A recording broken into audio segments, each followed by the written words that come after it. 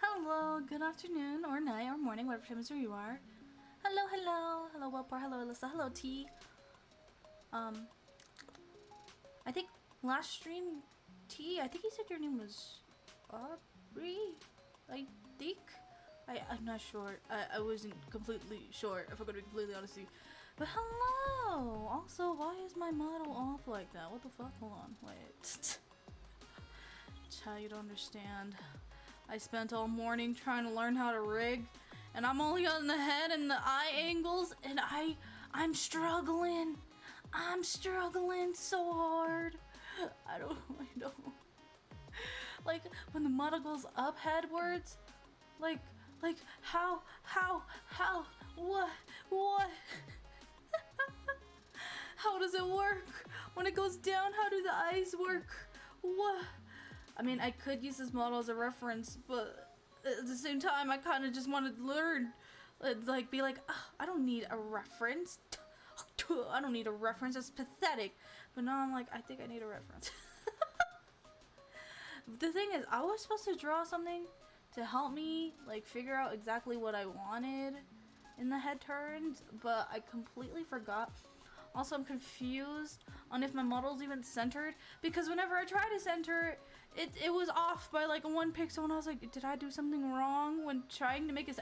Okay, the thing is, Clip Studio does not have an automatic symmetry center. It doesn't have that. I don't know why it doesn't have that. I wish it did. It'd be really nice, because the only way to do it is through like turning on the grid and like seeing where it is in the grid or something. But like, I don't know. I've searched up and no one knows how to do it perfectly. You just have to eye it out, and it's just like, what? And it also depends on like the file. And I try to even out the file. It's just I suck at trying to center things correctly. So not center, but like the distance of everything. So sometimes I may be off, and sometimes I'm not. And then I'm just too, okay, I'm gonna be honest, I don't know how to do math. Math is like my weakness. Surprisingly, as an Asian, I know.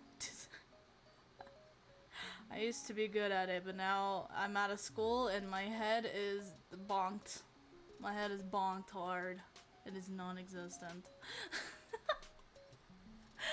But anyways, today we're gonna be continuing our life. I'm gonna finish step 2 today because I finished step 1 last week.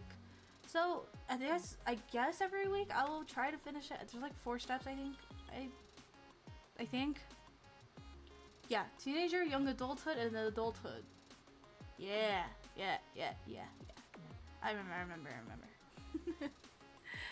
But, you know, I was watching rigging tutorials last night. Like, I was just watching people's speed video, their rigs and stuff, and I was watching. I was like, oh, okay. As if I knew what they were doing when I really didn't know what they were doing. But like the basics that I know that they were doing, I was like, oh, okay, interesting. Interesting. Yes, interesting. Very much interesting. Yes.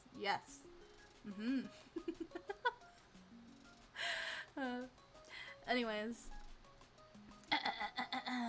shall we begin our wondrous journey? Naked chat! No, which button? Anyways. Did I put this in games or did I put it in audio? Okay, I guess I'll see. Where's the file? Where is le file? Where the fuck is it? There it is.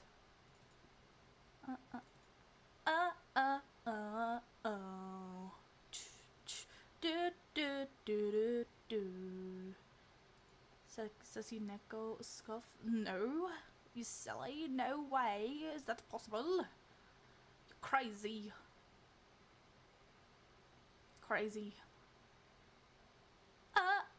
Oh. You guys see it okay? Okay, good. But hello, Rhombus, how are you? Continue. Let us begin. My mothers.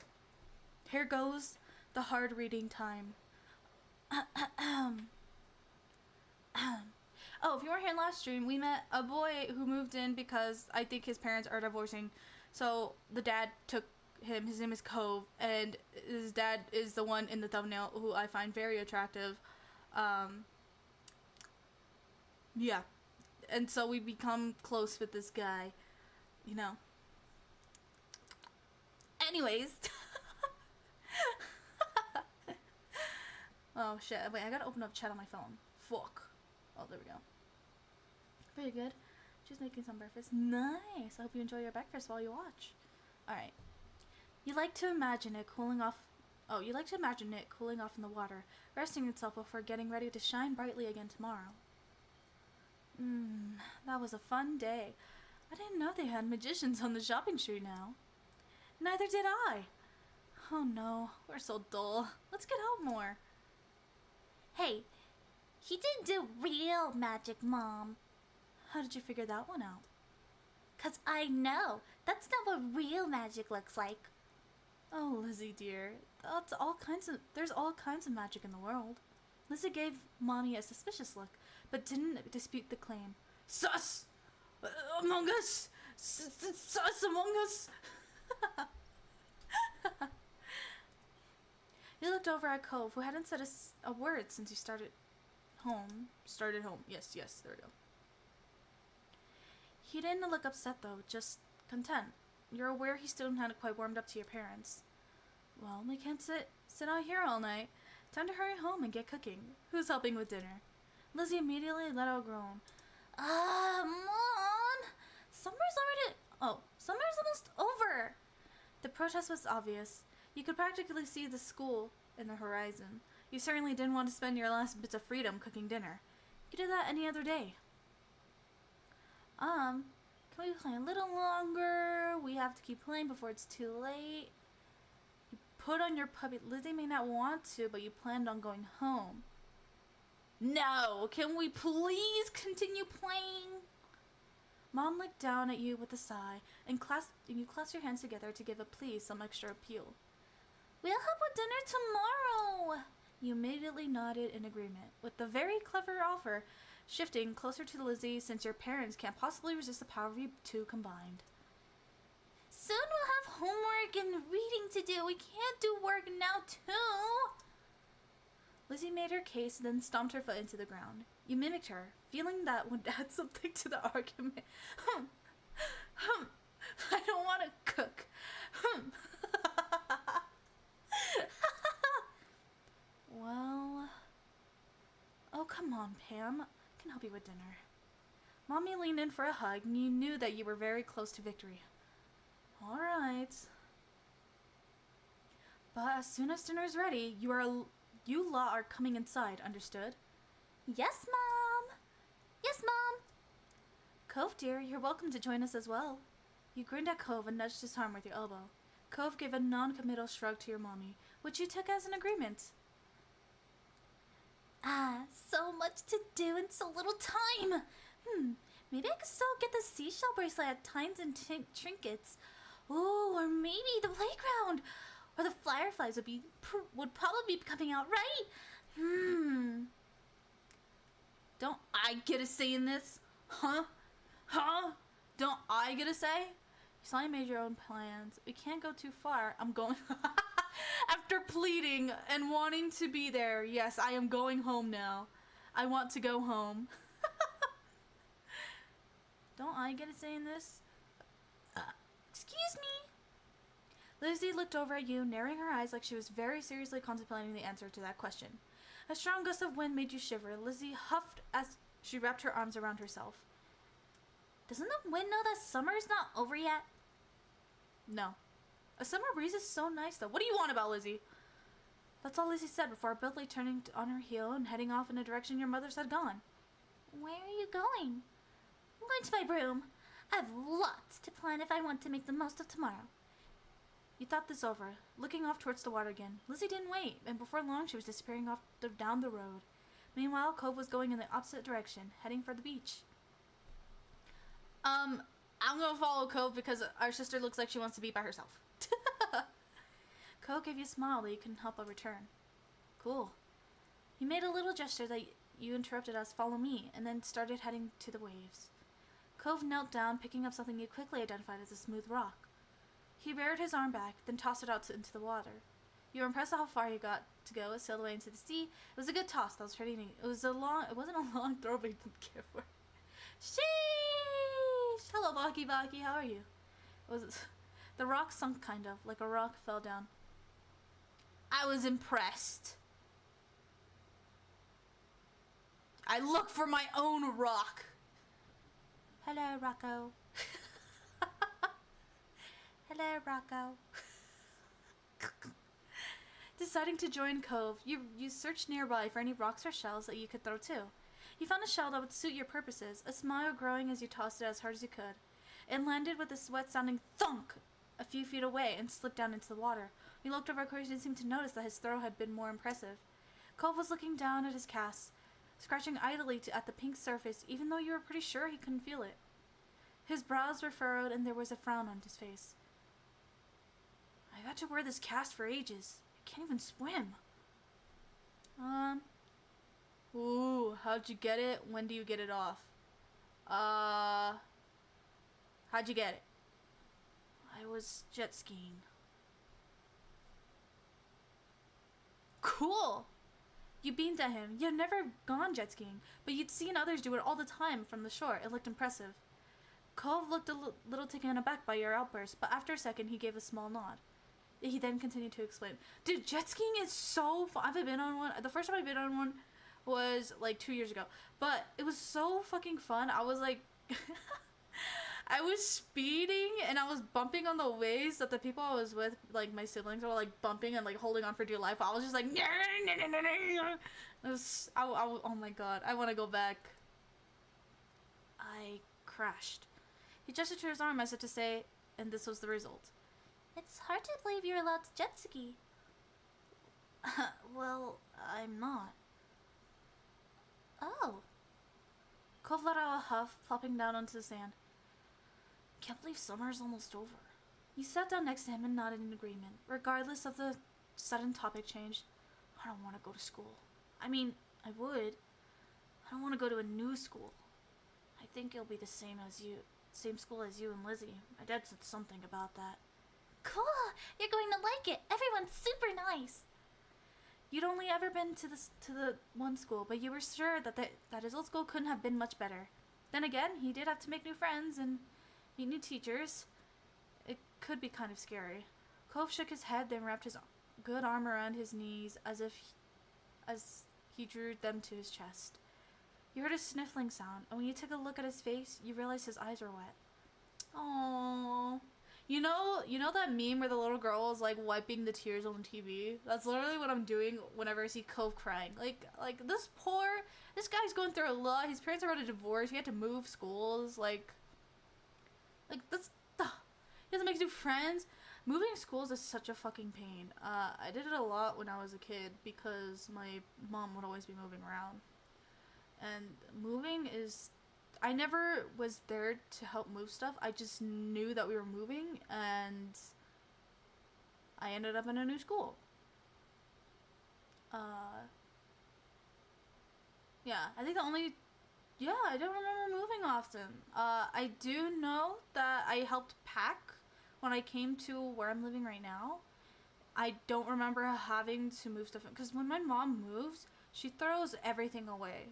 Like, not everything, but we keep our clothes, but we throw out the beds, we throw out, like, furniture that we don't need, we throw out, like, other, like, tables and stuff that we don't use. We throw it all away, because whenever my mom moves, she wants to have a better looking, like, place, you know? She wants to restart and make the furniture actually look nice. So, yeah. But moving does suck. I remember being really sad about moving, because, you know, moving and being a new kid at school is fucking terrifying. Like, having to be the new kid in the school is scary, and everyone's staring at you like, whoa, you know, who's this new kid, you know, what are they like, you know, are they secretly judging you? Maybe it's just some anxiety, I don't know. But my first day at this new school when I moved here, I was pretty comfortable and I was having fun, so I guess that's fine. I guess that's fine. Aww. You've never had to move before, but you thought you could understand. You had to go to a new school all of a sudden with all new people, you'd probably be dreading it too. Even though you sort of maybe understood, you still weren't sure how to help. Okay, I'll see you later? Cole gave his head a small shake. No, I want to go back home. Right, Cove wanted to go back to his old home, the one that sat waiting someplace far from here. The one he could bring up whenever he felt this sad. Wait, what? Oh, yeah. It had been a while since he had moved in, but he didn't seem to feel any better about being here. He settled back down into sand, trying to consider what to do.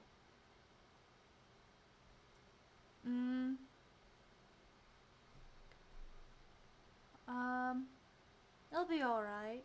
Sometimes when you're sad about something, your mom said that to you. In the moment, you thought it couldn't possibly be alright because Sir Stuff-a-Lot has lost his arm. Or you skinned your knee, or you couldn't possibly finish all your vegetables. Cole was feeling the big sad. I know, he's all sad. Oh. But in the end, they were always right. You're not going to leave, right? You'll still be around? The question was still surprising.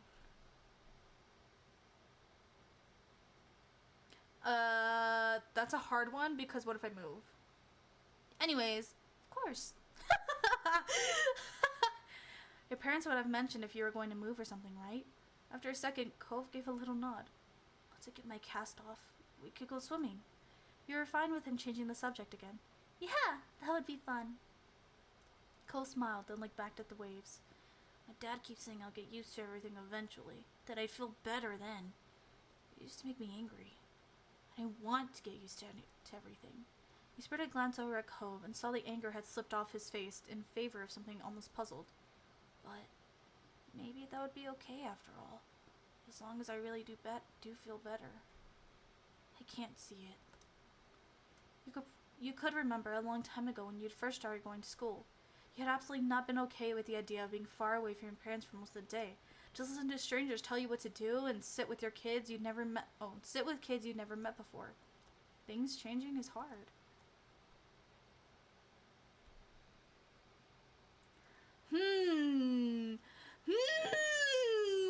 Should I hold his hand, chat? Should I hold his hand? Should little Mlem hold little Cove's hand? I don't understand the can. I can. Wait, what does that mean? I can. Oh, see him get used to it? Okay. I'll make sure you do.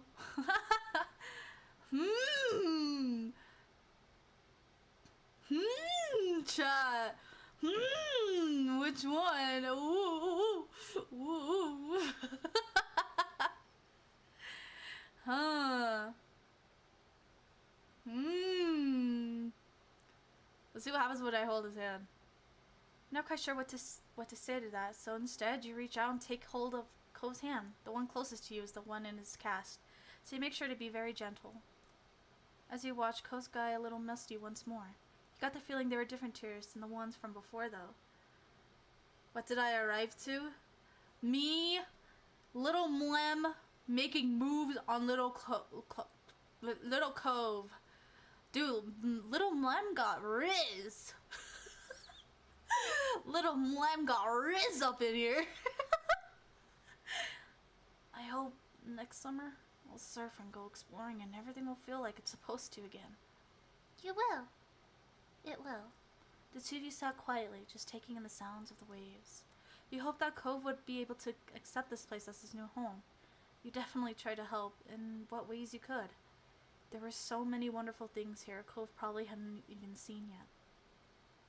Lost in thought, you started a bit when you heard a faint, familiar sound, the sound of your mom shouting your name. You looked over your shoulder, realizing it was probably time for dinner. Time had gone by fast. You stood and dusted the sand off yourself. My mom's calling. It's time for dinner. You should come. Cove looked at you, expression screaming reluctant, yet ultimately. Okay. When you smiled, Cove turned with one of his own. Mlem, thanks. It was nice, where you were right then. But the two of you couldn't stay there in your own little world any longer. You were being called forward. So both of you ran towards your house, leaving the waves and summer behind. Wow. You know, I could have finished this last stream, huh? I didn't know that it was gonna in between. Oh, I could change. Let's change hair. Which should I go long hair? Oh, let's do pigtails. Pigtails are cute. Let's do pigtails today. Let's do pigtails. Oh, the chubby's so cute. I think I'm gonna peach. Let's do peach now.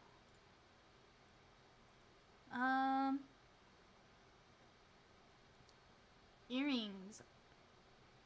Thin lips. Thick, thin. Thick, thin. Acne. So true though. So true. I too have acne. You know what? We're gonna go hand medium. Oh, they could be chubby. Gonna be honest with you, I actually have chubby hands. I won't say chubby because they're baby hands. Like, they're really small. Let's go with chubby. I'm a little nerd. I'm a little nerd. Alright. Pants, skirts, bracelet, necklace. Braces! Oh my god. Let's get braces, chat. Let's get braces. Straighten our teeth. Yippee! Oh, let's do crush. And let's keep it out relaxed. Yeah! You want me to change it? Yes! Let us go. Customize Cove. Choose to customize Cove yourself to let his prior experience or let his prior experiences.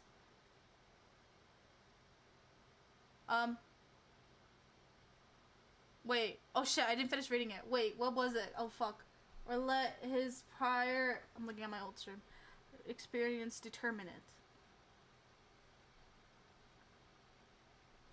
Wait, I'm so confused. Both? Neither?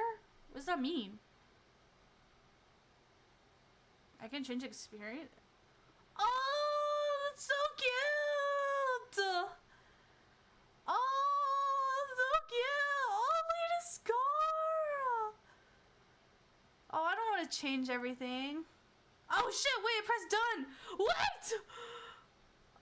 What? I didn't do anything! Oh fuck, wait, go back! Go back! Oh, you know what I could have done? I could have saved, like, fuck! August ended, September began. It was time to go back to school. Lizzie groaned and complained the entire first week. She hated going to classes. Still, there were interesting things to do that couldn't be done anywhere else. You weren't sure how Cove felt about it. He was enrolled that year. That was like a sign Cove would be staying in Sunset Bird for a while. At school, he was alright, but kept his distance from other kids, from what you saw anyway. Whenever you could, Cove stuck to you like glue. He didn't even mind that much what you did to pass the time, as long as it was together. Sometimes it was like things were exactly the same as when you had first met. But other times, as you got older, you couldn't ignore how the feelings had changed in meaningful ways. That year, the divorce of Cove's parents were finalized. You overheard your parents talking about it, saying Cove's dad got full custody. At first, you worried that meant bad news.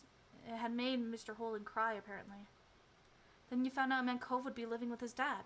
He would only stay with his mom a few weeks of the year. Cove cried too, for different reasons, he thought. Aww. It seemed like Cove and his dad might move again, but Mr. Holden decided to stay after all. My mom asked him about it once. He had said he didn't want to uproot Cove's life a second time. Mr. Holden trying to get Cove to like Sunset Bird more. He kept encouraging his son to go out and see the place. Sometimes Mr. Holden volunteered you to spend time with Cove. He seemed very confident that that was an effective strategy. Cove never talked to anyone about what happened with his parents and withdrew whenever it was brought up. It was hard for him, yet nobody knew how to help. Eventually, Ko stopped crying on his own. You can understand what had changed, but you hoped that you could help him feel better still, since even without the tears, he looked sad. Maybe one day he could say out loud that what he felt inside. After that, it felt like things had gone back to normal, except what was normal didn't stay the same. Years passed and suddenly you were in middle school. You weren't a kid anymore. You were 15 years old. Middle school? Oh, 13. Oh my god. I was like, middle school at 15? I was like, wait, wouldn't I be in high school? I heard that wrong. Oh my god. 13 years old. That officially made you a teen, even if your sister didn't agree. The toys and crayons I used to litter every free space in your room had been packed away somewhere, replaced by new hobbies. There were other changes too. Ko's cast got taken off. It was weird to see him without it initially. Underneath the pink plaster ended up being a long, thin scar that snaked across his forearm. Ko's chest puffed out in pride when someone drew attention to it. He also went through a major growth spurt. He was the tallest student in his class for 2 years in a row. Ko will probably hold that spot again next time. In class, people knew him for more than just being tall. He also stood out because of how well he did in gym and other athletic situations. Over the years, he began opening up more too. He saw him talking amicably with other kids or neighbors from time to time. And the only kid that came to visit the neighborhood when you were little, Shiloh, well, he was gone. He and his mom moved back south because of her work, just 1 year after Cove came to Sunset Bird. It had been really upsetting when he left. Lizzie was inconsolable for weeks, but nobody talked about Shiloh anymore. It was a long time ago. Aww! Oh, he's gone. You learned some heartbreaking things became less sad. You learned some heartbreaking things became less sad the further they were, even if they had never gotten any better. That was sad in its own way. Things at home were different too. He still lived in the same house and all, but it wasn't how it was before. Ma dyed her hair purple, wanting something new, and liked it so much she kept dyeing it. I remember calling her mommy as a kid, but something like that seemed awkward nowadays. We were much too old for the word. Lizzie felt too mature for a nickname too. She insisted everyone calling her Elizabeth, so you did. Your mom soon gave her permission to go places other than the playground and shopping street, which she took advantage of. You rarely saw her around the house, around the old neighborhood. In fact, she hardly spent time with you the way she did before. Elizabeth instead associated more and more with girls from school who were her own age. Maybe the difference between 13 and 15 was greater than the difference between 8 and 10. You started befriending new people like yourself. Oh, people yourself, like Derek Cerez. He didn't live in the neighborhood or go to the same school. What happened was his and Ko's dad struck a business partnership a few months ago. Since then, Derek would pop up in the area now and then. It seemed like Mr. Cerez was happy to let Derek tag along to his work if Derek had time for it. Without a doubt, everyone and everything around you had changed. In small and big ways, you had too. As time went by, though, it was easy to settle into this new normal. Then, before you knew it, school was over, and summer vacation had come again. Wow! It was the first day of summer vacation. The sun was hot as ever, but you were inside and away from its harsh rays. To be more specific, you were snuggled celebrating your time off. Quite a week about to head out. I'm sleeping in. I don't know about you. Wow, this is our room now? Sheesh. We have style. Anyways. It was hot, but you still had the blanket over your head to block out the sun. You didn't want it intruding on your lazy morning. Fortunately, you hadn't prepared for an intrusion. From beneath the blanket, you heard the door creak open. You're still sleeping? Wow. Get up.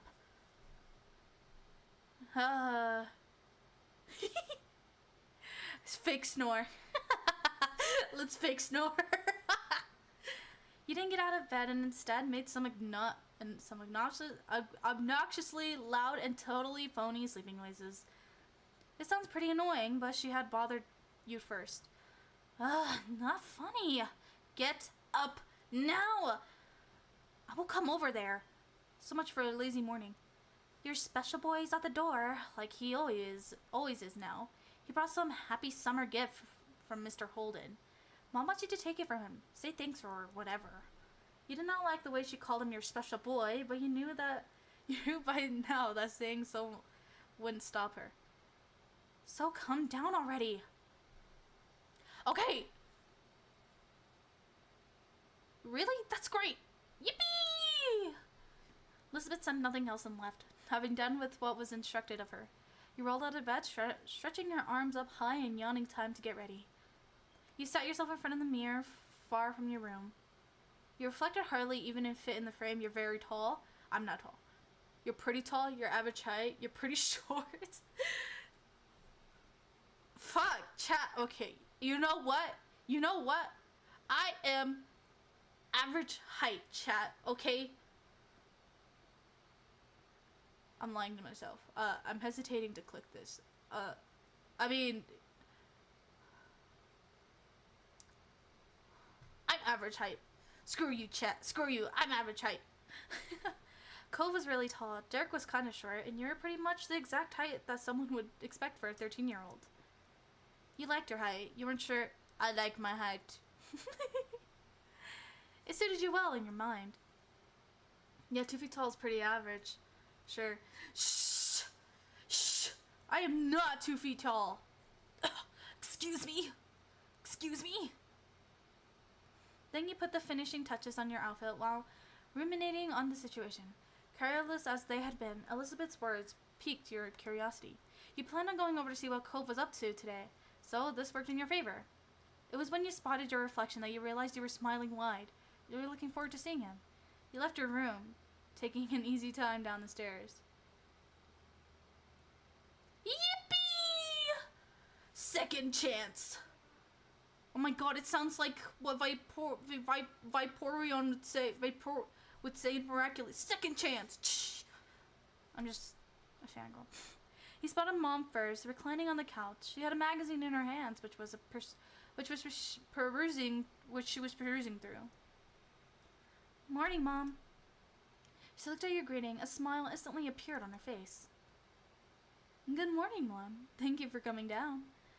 Ma's at the door with Cove. He can't stay over today, unfortunately. Why don't you go and thank him before he leaves? You nodded and made your way to the front door, just as she said. Ma was there making conversation. She must have heard you because she looked over your shoulder. Thank you for the subscribe. I appreciate it. Appreciate it very much. And welcome to my beautiful army. You can't leave now. You're stuck.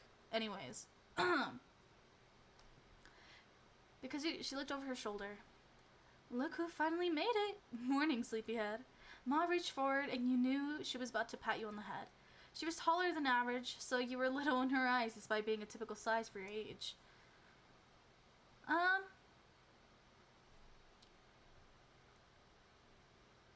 You happily let her do it because, you know, it's comfy. That type of small, affectionate exchange was nice. She placed the whole of her hand on the top of your head for a second before lifting it back up. You're the last one down today, you know that? Life isn't no race. Morning. I was going to stay in longer, so you're welcome. Sorry about the wait. What do we get? Down. Life isn't a race. Funny. I don't think that excuse will work if you're late for anyone other than your own mother, though. With a small laugh, Ma stepped aside. Cove was just as you remembered, exactly how you came to know him to be. Is that fruit? Is that a fruit bouquet? He leaned uncomfortably to the side in your doorway as his bushy hair covered part of his face. Oh, his hair is so cute! His features were pinched in embarrassment, and he shifted from one foot to the other. He was holding what must be the much talked about gift. At first glance, you figured it must be a bouquet of flowers. Then you gave it a real look. No, instead it was a carefully cut fruit. It made a lot of sense that it was actually from Cove's dad. You had to suppress a laugh at this showing. You couldn't imagine many folks buying that sort of thing for their own personal enjoyment. That kind of arrangement was built for the presentation, likely to impress whoever was inevitably going to receive it. It seemed no matter how long he lived here, Mr. Holden would keep going out of his way to be neighborly, and Cove would always be roped into participating. At the sight of you, Cove smiled, but there was some nervousness to it. Aww, He's just a dork. He's just a cute little dork, isn't he? Look at him. Look at him, chat. Look at this cute little dork. Hey, you smelled back. You couldn't think anything. Okay, here comes the part where I can't do a guy voice. You couldn't help thinking too when you first met Cove and how you became such good friends. Lately, though, you were starting to have different feelings for him. Hey, it's nice to see you. Yeah, you too. His grip on the base of the gift tightened, and your heartbeat sped up. Just do it. Do that. Here's your Pikachu. Here's your fruit bouquet. I can't do Pikachu. I forgot how to do it. Pikachu! Get out of here! Get out of here, Pikachu! Get out of here! Hold on, I need some more water.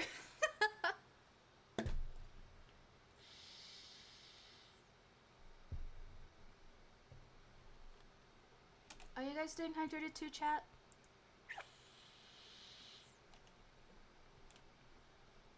Because you guys should. It's hot. Well, unless you're in a different part of the world right now. Even if neither of you had spoken about it, both of you were aware something new was growing in your relationship. What you doing, Pikachu? Get out of here and get the Pokemons.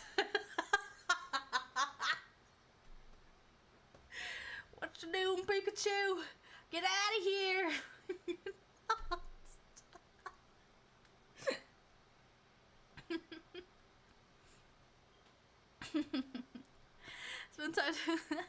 It was already shaping to be another long summer. The best part was that the two of you had plenty of time spent together and explore what was developing. His awkwardness over the task started to creep back, and so Cove nudged the gift closer to you. He was ready to be relieved of it. Your hands brushed over his just slightly when you took hold of the base. He flinched enough for you to know with certainty that he noticed it happened. Ah, that's so cute! Oh, that's adorable! That's adorable!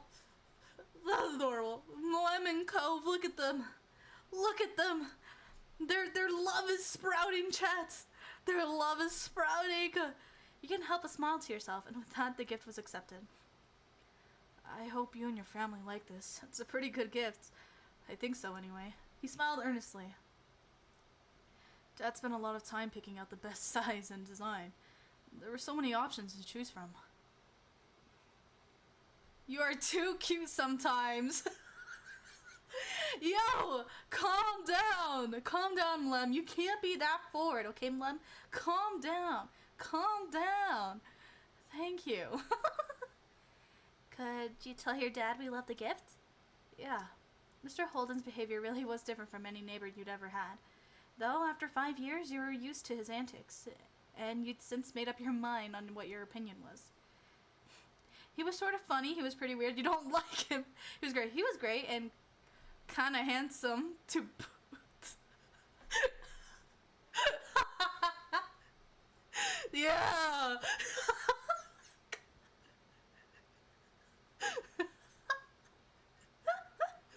Though there were some things people didn't like about Mr. Holden, you don't mind them and liked him quite a bit.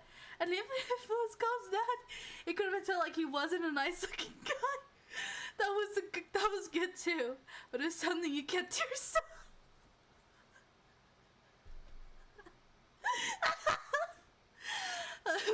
Well, I mean, do you not see the thumbnail for today's stream? Do you not see the thumbnail? Your thoughts were quickly interrupted by a shout. There you are! You shared a confused look at with Cove as both of you stepped through the open door in the neighborhood street. It didn't take long to locate the source of the noise. You spotted Derek. Just a few yards down the road, he ran up to you.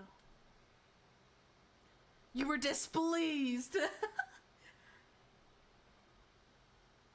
Huh, you are not so different, so... Huh. Nope. You are not so... Nope. You had to expect to see Derek today, though you never really know when he'd appear. Oh, look at him. He's a little football player. After stopping a couple steps away, Derek hunched over to catch his breath. Then he looked up with a wide grin. Hey, guy and gal. I was just at your house, Cove. Oh, I was just at your house, Cove, but no one was there. Should have figured you'd be at Lem's place. Do you ever spend time in your own home, or are you always just there? Derek laughed at his own joke. He either didn't notice that it embarrassed Cove, or the embarrassment was that he was actually laughing at. Derek turned to you. He was going to say more when his eyes widened and gasped. What's that? You followed his gaze, unsure. Then you realized what he meant. You were still holding Mr. Holden's gift. This? It's kind of like a bouquet of flowers, but made out of fruit. Can I have some? I can't give it to you, Derek.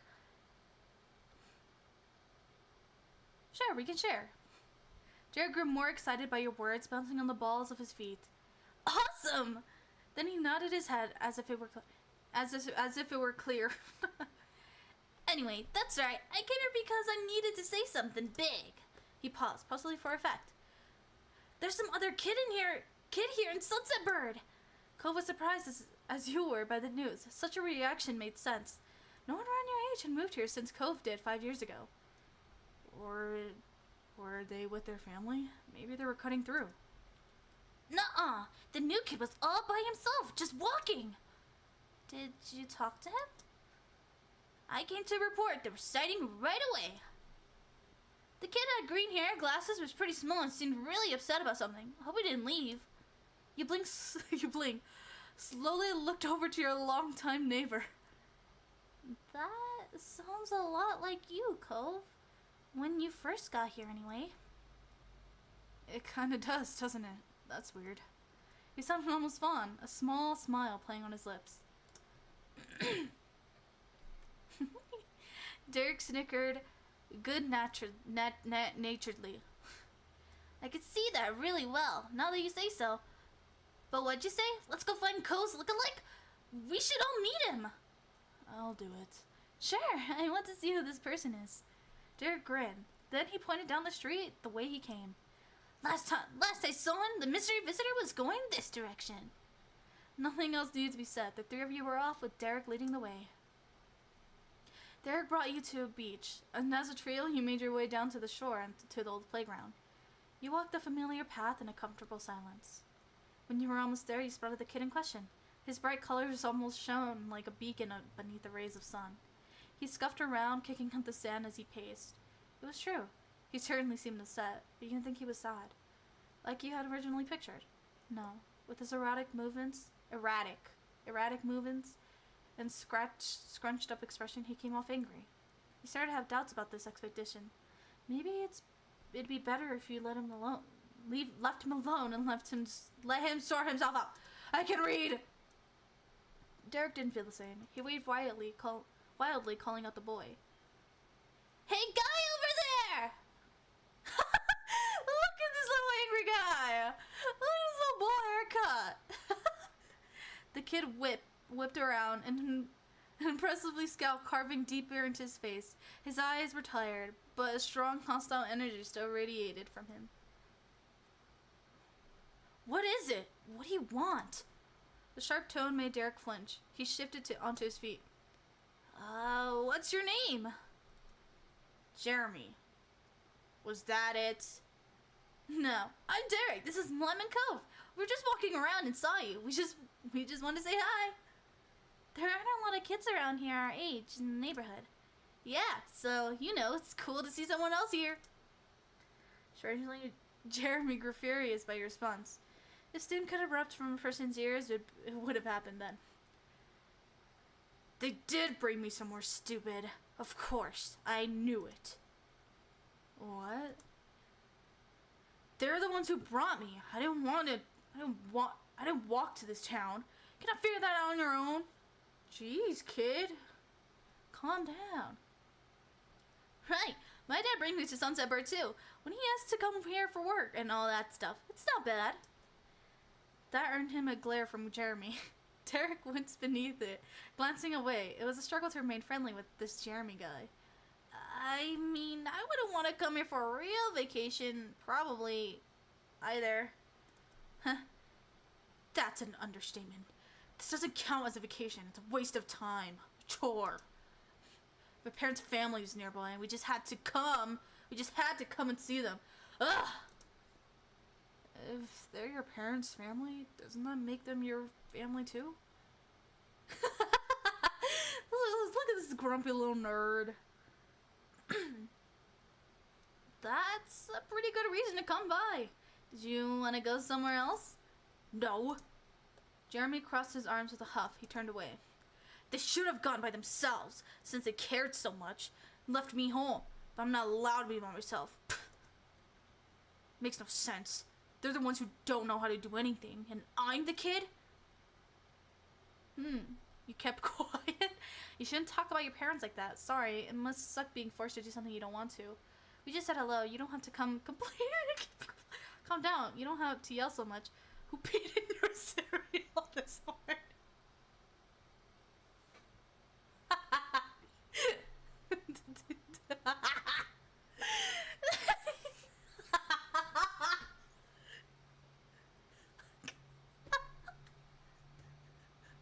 He's built robots to carry out DVS tasks. He kind of reminds me of the prestigious nerd guy in Word Girl that likes Becky, I think, or Word Girl, one of them. He likes Becky or Word Girl. I think Becky. Where's the Word Girl? I don't remember. Jeremy's lip curled as his face contorted from anger to horror. Why would you think something like that? It's disgusting. It's just an expression. Take a deep breath. He thought for one almost second that he was going down. He was not. Hello, Alyssa. That's what he was thinking of. Yeah, I was like, he looks like that guy from Word Girl. So what? You're putting in people's heads. I don't want to think about it. And someone brainless might decide it's a good idea and actually do it. Jeez. There's some real stupids out in the world, you know. You're all living proof of that. Hey! We're not stupid.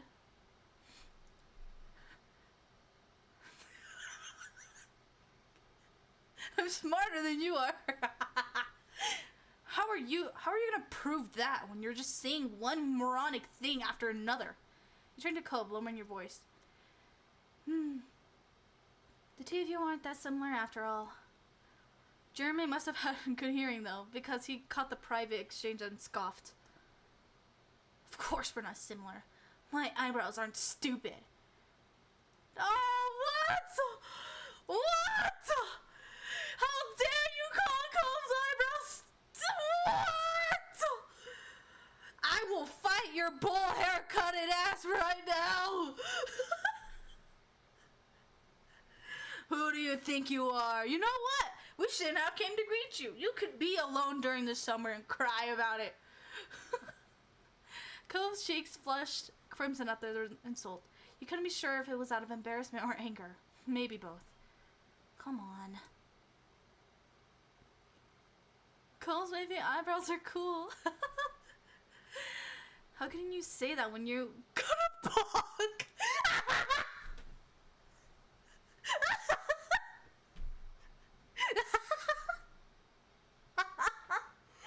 Oh, I know what I'm thinking. They're really... Well, they are kind of silly. Apologize to Cove right now. You can't treat people like that. Oh, yeah? You've got a bowl haircut. Yep, it's embarrassing and awful, but my parents made me. I won't have to have it when I'm older.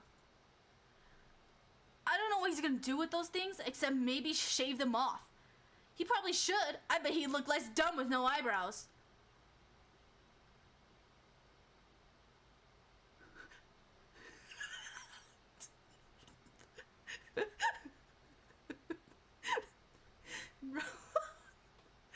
Should I do it, chat? Lunch out of yippee! Don't you ever talk about my bestie like that, bitch! With your fist balled, he made a quick step forward. Ready to end him.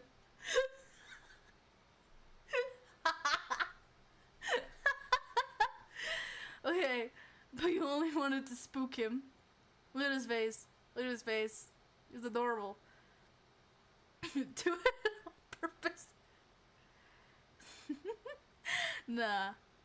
He made it clear that words wouldn't work, leaving to resort to action, even if it was just for show. Derek jumped in front of you before you reached him. They grabbed you by the arms. Still, Jeremy instinctively stumbled backwards. He practically fell over. If that's all you can do about what I'm saying, it's just proving I'm right. You're brainless. Jeremy, you know what? I should have fought you then. Defensively fume and throw out insults. The reaction you got was definitely worth any consequence. Wow, what is wrong with you? Instead of taking offense, Jeremy only parroted Derek's words in a nasally voice. Wah, this is dumb. I should have fought him. I should have punched him. Jeremy stuck out his tongue and skulked away, throwing more sand everywhere as he went. You watched him go, hunched over until he became a speck in your vision. Silence reigned in his wake. The three of you tried to process what just happened. I can't believe it. What a mean kid. Derek wasn't kidding. By the sound of those earlier complaints, the new boy, Jeremy, was going to be in the area for at least a little while this summer. Derek sighed in dismay, plopping onto the ground. You followed and Cove did too shortly after. There wasn't much else to do. I was hoping we could meet someone fun. Hang out, maybe. He shook his head. After a moment, he slowly turned to you with a hopeful expression. But, you know what really improved the day? What? He didn't respond. Instead, he used a hand to point. Right at the fur arrangement that you were still holding. I'm still holding this?! Oh my god, I'm so sorry. I need more water, maybe.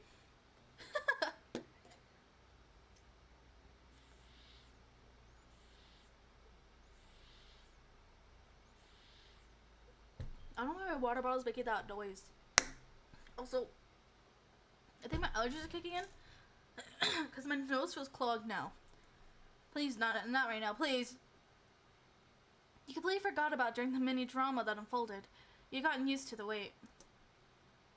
Lunged at him with a fruit bouquet in your hand. I know, it would have been dirty and sandy. Glancing at him, noticed he was eyeing the fruit. He just wants some too. Why not? Let's eat it. Derek perked up immediately at your words. He reached out for his skewer, hesitating slightly once as he was inches away. Yep. With an eager grin, he plucked out a prime row of fruits.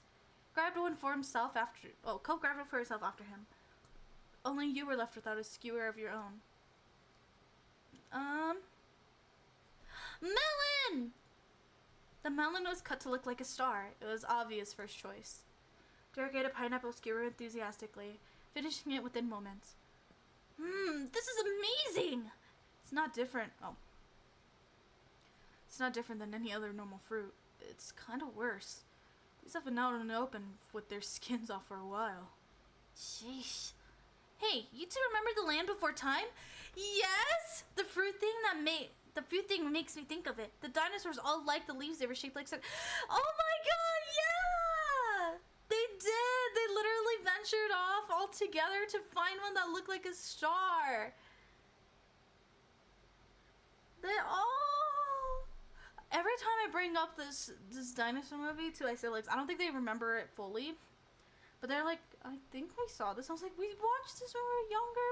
And like, yeah. 3 stars. Yeah, chomping leaves look so delicious when they did it. So true. I wanted to eat a leaf because of them. I think I did, and then I ended up regretting it.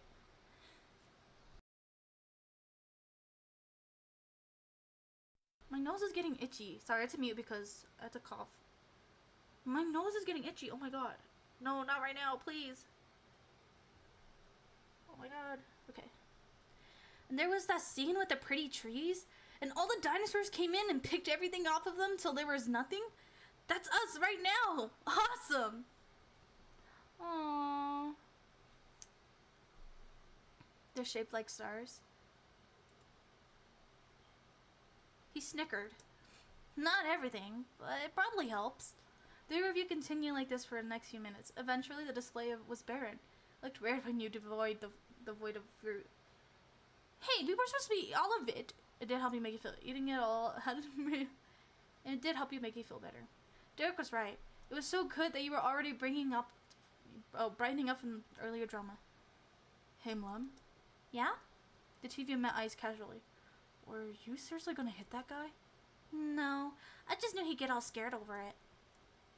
That was pretty bad, Mom. I thought it was cool. What? You both crazy people! You know when Derek said things like that, it wasn't serious. He liked you in Cove. Yeah. Derek then leaned back in his arms. He contemplated the sky with the content sigh. So, are you both ready for the summer? Yup, frick yeah. I have not seen Mr. Holden yet. Oh, and for a fun fact, I did pick the one where they asked what I thought about Mr. Holden, and I put, he was a nice guy, and he is very handsome. Cool on you. Wish I could say the same. I feel like there's a lot to plan for. And what about you, Cove? Are you ready? I think that depends. Before you could say anything else, the light atmosphere was shattered. Mom! You glanced over your shoulder to see your sister. She strode closer and closer, paying none too pleased. I've been looking for you all over. Ma said you and Cove ran off with the thing Mr. Holden brought for us. She leered over you with arms folded. So, where is it? Well, it's gone. What do you mean, gone? You moved over to the side to face her completely. She zeroed in on the bouquet in your hands, which was now populated exclusively with skewers dripping in juice and tiny flecks of leftover fruit pieces. Oh my god! Oh my god, I totally forgot to change that! Oh my gosh. That's why, oh my god, I'm so sorry! I'm so sorry! I was gonna fix that when I first entered the game and I completely forgot! I was too intrigued with the plot. Okay, hopefully you guys can hear it now. How's it good? How's it sound? Does it sound okay now? Luckily, I wasn't just reading it in my head and am just like quiet the whole time. Luckily. Because I know there's some people who do that. Her mouth dropped open and the tone of her voice rose. What? Seriously, Mlem? What were you thinking? It was supposed to be for all of us at home. She glanced at Cove, who sat beside you, and continued mockingly. Even if you are the most important person in the household to the delivery boy, this was up to his dad. It seemed everybody was in a mood to tease you in Cove today. Within moments, Cove's cheeks flustered red. He picked up the hem of his shirt, suddenly finding it interesting. He always became nervous when Elizabeth strike at your relationship. I didn't even notice the game audio was gone. I forgot this game has audio. I was just listening to the casual music the whole time. Can you guys hear it though? Are you guys able to hear it? If not, I can make it louder. How's it sound? Should I make it a tiny bit louder? I made it a tiny bit louder. I don't know if it does anything. Yeah? Oh, okay. But then oh, okay. Wait, I reread that. It wasn't us. The sequel came down and ate it while we were looking. We were hungry? Not at all okay with this kind of response. Oh no, I think I hear the mean kid coming back. We better get out of here. Then Link confused and looked around. What? What kid? I don't see anyone. Derek didn't bother explaining. He just lunged his feet and ran off. Cove hopped up too, gladly taking the opportunity to exit the situation. He followed after Derek and he said to look at you from over his shoulder. You turned to watch Elizabeth. She stared back, brow raised.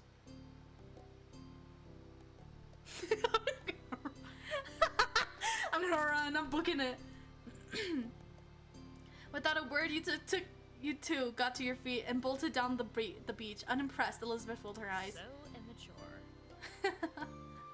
She took her head as she shook her head as she walked towards the house, not bothering whatsoever to follow.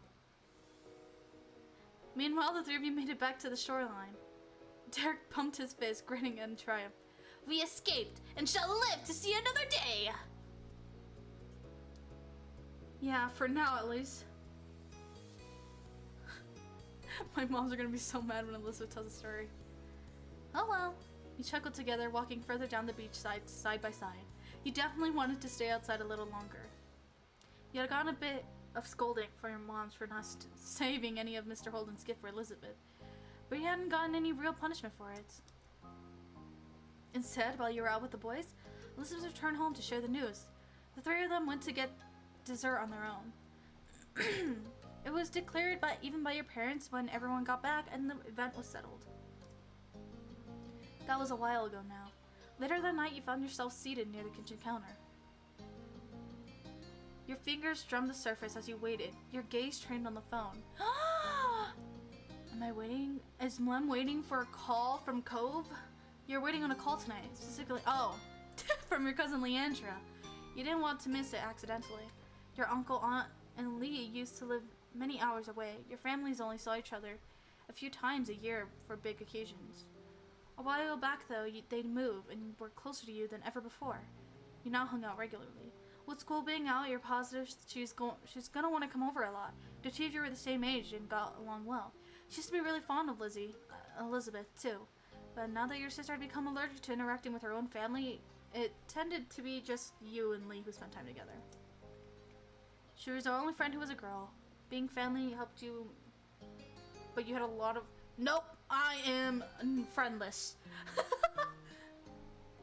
You weren't all that close with any other girls your age, but you had plenty of other friends. You don't have a lot of friends. I don't have a lot of friends in reality. Mom always said that quality was more important than quantity when Elizabeth bemoaned your small social circle. Oh my god, my allergies are acting up. Hold on, my nose is getting itchy. I'm trying not to scratch it. Okay, I'm gonna put my clothes, I'm putting my shirt over my mouth. So sorry if my rigging is probably messed up now. You weren't sure how the friendship quality was judged, but nevertheless, you thought that what you had with Lee was good. Then the shrill ringtone announced an incoming call. You jumped before grabbing the receiver and pressing it to your ear. Hello, residents. Mom speaking. You were greeted by a distorted, high-pitched giggle. What? Why do you sound so weird? Mom answers the phone like that sometimes. It's supposed to be polite. You should go with hi. That was something a robot would say. There was a static at the end, as if Lee was shifting wherever she was. So, can you believe school's almost actually over? I thought it'd never be done. Now we don't have to do any sort of boring stuff, and we get to hang out whenever we want. Speaking of hanging out, Lee, can you wait a second? Let me just head to my room. Oh yeah. Lee! You got up from your seat at the counter. Luckily, the phone was wireless, so you didn't have to worry about any cords tying you down. Your mom's had a rule about not moving the phone unless a call was in progress, which is why you'd been sat by its cradle waiting for Lee to call. Your mom's could be really unfair. You thought that made sense. You didn't like it, but you had to go with it. It makes sense, honestly. It was nice to keep everything in its proper place. But now that Lee had called, it was okay for you to go upstairs to your bedroom and talk to her. You made your way up to the stairs smiling. After you arrived, you shut the bedroom door firmly behind you. You took a seat from your bed. All right, I'm here. Cool. Hey, did you know the girl from the street from me has her own phone now? A cell phone. She doesn't have to wait for someone else to stop using it or anything. Wow, really? The thought of someone having a phone that was all their own seemed unbelievable to you. Right? I wish I had one too, but my parents said I couldn't get my own phone until I'm more grown up. I wish they changed their mind. We could call each other every single day and no one would be able to stop us. How great would that be? Really great. We could even stay up late, talking about whatever we want. Lee sighed thoughtfully into the receiver. At least they said I could have it someday. I can't wait, she sighed dramatically. bet I'm not gonna get one until I'm all the way in college. Squeezing the phone between your shoulder and ear, you pulled up to your pillow and made yourself more comfy. It was strange to think of a time when normal school would be over and you'd have to choose whether or not to go to college. School was such a big part of your life right now. Studying didn't come easily to you. Though you tried hard, you worked as hard as most people and got pretty average results. You never tried much. You still didn't do that bad. You didn't bother at all in school and your grades reflected that. Every your classes came easily to you. You worked hard for your excellent grades. I'm gonna be honest. I just got pretty average shit. Let's just make Lem the same thing. You guess that was reasonable enough. You felt a lot of pressure to get higher grades than you did last year. You hoped to do just as well this year, but it wouldn't be a big deal if they dropped some. You were confident your grades would remain great. You had no plans of getting excellent scores this time around. I hope. Honestly. Grades weren't the most important thing, no matter how good or bad they end up being. Yeah, you tried to sound engaged, but your mind decided to go back to school despite the season. They knew you too well to be fooled. You sound so spacey. What's up? Just thinking about school. Lee groaned. Are you thinking about how we don't have to think about it because it's summer? That's what I'm doing. My nose! Oh my god, I don't know why it's so itchy lately. I think it's because of what I ate. Isn't it weird? Is that weird of me? Whenever I eat, sometimes when I eat certain things, it makes my nose itchy. And I don't know why. And I wanted to stop, and it's really bugging me. Let's make a petition for more vacation time. Yes. Yeah, everybody in class would sign it. Maybe some of the teachers too. Though, I guess in school isn't all that bad. You can do some good things there. You can just do more when your school's out. Everyone's from school could be better than they had be anyway. Learning new things can be cool. Dreams is pretty great though. The easiest way to hang out with people not in your neighborhood. It's really good about my school. It could be better than they had any right to be. There's nothing good. I won't fight you on that. Alright. Now, I decree the topic of school is officially closed. We have to talk about the summer first before we start plotting the rest of our lives. I got some plans already. Ooh, tell me. I'm gonna visit my cousins. You chuckled, of course. What's something you want to do? The first thing that comes to your head. Reading, I've got new art supplies. I want to spend time with people. I'm gonna catch up on movies. Probably gonna spend time at the beach. I don't want to do anything. It's vacation time. Spend time at the beach. Honestly, I would. I could have guessed that one. You lean back in your bed, settling in as you continue chatting with your friend. Even though it hadn't been that long since you saw her, you'll be seeing her soon. You found plenty to talk about. For one, the events of the day. You sat up straighter. I was with Cove and Derek today. We met a new kid. Like, at your neighborhood? Mm-hmm. His parents are visiting family, so it sounds like he'll be around here for a little while. I don't know how long. What was he like? Mean. He kept snapping when all we were trying to do was talk to him. He just kept being rude to everyone. But especially Cove. It was awful. I don't think I want to meet him. I want a boy to stay away before even... Oh, you want a boy to stay away before even meeting him? That's an unexpected twist. Your cousin was pretty popular with the boys who knew her. She seemed happy enough to have them around until they started to annoy her. Hey, who are you to talk? You give practically all your attention to boys. Or maybe just one boy. I see how much you like Cove. He was a bitch. He was a bitch. Anyways, he has a bowl cut. Imagine if I said that he has a bowl cut. That's just, I don't want to give him all. You weren't able to say anything to that. You got me. Lee laughed at your affirmation, deeply amused. Even though she couldn't see, you shook your head at her, grinning to yourself. There's stopping noise approaching your room. Heralding the arrival of your irritated older sister, she flung the door open, a frown etched on her face. Come on. How long are you going to hog the phone? Glancing at your watch, you realized that your quick call had gone for much longer than anticipated. Elizabeth held out her hand, the other one latched on her hip. She knows the realization on your face. Time's up. No, get out of... okay. Gotta go. Okay, see you. Tell Elizabeth and your mom to say hi too. You barely pressed the end call button when Elizabeth whisked a headset from your fingers and began dialing someone new as she strode out of her room. Your mom's voice called from downstairs. Hey, has anyone seen the phone? I'm using it. With that, she shut her door behind you. Silence was left in the wake. That was one way to end your first day of summer break. Some time later, it had gotten dark outside, and you laid in bed wide awake. Your window rattled all of a sudden, startling your body. You flinched, staring over at it with furrowed eyebrows. From your vantage point, you saw only the moon and an open sky. You were... curious. What had caused that noise? Cocking your head, you sat up and moved closer to the window. You wanted to get to the bottom of this. Honestly, I would do this sometimes when I hear random noises in my room, and instead of quickly going to think like, oh my god, there's a fucking ghost in my room, I think like, okay, what is the logical thing in my room that made that noise? And I have to like look around, and I'm like, okay, the sound came from that direction. What is the thing that will make that sound if it was in that direction? I'm like, okay, that thing did, because it's kind of out of place and it probably fell. That's how I deal with it, and I go to sleep. To utter your shock, your gaze was met by a pair of familiar ocean blue eyes. Cove? You squinted. Yep, Cove was right outside your window. Your house was very angular, and some parts stuck out further than others, so it really wouldn't be hard to climb up around. Still, just because somebody could didn't mean you expected it to ever happen. To his credit, Cove was doing fine.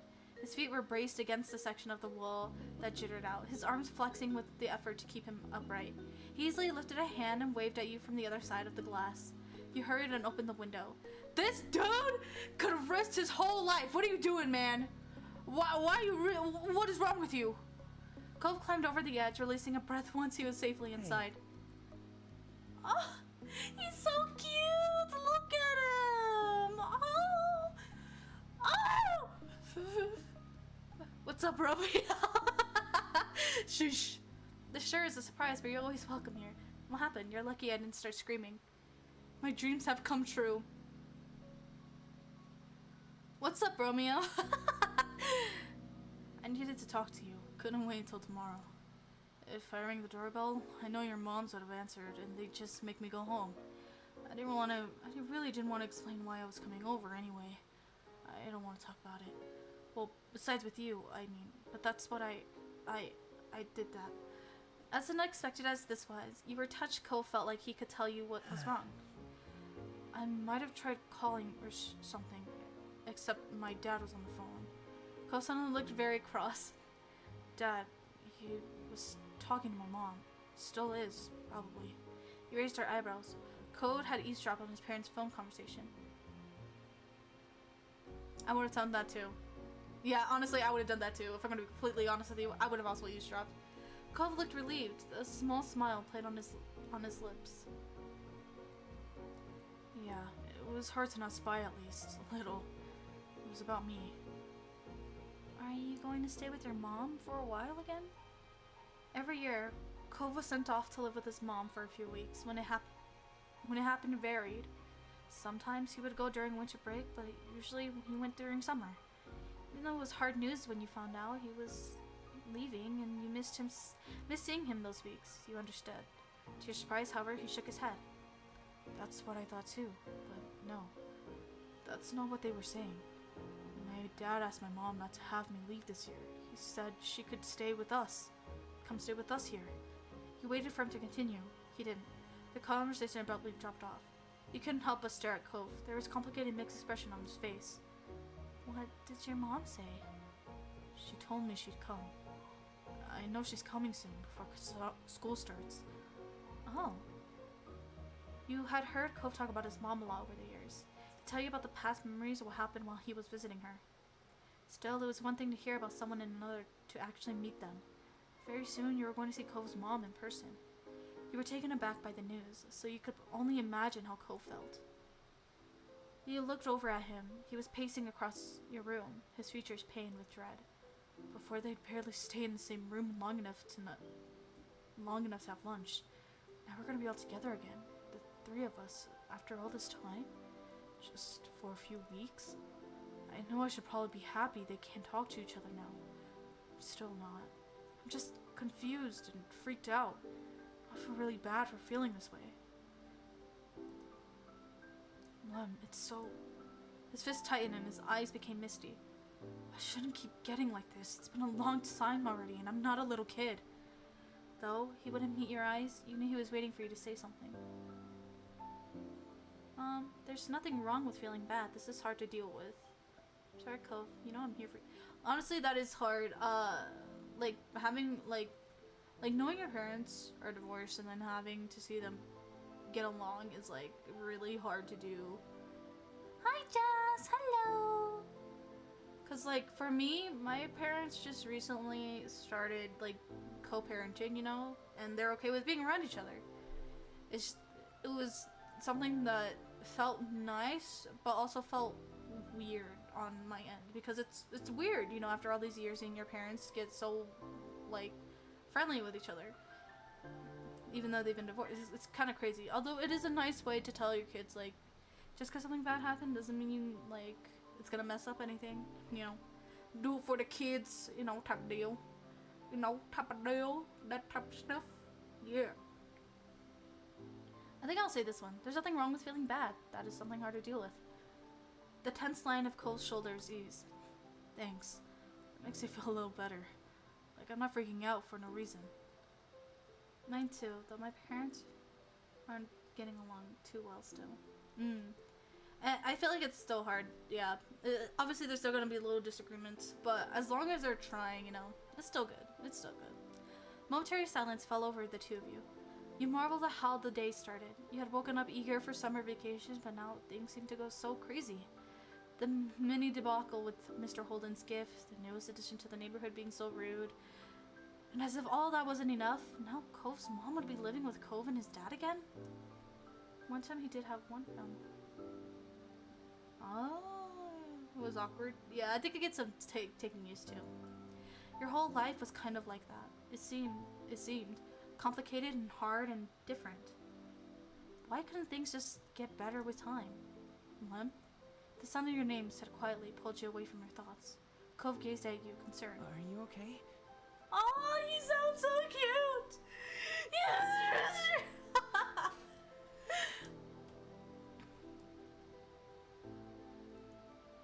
Who, me? I'm worried about you. Yeah. You don't have to forget about yourself with me.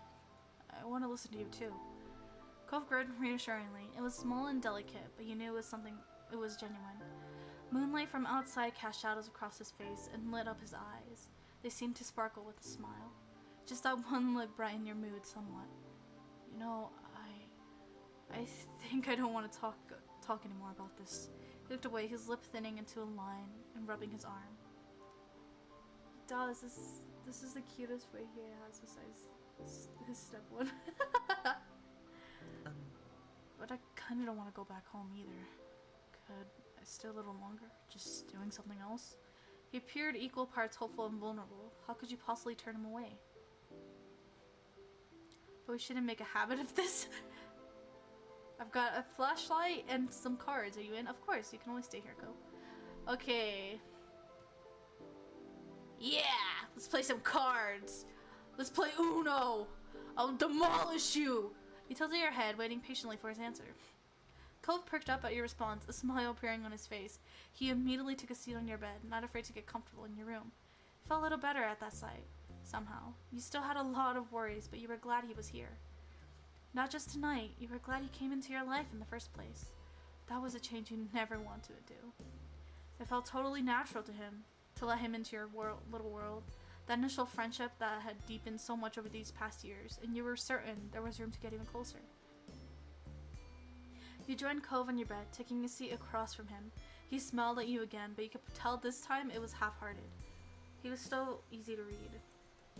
Though he didn't want to talk about his mom and dad, he must be thinking about what happened and what's about to happen. Oh! Oh? You patted his back? Nah, that's too friendly. You smiled. You put a hand on his shoulder and go, hey. I just really recently watched the first Spider-Verse. I have not watched a new one. Hug him? I know, I'm like, I think I want to hug him. You nudged him with your foot. Nah, I'm hugging him. Oh, look at him! Look at him! Oh, look at him! He's so adorable! You moved closer and wrapped your arms around him. It wasn't much, but you helped the contact helped even a little. Cove froze up, startled. After a moment, his arms came up and he returned your hug. Ah, that's so cute! That's so cute! Look at Milan making the moves on Cove. The TV remained like that for some time. He might have mumbled something to you, but it was quiet to tell what it was. When you pulled back, his expression had softened into something more natural. Conversation was stilted and broken often by a silence at first. Then both of you were able to get into your usual I couldn't read it. I don't know why I clicked it. As your secret hangout session stretched out, you thought that you truly wanted to keep having moments like this with him. Did you customize him? No, I kept him the same because I didn't want to like do too much interfering. I wanted to have the full experience of regular Cove. I just want to see how Cove would turn out if I didn't customize him, because I feel like that's better and more, you know. You hoped a day would never come when life decided that the two of you would have to part ways. You knew Cove felt the same. You opened your tired eyes, groaning as they adjusted to the bright light that was streaming through your window and warming your peachy skin. With a loud yawn, you rolled away from the sunlight and blinked for a couple times, clearing from your eyes before realizing with a start that it was actually morning. You couldn't remember even falling asleep. Cove had crept through your window during the night, and the two of you spent time together trying not to wake your parents. You must have fallen asleep while you were hanging out, but couldn't put a finger on it exactly when. You wondered how late Cove had stayed before heading home. Actually, it matters to know what he treat him on what he looks like. What? I mean, I think I read that, but I kind of just left it as is.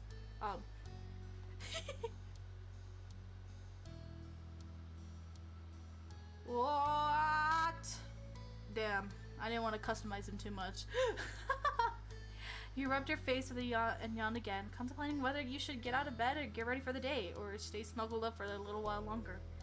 Till your gaze landed on an instantly recognizable mop of green hair, and you bolted upright and gasped for air. He never left! He was still there! In the morning!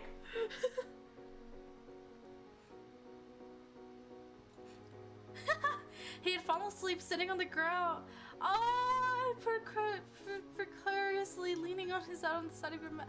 Oh, that's adorable! Stopped open, his head slipped from its source of support. He didn't stop going down until he smacked right into the floor of the crack. Oh, that's so cute! That's so cute! Sleeping with him already? Mwem! You. You're only 13, Mwem. You clamped a hand over your mouth and looked down at him with wide eyes curled up where he had landed rather ungracefully. Oh.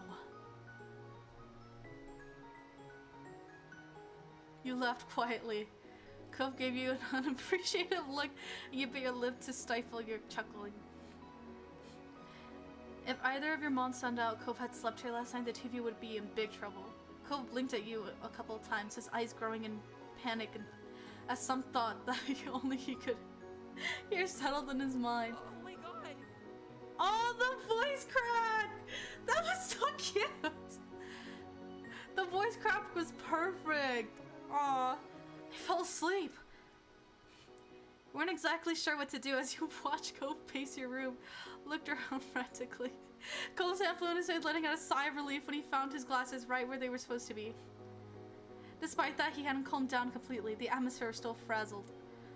If you're going to be in so much, just calm down, settle down before moms hear you. It's going to be alright. Calm down, man. Calm down. You just need to leave before anyone notices you're here. If they knew, we would have heard about it already. Cove nodded. His shoulders tensed as he fixed you with a firm stare with his turquoise eyes. Letting out a heavy sigh, he ran his hand through his hair in exasperation. He couldn't look at you again as he spoke. I'll see you later. You were confused by how all of this had played out, but hoped that he was true. Right. Bye, Cove. After that, you were suddenly wrapped up in a tense embrace. As panicked as he was, this seemed to be something he couldn't forget before leaving. Thanks again. You're a good friend, Mom. A really good friend. Please don't friend zone me! I was sister zoned in my last visual novel, and I don't want to be through this again. I mean, my last one, I got accepted and we ended up falling. My one before that one, I was sister zoned, and I don't want to be friends. Please! He firmly whispered the words into the top of your shoulder. It made you feel tingling. He whispered it in Lem's ear? Yo! Oh my god, you getting risky here, bro. You getting risky. Friends are no! But I bit my tongue. But you were let go before you had a chance to respond or even fully react. Another second, he had climbed over your bed and opened the window. Cool breeze rolled off the ocean, fluttering through Cove's hair and filling your room with its salty scent. Cove fiercely stepped out on the ledge. You rallied him to keep going and suggested he sneak out the door instead. You urged him to hurry up. Wished him luck. Good luck. Be super careful. You weren't sure if he heard you or not, but he kept going along, one foot in front of the other, with increasing speed, till his form disappeared out of sight. I just got here. What did he say? Oof. No! I know. He said I was a really good friend. What the fuck, man? What the fuck? You stuck your head out the window as far as you could go to keep trying to watch. He walked the full length of the ledge before jumping down to the top of the garage, then lowering himself onto the fence. From there, he finally dropped down to the ground. He threw out the thumbs up at his successful climb. He ran off towards his house without stopping, disappearing behind the side of another building. You had to admit that you were pretty impressed at how doable he made that look. Cove always seemed to have a way of seeming to so smooth without even meaning to. Sheesh, he probably gets that from his dad. With a little sigh, you reclosed your window. Deciding there was nothing more you could do, you hopped off your bed and got ready to head downstairs for the day. You made your bed, you just left, checked yourself in the mirror, you put on your slippers. You knew it was summer, but your slippers were comfy and cozy and made you feel better wherever you wore them. You took down the stairs, slowly attempting to mask your face into a look of innocence. You were sure that someone would have come into your room if they had heard anything strange, but you couldn't be too careful. You had to play it cool. Should I get with all the parents in the game? So true. Besides my moms. I'm not gonna get with my moms. And you guys can't get with my mom either, chat. My two moms. You guys, I can get with your guys' mom though, chat. We stepped into the room. Elizabeth was there, tapping her finger on the counter. Good morning, Elizabeth. She looked over at you immediately, her eyes squinting at the greeting. Why are you being so weird? You hadn't even done anything. Your big sister never missed a beat.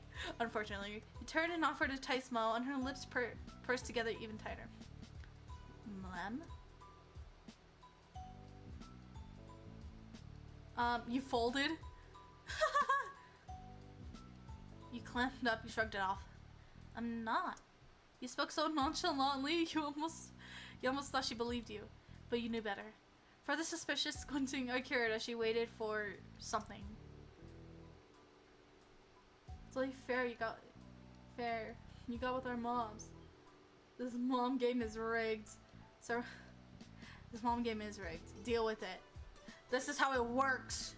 But ultimately, she rolled her eyes and you weren't sure if you were... Okay, I need to blow my nose.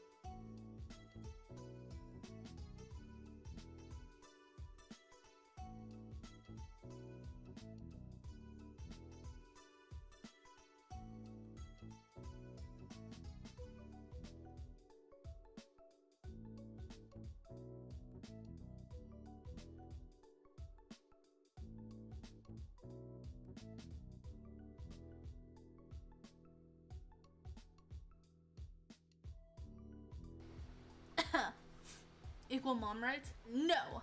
Never. You uncovered 13 and Elizabeth. Yep. Ultimately, she rolled her eyes and you weren't sure if you were in trouble or not. She didn't seem to care enough to dig any further. Whatever. And then she walked straight out the front door, letting it slam shut behind her, and you let her out with a brave sigh. Elizabeth went out most days to hang out with her friends from school around town. Today you were extra glad for it, though you were also grateful she hadn't left the house any sooner and risked running into Cove. It looked like you were getting away with that. Breakfast was eaten in peace and alone. Your moms were both out by the time you had gotten up. They had left you a serving of food from the breakfast they made. Hash browns, an omelet, fruit salad, and there were a few sausage links. You passed on some parts, No, took a bit of everything. It was tasty. Tasty? Tasty. You appreciate that there was a variety in the meals of your mom's made. The day lazily drifted by at home and eventually your parents returned. You pulled open the fridge again, lingering in the frosty air for a moment or two before grabbing a bottle of ice cold water and taking a long drink. It was perfect. It was a perfect balmy summer afternoon, and you decided to head outdoors and find something to do. You hadn't decided what that something was just yet, but you were sure something would pop up to occupy your time. As you were heading out the front door, you paused for a moment. You hadn't seen Cove since he had left that morning. Couldn't help but think about what happened to him. Would it be bad to go over to his house right now, or call to check on him? Sat at your house, still stuck in the internal debate with yourself, when a voice caught your attention. Confused, you looked over at an unrecognizable woman waving at you. A friendly smile plastered on her face. You racked a memory of where you might have seen her before, but nothing came to mind. Not your school or the country club your moms took you to. You had absolutely no idea who the woman was. The woman crossed the road towards you, and you were a little unsure whether you should stay put or go back into the house and lock the door. Oops, I'm sorry. Was that presumptuous? I've heard about you, but I have no idea but you have no idea who I am, do you? Are you Cole's mom? You shook your head, and she removed her glasses to reveal sparkly ocean blue eyes. Also, she seemed a little bit more familiar. My son lives here, and my ex too. With a bunch of... Oh no! Marry me! Marry me!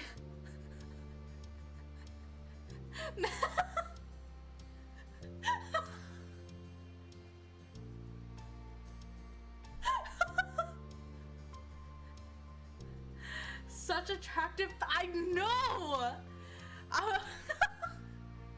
I'm about to be with both his mom and dad. Whoa! You are gorgeous! You don't get Cole's mom? She's ours. Sorry, I already called. I'm sorry. I already have her now. She's in my collection of moms, just like your guys' mom. I'm sorry. You're too slow. You're just too slow, Chad. You guys are just too slow. You didn't know why you hadn't realized sooner, now that you've gotten a good look at her. She seemed nice. It made sense that she was Cole's mom. She looked really young. She felt so different. She was super pretty. Yes. This beautiful lady was Cole's mother? Wow. It's kind of crazy how both his parents were that good looking. Looking dry as fuck. Yeah. I think you just gotta, honestly, that's a skill issue. No matter your thoughts on her, you still felt taken back that she had appeared here so suddenly. Cove mentioned she was coming, but you hadn't gotten the impression it would be the very next day. She extended a hand again, this time for you to take, and you studied the manicured nails in front of your face and the assortment of bracelets that dangled from her wrist. I'm Kyra. I'm Kyra Priest. You can call me Kyra. I will shake your hand and then never wash my hands again. No.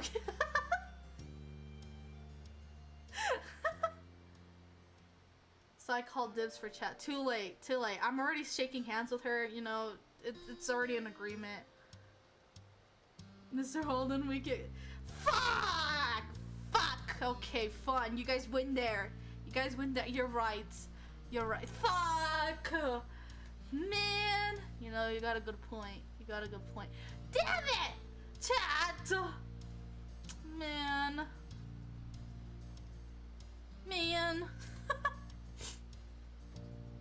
Shusan took her hand and shook yours firmly, grinning wide. I'm Lem, but you already know that. That I do.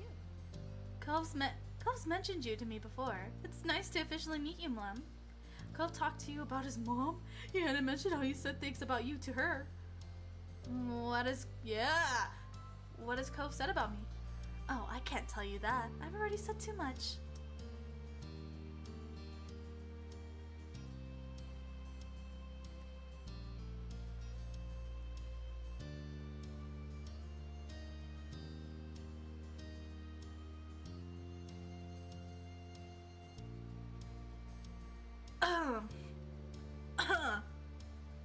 Yeah, we get green-haired mommy.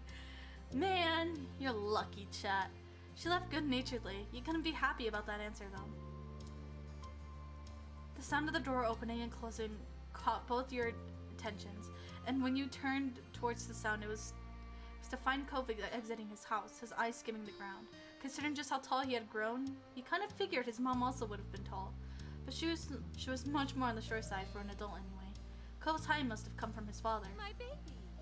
Aww, my baby. Aww, there you are. I thought you were gonna keep me standing out here all day.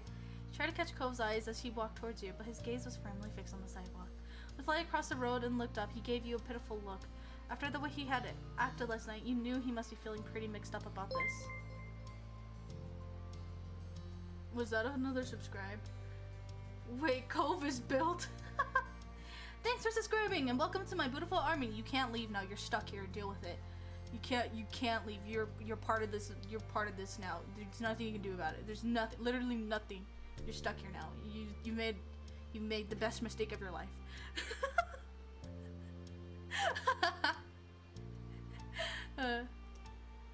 You tried to wordlessly express that you understood. Cove and I are heading into town to grab something to eat.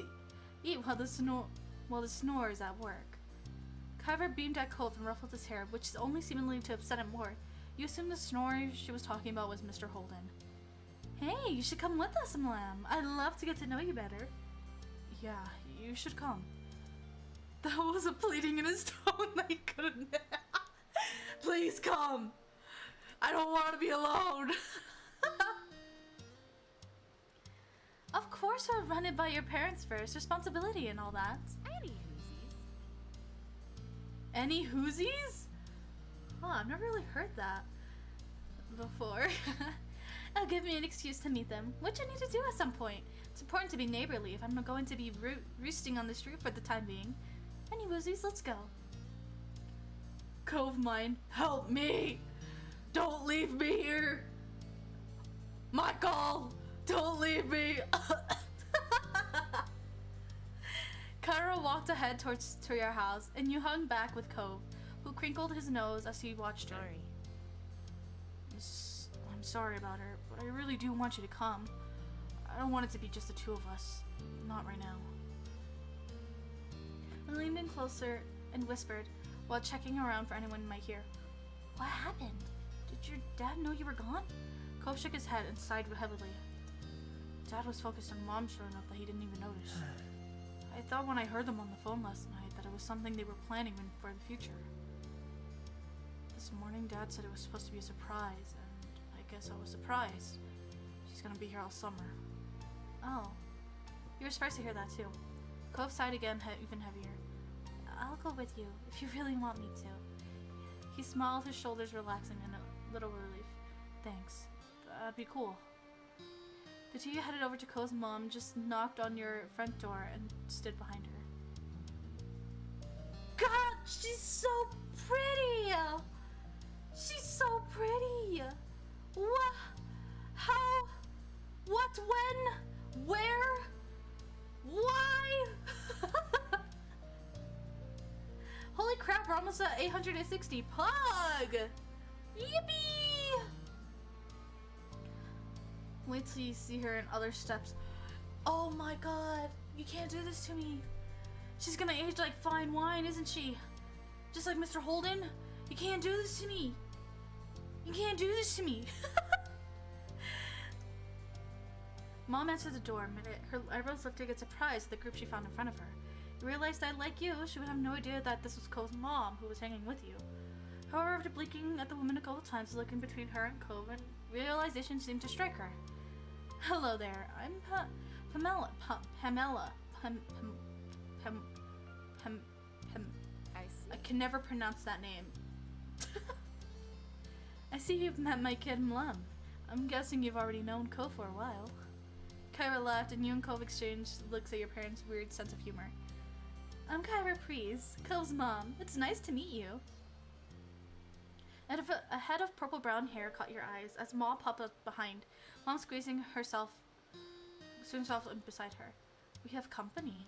I was running while the commotion was. She grinned excitedly at Kyra. The two of them introduced themselves and shook hands. Hi, Mom, Cove. Cove smiled at Ma shyly, and she gestured a hand towards the living room. There's no use hanging around the doorway. Why don't you come on in? I'd love to, but I promised to take my son out to eat, and I wouldn't want to hold you up with a surprise visit. Oh, I understand. You're welcome to stop by any time. Of course. I'll take you up on that offer when I can. Count on it. Pamela. Okay, there we go. Covers her so long to just... Stop. It's not fair. I'm kidding. Mr. Holden has long hair too. They're both gorgeous. They're both gorgeous. Anyways.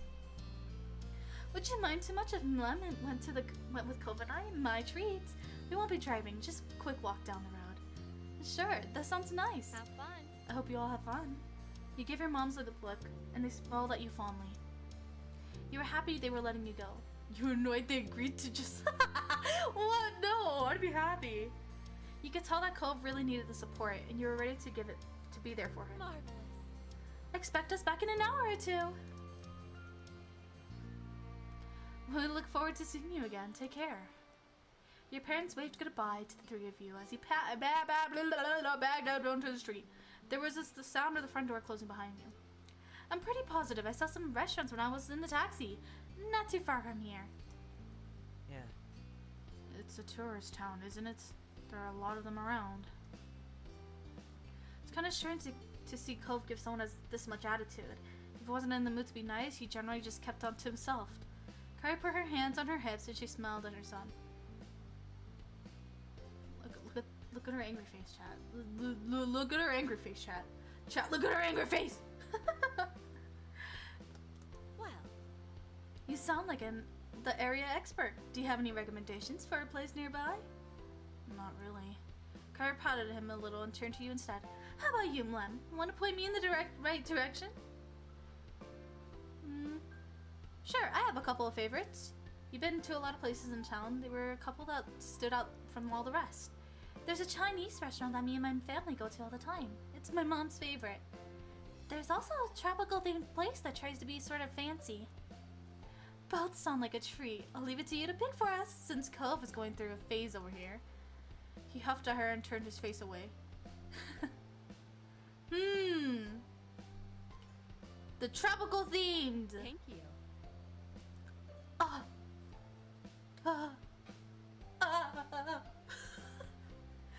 The way she said thank you. Will you show us the way? You nodded, taking the lead to your little group as Cove and his mom followed behind you. Together, the three of you left the neighborhood behind. The walk was about 15 minutes, and along the way, Kyra asked a lot of questions about the area. Cove was quiet most of the time, so you ended up answering her instead. Kyra explained that she lived in a large city, and she loved how peaceful and relaxing everything seemed in Sunset Bird. The restaurant was busy as usual, but luckily you were shown right to the small table. Kyra lowered herself into the chair while Cove picked the one diagonal of her, not facing her, or to her side. It was awkward. Let's see, to start, what would you all like to drink? I'll get an orange soda. Noted. Mlem? Ooh, coffee! Kyra raised her eyebrow and then smiled. Iced or hot? There's sugar on the table if you want to add that, but do you want cream with it? Iced with cream! Sure. Oh my god, whenever I drank coffee and I put ice and milk in it, I had to shit so badly in school, and then I stopped drinking coffee to get to school because I just couldn't handle the stomach aches. I'm a simp for the Holden man. What's the drinking coffee? I don't know. Holding on to the hope they still single by the end. Was that supposed to be a pun? Was that a pun, Yar?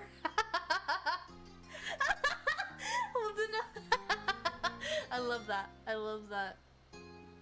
If you watch me long enough, you can hear the different laughs I have.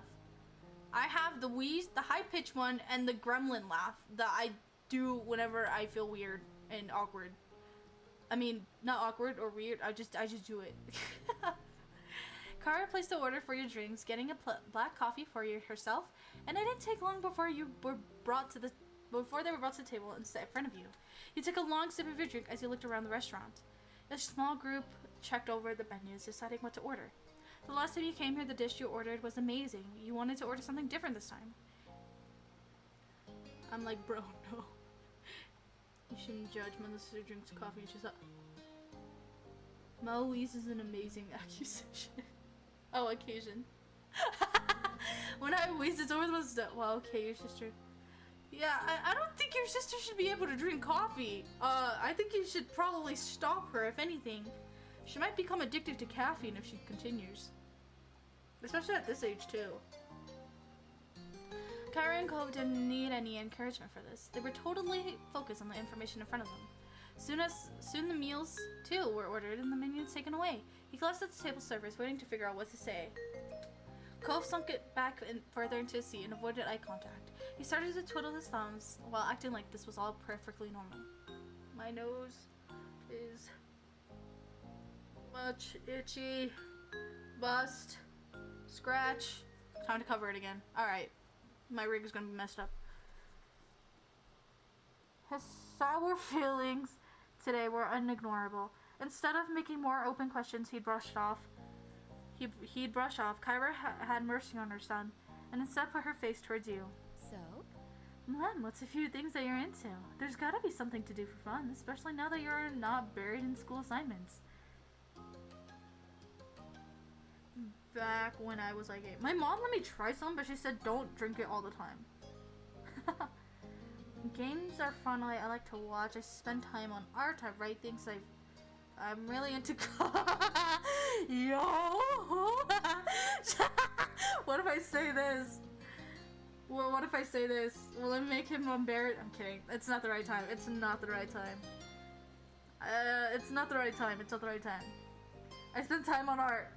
I am... And...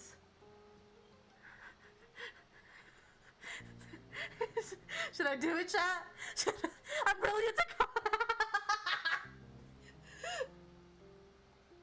Carl let out a sudden laugh at Cole's gasp beside you. It was a dramatic enough inhale that he almost choked on his soda. He shrugged at the reaction. It was a truthful answer to the question. Lem?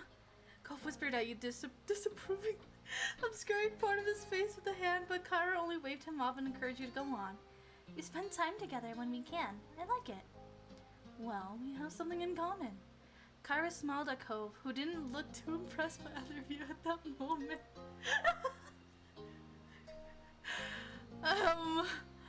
I don't read. I like music, and, I'll play the I don't play any. I listen to a lot of it. I have an MP3 player at home that my mom helped me put some music on, and I've seen some concerts. Awesome. And I go to the beach and look for seashells. I keep the best ones I find for my collection. I'm sure it's an incredible collection. I walk along the shore. That's a nice way to relax. I hope to be able to spend some time on the shore while I'm here by myself. And games are fun. I like to play card games. I like card games too. Maybe we can all play together sometime. And board games. That's great. We shall play together sometime. And video games. I don't know much about them. Maybe you can show me sometime. And I hang out with people. It's nice to have friends and family to spend with. And I didn't say anything else. I'm happy to learn more about you. There's so much I hadn't heard. Cove leaves the details out. He was trying not to pay attention, but you could tell he was uncomfortable. Hoping it would clear some of the tension in the air, you decided to ask Kyra a few questions of your own. Cove hadn't told you much about her, and you were curious to know more about this woman who has such a big part of his life. What exactly do you do for work? I'm a travel writer for magazines and things. I keep people on the loop on what's worth seeing, and it's good work. Why with you instead of us? Exactly, chat. I'm sorry. You know, it's just meant to be. I'm sorry. This is why I take all the moms, you know? This is why I take your guys' mom, you know? I'm just a MILF magnet, you know? I'm just a mom magnet, you know? I'm taking all the moms.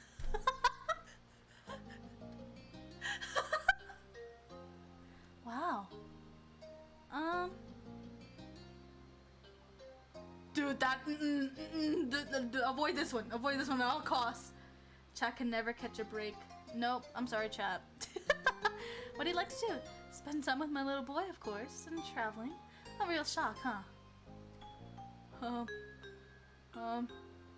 Where do you live normally? Nevada. Have you ever been there? Nope. It's a beautiful place. Check it out if you can. Are you in a new relationship? Kyra brushed a question off lightly. Not at present. Would you like to go out with me? Puts hand on wall and rizzes up. I'm not gonna go this one. That one's a serious topic. It didn't seem to bother her that the conversation dropped off. Cove sipped his soda angrily, slurping up the remaining drink with furrowed brows. He looked ready to run straight out the restaurant. You weren't sure if coming alone had ended up making the lunch better or worse. You flicked his straw wrapper at him. You smelled him. You made a silly face. You flicked his straw wrapper at him. I'm gonna smile at him. Cove eventually noticed you watching him. It took a couple moments, but finally he cracked a smile, and that made you feel a little lighter inside. Very cute. Hey, yo! Kabadon. I know, just... Hey. No, I'm sure it's just some deception she's using on Lem. We'll get her eventually. Cope. You guys are like, pick me. Choose me. Love me. I'm lightheaded. That me's got me lightheaded. You two seem really cute together. Covers face his hand, leaned back in his seat. Seriously? Aww. The cute little crack. Why would you say that? You felt bothered too. You blushed. Thanks. We are cute. No. No, I'm just gonna blush. I'm not gonna say that. I'm not gonna say. Were the two of you really cute together? Your meals were delivered shortly after that, and everything was so delicious, even Cope enjoyed his food. Okay. Alright, now that we're all full and content, can you explain why you've had a bug on your butt all day? Cope's like scrunched up at that. Seriously, baby, what did Mom do to make you this mad? I haven't even been around for a full day yet. He grabbed at the table, refusing to make eye contact. The words he spoke barely audible over the din of the restaurant. We are fighting for Cove's mom rather than I mean, Cove is 13 in this. I'm glad you guys aren't fighting over Cove. You know, if you're above 18, I guess.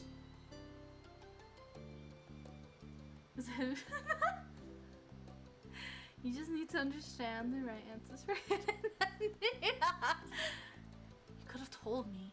She leaned forward to not miss anything else, eyebrows raised. Told you what? He finally seemed to find his voice and spoke thoughts that had been on his mind. That I wasn't going to visit you this year. That you were going to be coming instead. Didn't you invite me? You wanted me here with you. Cole's eye began to shake, and his frustration ebbed.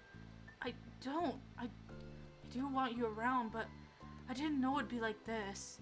It's not the same, and nobody said anything. I see. Her expression grew tense. She threaded her fingers together and placed her hands in front of her table. We've both been gifted another Clifford surprise. Referring to that as a Clifford surprise almost caused both of you and Cove to crack a smile.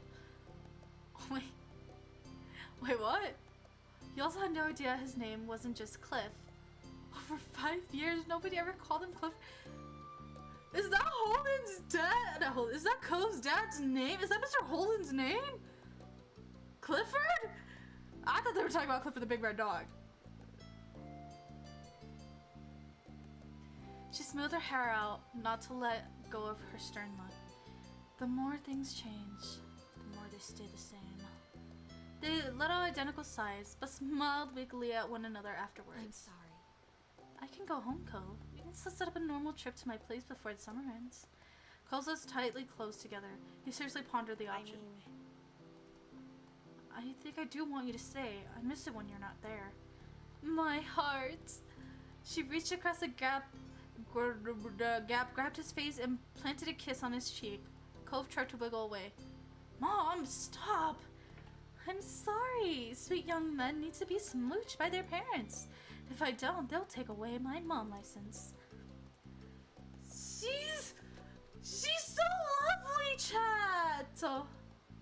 She's so lovely. What the heck? Like the big red dot. Yeah. Kyra was completely enthused by Cove's admission, though a tone of seriousness did return to her voice when the conversation continued. Do you want to talk to your dad too? No. Oh. Cove had snapped the word instantly, but reeled his annoyance back in just as maybe later. Not today. It's alright.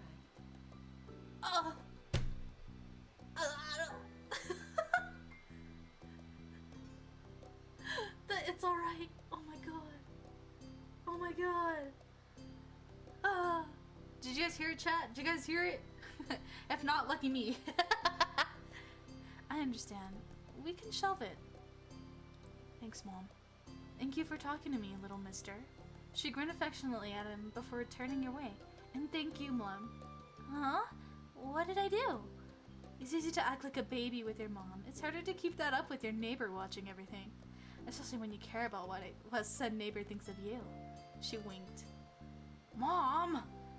She ruffled his hair with a laugh, then moved her hand down to the end of his nose. And that was how the issue was resolved, at least between Cove and his mom. When the three of you left the restaurant and Kyra had paid the bill, you walked back to your neighborhood slowly. You had eaten so much by the time you were beginning to feel sleepy.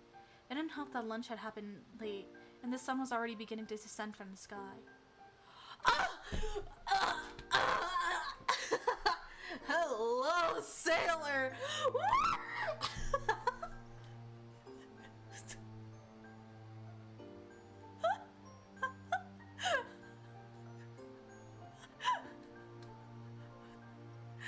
Why, hello there. Hi. Well, hello. I see your ex-wife is here, but you know, let me just fix up my hair real quick. Hi. I mean, hi. But eventually, you reached your street. Someone was there to greet your group upon arrival. Welcome back, family, and Lum too. Cliff. Dad. The two walked past him into the condo without sparing another word. Despite the summer heat, their shoulders are cold. What did he do? Like, what is... You put your hand on your shoulder. Hey. Hi. So, are you busy tonight? Do you want to go hang out and like have dinner together or something? You know, we got dinner or whatever. I mean, or we can if you want. You know. I can't do this. I can't do this wrist shits, man. I can't. It doesn't fit me. doesn't fit my character at all, but I do find him very attractive. The two walked past him into the oh. Oh.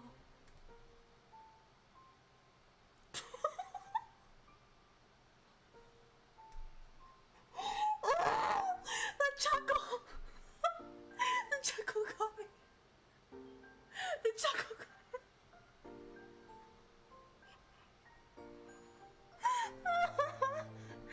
Oh my god.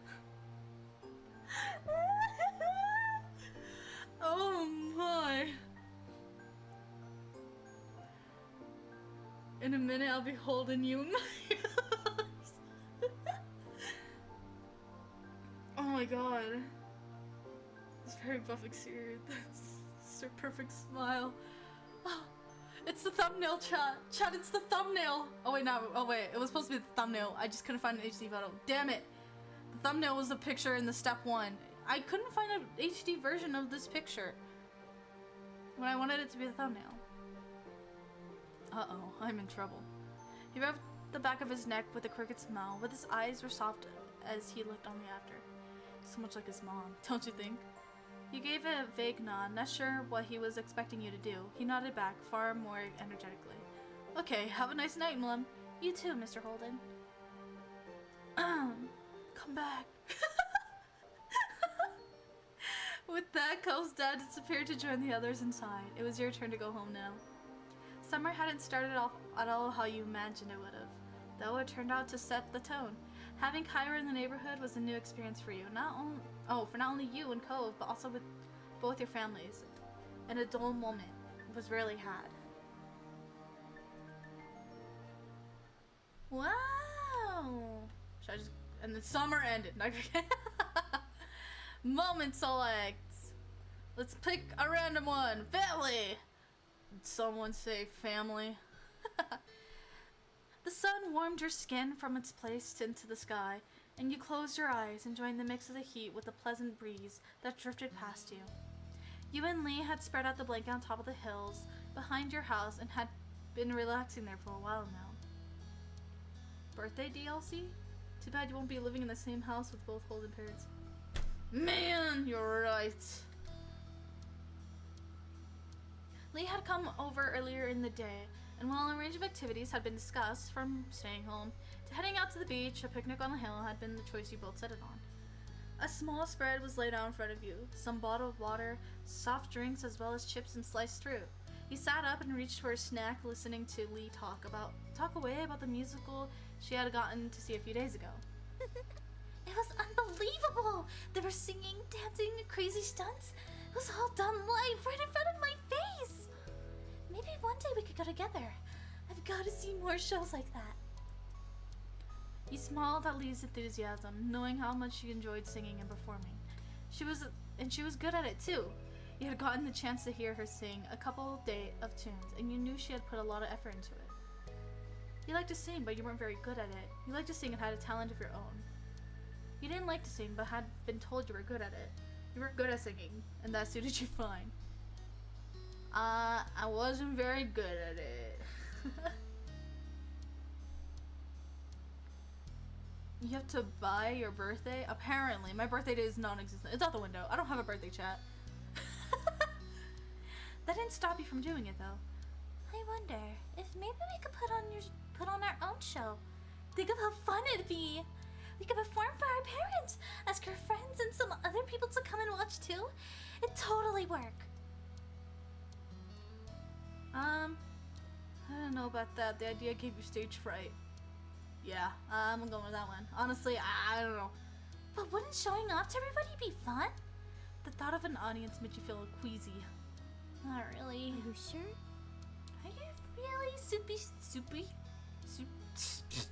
super sure? You have so many skills you can show off to the masses. Okay, I'll do it. You could see that Lee was really excited about the idea, so with a small nod of your head, you agreed to go along with it. I'm gonna sing. Do you want it too? Or maybe do something else? I'll make a backdrop of some kind of stage. I'll do excuse me. I'll do some kind of stunt that goes with the music. Fuck yeah! I'm gonna do a backflip. I'm gonna do a backflip. Oh, a daredevil! I can't wait to see what you come up with. Is there anything else that's coming to your head? Well, what is there? Ooh, what if I'll sing too? What if we did that? Cool! We perform an incredible duet. Is there anything else that's coming to your head? No, that's all. The two of you run back to your house to grab supplies you needed, dodging your mom's amused questions before heading back out to the blanket to get started. You'll lay down on the blanket together, your MP3 player in hand, and the two of you swiping through the songs to choose one you both liked. Lee and you discuss the plans in detail, settling on the song first, and then practicing out parts for the show. The afternoon passed quickly, and the sun dropped.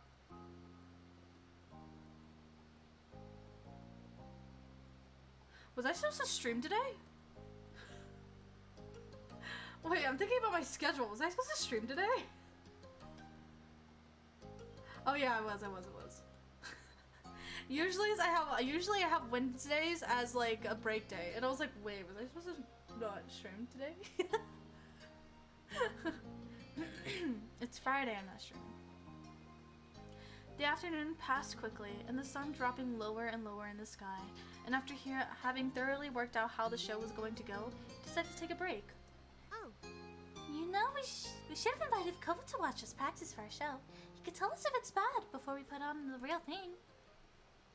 You guess that'd be a bit... I'm glad he didn't see. You said nothing. That's smart. We should ask him to watch us later. Okay.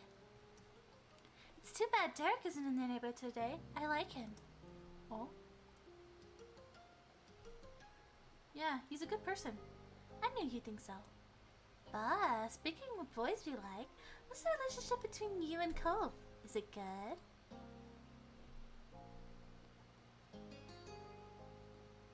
Oh, you blush, you said nothing.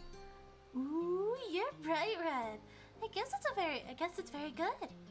But, like, really, are you gonna be telling him you have a crush on him anytime soon, or what?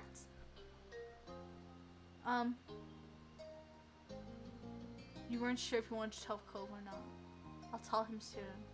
Yeah, I'll tell him soon! That soon is in, like, 10 years. I hope so.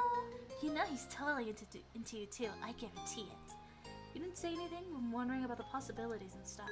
The two of you talked a little bit more about Cove amongst other topics, and you found it was nice having someone to speak with about these sorts of things. Finally, you both decided to pack up everything and head back home for the evening. Lee talked excitedly about the show as you did, and you thought back on what you had already accomplished for it. You could definitely do it with a little more practice, but what you had so far was a solid foundation of the performance. Upon walking through the front door, you were met by your moms and Elizabeth hovering around each other in the living room. Tension hung thick in the air as the three of them turned to you, and Lee frowning slightly. You had interrupted something. Exactly what, you weren't sure. Wow, who died? Hello? What's going on? Your moms looked at each other, wondering which one of them was going to speak first. Eventually, Mom cleared her throat and spoke. Oh. We were just having a talk with your sister. The room felt quiet again, with no one quite knowing what to say. You felt incredibly awkward, but the silence didn't last long. You don't have to stop just because those two are here. There's no reason to try keeping it a secret. Elizabeth was mad, with her arms folded defensively over her chest, but your mom's not in agreement with her. Elizabeth was asking about her parents. Her biological ones. Ooh, that's a toughie. That is a toughie. The world spun around you at the news. You couldn't understand why was this happening now? When you glanced at Lee, she shuffled her feet uncomfortably, as though she didn't know if she should be there or not anymore. You didn't know either. Your moms had always been open and honest about the fact that neither of them had given birth to you or your sister, but the details hadn't been fully explained before. It made sense that Elizabeth didn't know a lot about her biological parents and wanted to know more. You just hadn't never thought you'd accidentally stumble into it. Elizabeth looked at her parents expectantly.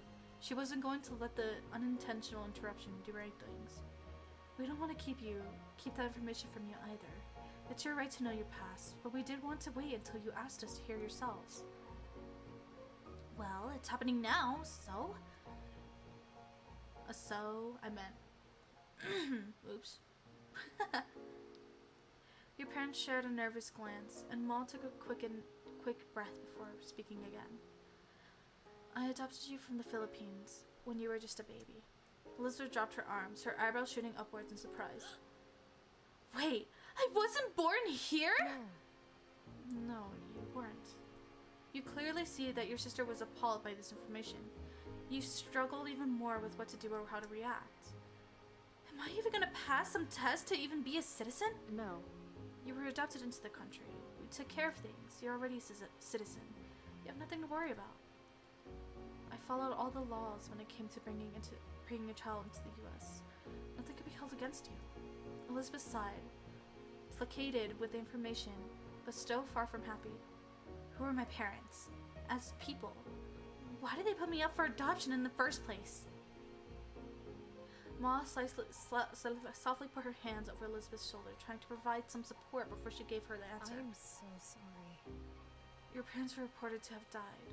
They didn't go into details on the specifics of how, but you were an orphan. I wish we had better news for you, Elizabeth. Elizabeth was torn between emotions. Her eyes filled with tears as she threw her hands in the air, settling on Ridge. Great! So I've never met them? Even if I wanted to! Not that I could have anyway. Since they lived in another part of the world when they were still alive. Elizabeth turned her back on you, and your moms and stormed off, sprinting upstairs into her room before anyone could stop her. I have to go talk to her. Ma immediately started to follow her, but Mom gently held her arm and shook her head. She gave her a little space to process it all. Your Ma's head hung low, but she stopped walking. With Elizabeth now gone, the two of them seemed to remember you, and Lee were still standing awkwardly off to the side. I'm sorry you had to see all that. It's not how I expected it would have happened when the time came. Since this topic is today, Len, is there anything you'd like to ask? You deserve to know, after all. Lee patted your back and gave you a supportive look. I'm curious. I want to know. Your parents nodded in sync to your reply, ready to talk. I can leave if you want to have things to be private.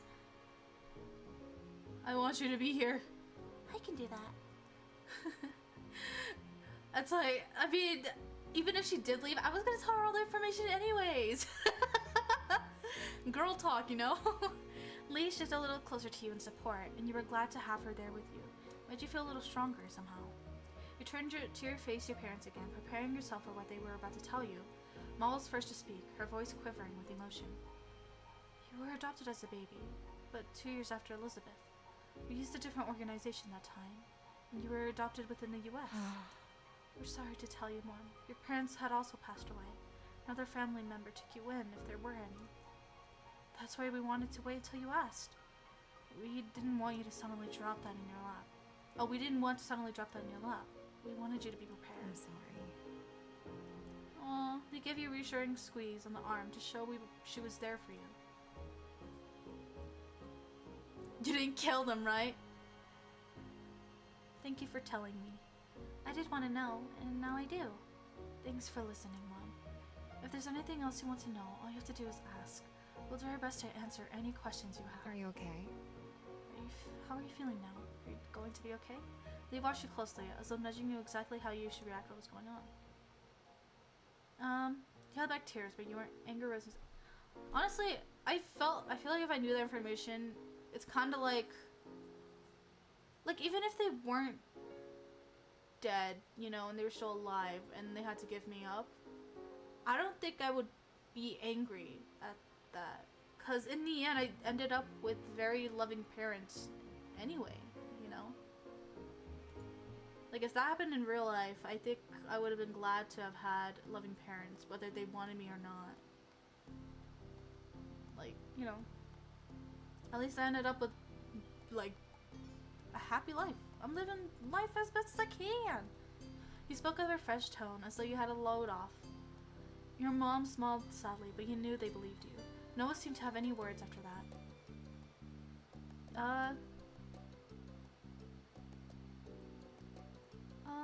I want to go see Elizabeth. You're worried about Elizabeth, even though she had been so angry when talking to your moms about everything. see she was clearly sad.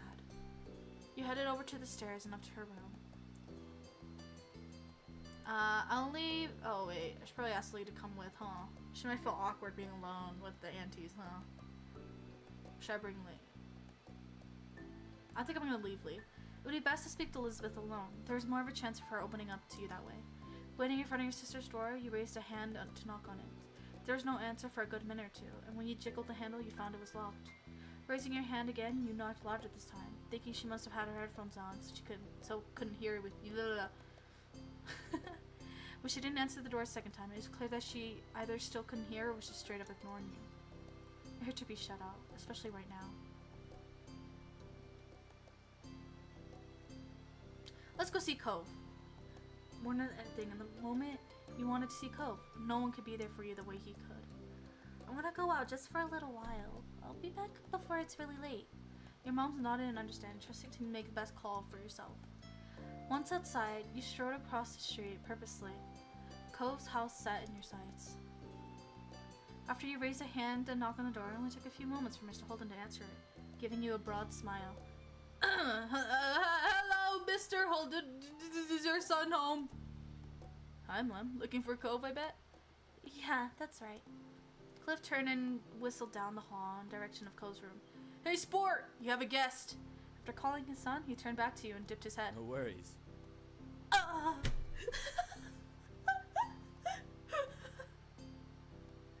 Collecting orphans for ulterior motives? Nah. I'm pretty sure they want to. You know what? It's okay. You know. Plot twist. They made it up a lie so we wouldn't go searching for our real parents, and that's where the second story comes. No. You'll be here any second. As promised, it didn't take long before steps echoed in the hallway, and Cove's head of green hair appeared before you all. He looked past his desk to see you standing there and smiled, pleased at your visit. Hey, Lum. Hi, Cove. Can you hang out now? He gave you a placid smile, which you were all too familiar with. Sure. You kids take care, alright? I'll be around if you need anything. Mr. Holden shuffled back into the house and closed his front door, giving you some privacy. Coughed till his head at you, his bangs falling into his face as he did so. So... What's up? My parents are dead? Oh my god. That's so blunt. My parents are dead!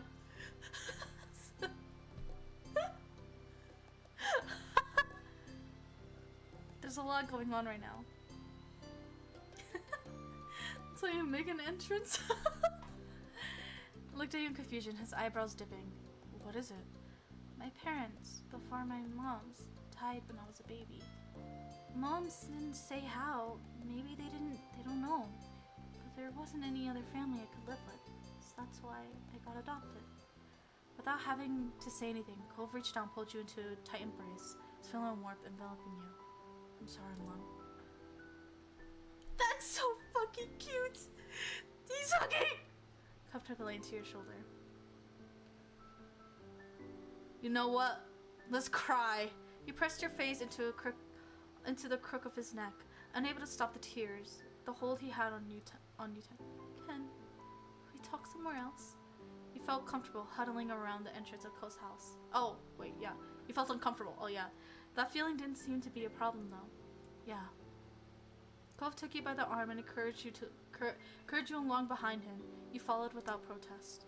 You headed towards the hills where you and Leo had spent... Oh, did I just say Leo? Lee had spent the majority of your day. Things seemed so different then, only a couple hours ago, and you wondered how everything had changed so drastically. You took a seat in the grass beside Cove, who bent his legs and rested his arms on them, before he turned to you again. Can you explain everything to me? You nodded softly, before taking in a heavy breath and launching into the story. Cove sat quietly and listened attentively, nodding every now and then or taking in a sharp inhale. It took a long time for you to replay the details. Dozens of stars were pinpointed in the sky as the night wore on. Silence settled between you as Cove sat quietly for a moment, contemplating everything you had said. When he finally spoke, his voice was quiet, drifting through the night towards you. One. I'm so sorry. Aww. I'm really sorry about what happened to your parents. So sorry. He stopped suddenly and took a deep breath and shaky breath, and you got the impression he was struggling with what was right to say. I feel bad that I don't feel worse about it. I'm just so shrugged her shoulders, not knowing how to feel. I feel bad that I don't feel worse about it. I'm sad I'll never get to know them. Yeah. I'll never find out what they were doing, or what they're like as people. It's just all gone. You're not doing anything wrong. You know that, right? I think you can be as sad as you want, for as long as you need. You can feel okay about it whenever you want to. He sighed and ran a hand through his hair as he looked out over the ocean. It's okay. I guess what I'm trying to say is, whatever you feel about it is how you feel about it. You don't have to force yourself to be different. Indifferent, or is it different? Should I say thank you? You cried in relief. His words made a lot of sense. You knew that despite everything you were going through, you would be okay. Even as the tears slowly rolled down your face, that thought comforted you. Cole smiled at you a little, and you could tell he was trying to be comforting. Your moms definitely don't. It doesn't matter if you're not blood related. You're definitely family. I can see that, and I hope you can too. You felt the reassurance in his eyes. You stayed up on the hill together a little longer, looking out over the ocean and the stars that shone brightly above it. After talking about the situation with someone who wasn't directly a part of it, you started to see things in a different light. After all, you were glad to have co-support, and to know you could count on him if you needed it. Hey, the sudden voice of your sister behind you made you jump. You saw her standing in a little way. She got closer and you didn't quite know what to do, or what she was planning on saying. So? Would you mind going? I want to talk to just Mlem. You can come back. It's not gonna be forever or anything. Cove seemed equal parts concerned and skeptical. Leaving now wasn't a concept that thrilled him. You nodded your head in agreement. If she wanted to talk to you in private, it was obviously about something important. You waited until the two of you were alone before fixing her with an exquisitive look. Elizabeth folded her arms, looking you over. Did moms tell you about your parents too? My birth parents also died. Elizabeth broke eye contact after that. Sorry. Aww. What did you want to talk to me about? I went to see you and you didn't even answer. Raised an eyebrow at the news. What? I didn't hear anything. Shutting everything out with loud music was typical of your sister. You didn't feel much less confused though. Why did you stop doing that? Why did you stop doing that then? She shook her head, as though the answer should be obvious. I was worried about you. I was the one who brought it up, but I made you deal with whatever was left when I was gone. She sighed, glancing upwards for a moment before settling on you once more. I want to ask what happened without everyone breathing down on our necks. That was pretty crappy of you to just bail. I'm amazed you noticed that was unkind. Thank you for thinking of me. I'm not mad at you. You were quietly surprised by her admission. I'm not mad at you. She stuck her nose up a little at that, but her smile was soft. I'm okay, Elizabeth. It didn't upset me. Hey. How are you allowed to be that matured? The lightning spirits in her were quickly gone as she slipped back into a scowl. You have to be born in the U.S. to become president. What? You had never heard of that dream of hers before. She noticed your bafflement and continued. I get I was never gonna be president, but it feels weird, having stuff taken away, not even getting a chance at it. I don't like having to know that when I was born, I was gonna have a completely different life. So different I can't even think about what it looked like in my head. I could have spoken another language, lived away from everything I've ever seen here, and had someone else as my sibling. And then my parents died and I was adopted. The life I got became a totally new thing forever. I can't go back to what it was even if I wanted to. Happiness settled between you and the person who became your sister. You knew exactly how she felt. It was a confusing feeling, to have lived one way for as long as you can, remembering that not having it be what was originally yours. Elizabeth watched you seriously. She was still trying to make sense of this to you and herself. I don't know why today was today. Nothing came up to make me ask the question. It was just something I've had in my head for a while. When it was just me and Mom's in the living room, I kind of just said it. Finally, and there you go. She shifted from one foot to another, relaxing her stance just a bit. She also spoke more gently. Learning about them and what happened, does it change how I feel about our family, Mom? She smirked, fixing me with sharp eyes. I already figured a long time ago that moms weren't our biological parents. That wasn't news. Technically, one of them could have been related to you. Our moms can have kids, just not both together. True, but I'm not half or a native Hawaiian, so no. Neither of them could have been my mom. Nice try. Smart Alec. Nothing about the family I was first born in would have made me decide that this wasn't my family anymore. If you'd hoped you'd be free from my big sisterly status, don't think you're so lucky. She bumped her shoulder against hers playfully, her lips tilted at the corners. You'll always be my little sister. Aww. That's so sweet. That's also really weird hearing that because I'm the oldest and hearing being called the little sister is just really weird. Like that's like a weird role for me. It's like, oh right, I'm the little sister. I'm the youngest.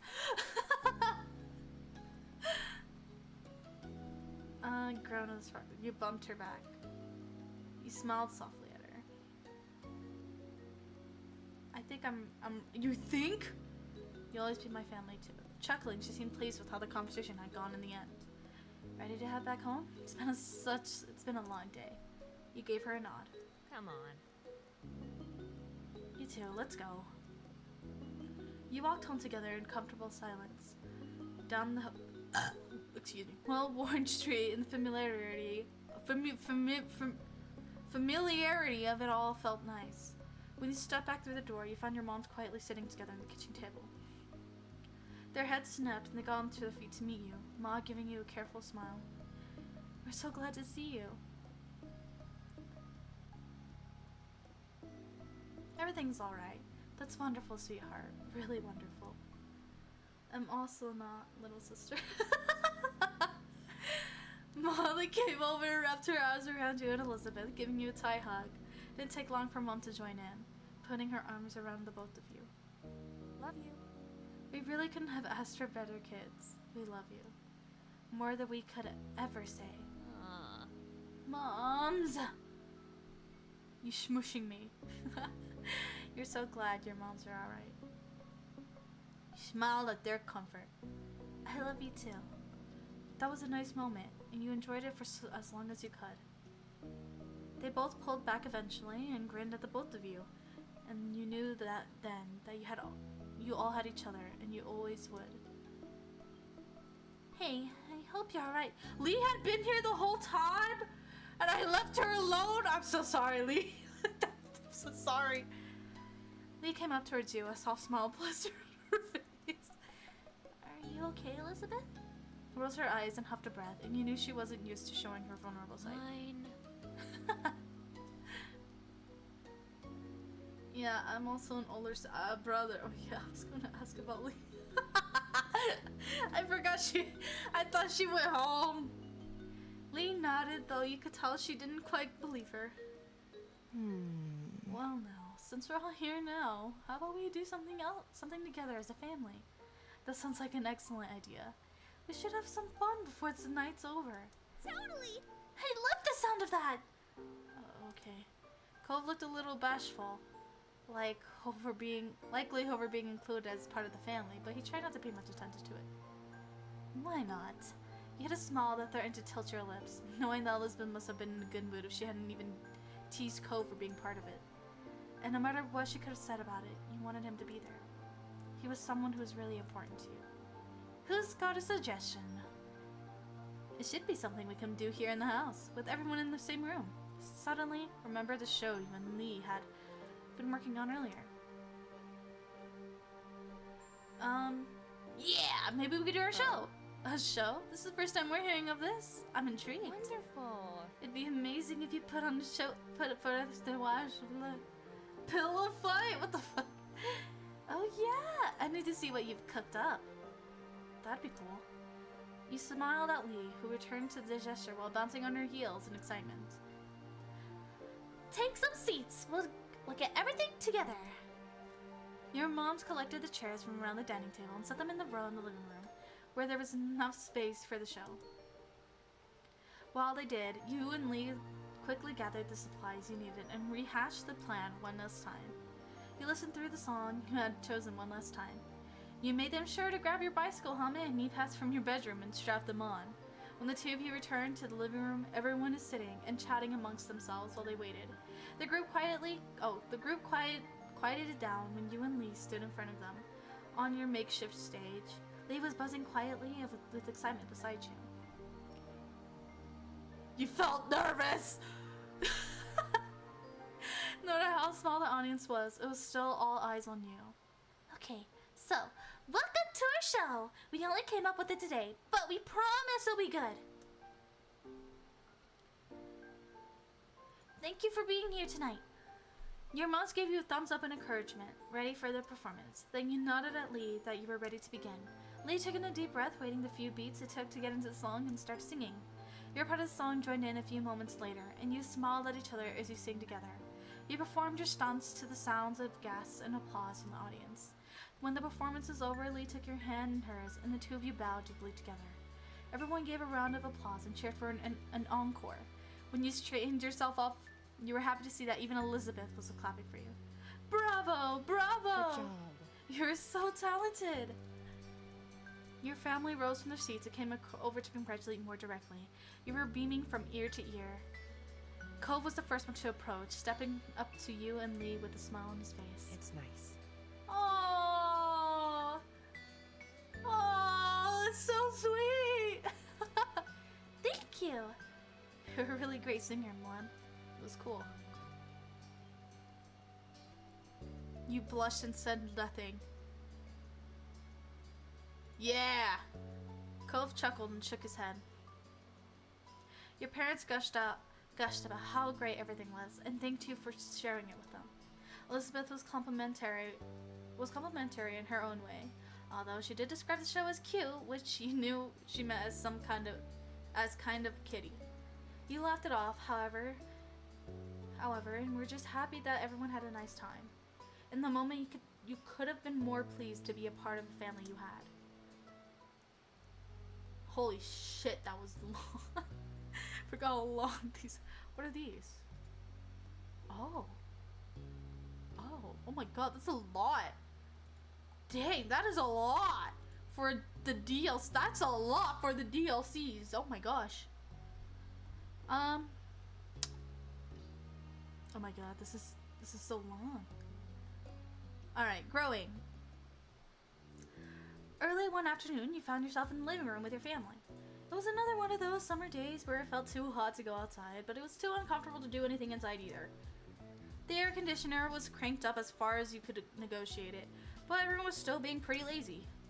You, your moms, and sister were lounging around while the TV blared on in the backdrop, ignored by all of you. You specifically were partially armored the couch, lying spread eagle on the carpet, sitting cross-legged on the floor, persons draped over the coffee table. Yeah. The surface had been nice and cool to touch at first, but now your skin was sticking to it. Elizabeth broke the silence with a loud groan. He glanced over. She was laying on her back over the couch, massaging her calf with one hand. Ugh. I feel terrible. I'm dying in this house and the legs hurt. Mom looked from the magazine she'd barely been flipping through and frowned concern. Could you have straightened them somehow? Elizabeth flailed briefly, then flopped onto her side with a heavy sigh. I don't know, it just hurts. Sweetie. Oh, sweethearts. Ma got up from her seat in the kitchen table and walked over to your sister. She did a light pat on Elizabeth's shoulder sympathetically. I'm sorry you have to deal with that. Maybe it's growing pains. You could be taller by next fall. Elizabeth scoffed. She didn't look impressed by Ma's assessment. I'd rather be my height forever than deal with this. Mom walked over to her, leaning against the back of the couch. Kids, they grow up fast. Soon Elizabeth will have a home of her own. Maybe even with a nice husband and some kids, if she feels like it. She sniffled loudly and wiped her eyes, but you could tell that it was just a bit. You tilted your head. Even though you knew Elizabeth liked guys, it was hard to imagine her with a boyfriend or a husband. She only seemed invested in hanging out with her group of friends and not chasing after boys. Mom must agree with you, because she shook her head. No. Let's not exaggerate. She's still practically a child. But if you do pursue romance, Elizabeth, you can come talk to me about it. Definitely. We're always willing to lend an ear. Elizabeth contorted in disgust. No way! I'm not talking to my moms about that. Mom's jaw dropped as she gasped in an exaggerated display of shock. Her hand came up to her rest against her chest. Mom only grinned. She didn't look offended by Elizabeth's quick response at all. It really wouldn't be so bad to come to us. I know. Oh, it really. It really wouldn't be so bad to come to us. I know that's what it's like to have a crush on a pretty boy or two. I don't. But I can listen anyway. Mom snorted at her own joke while Ma burst into giggles. They were having a little too much fun at Elizabeth's expense. Elizabeth certainly wasn't feeling the amusement because she rolled her eyes and sat up. Thanks. I'm going back to my room. I'd rather melt alone, thanks. She strode off towards the staircase, taking the steps two at a time. Your mom stared after her, then turned to each other with raised eyebrows. Whoops, looks like we scared her off with all the romantic talk. Well? Oh well, we'll get her next time. You watched them titter and Twitter with some surprise. Obviously your mom's liked women, but you had no idea that Ma liked guys too. Today was the first time you'd hear her say something like that. Ma, I thought you always liked ladies. You like guys too? Ma turned to you, happy to bring you into things now that you'd spoken up. She smiled and nodded. That's right, I like both. But I like your mom most out of everyone. She's special. Ma's smile turned all soft in corners, like it usually did when she looked at her. She pinched Mom's cheek slightly. Mom reached up to her cup of Hold on. Mom reached up to cup a hand over Ma's. Even when Ma stopped pulling her cheek, the hands remained clasped together. You're fantastic. Thanks, Lenny. I think most women have charm, but no one can hold a candle to you. Aww. Ma beamed, then kissed Mom on the cheek, and she'd been pinching before. You thought the moment was very sweet. You cringed. Parents are embarrassing. I'm gonna say it was very sweet. It was cringe, disgusting. Get it out of here. You smiled to yourself at the sight. No matter how often your parents expressed their feelings for each other, so it was nice to witness it. Mom looked back to you, letting Mom's hand go with a brief squeeze. She settled down next to you, and Mom followed soon after. You know, I'm also here to listen to whenever you're ready. The offer isn't just for Elizabeth. In fact, I think that talk might be needed sooner for you. After all, you already have someone, isn't that right? No! No, it's totally not Mr. Holden or anything. Mom shook her head and elbowed Ma, but it was futile. Meddler. You blushed fiercely. Molly giggled a smile, not looking the least bit apologetic. Oh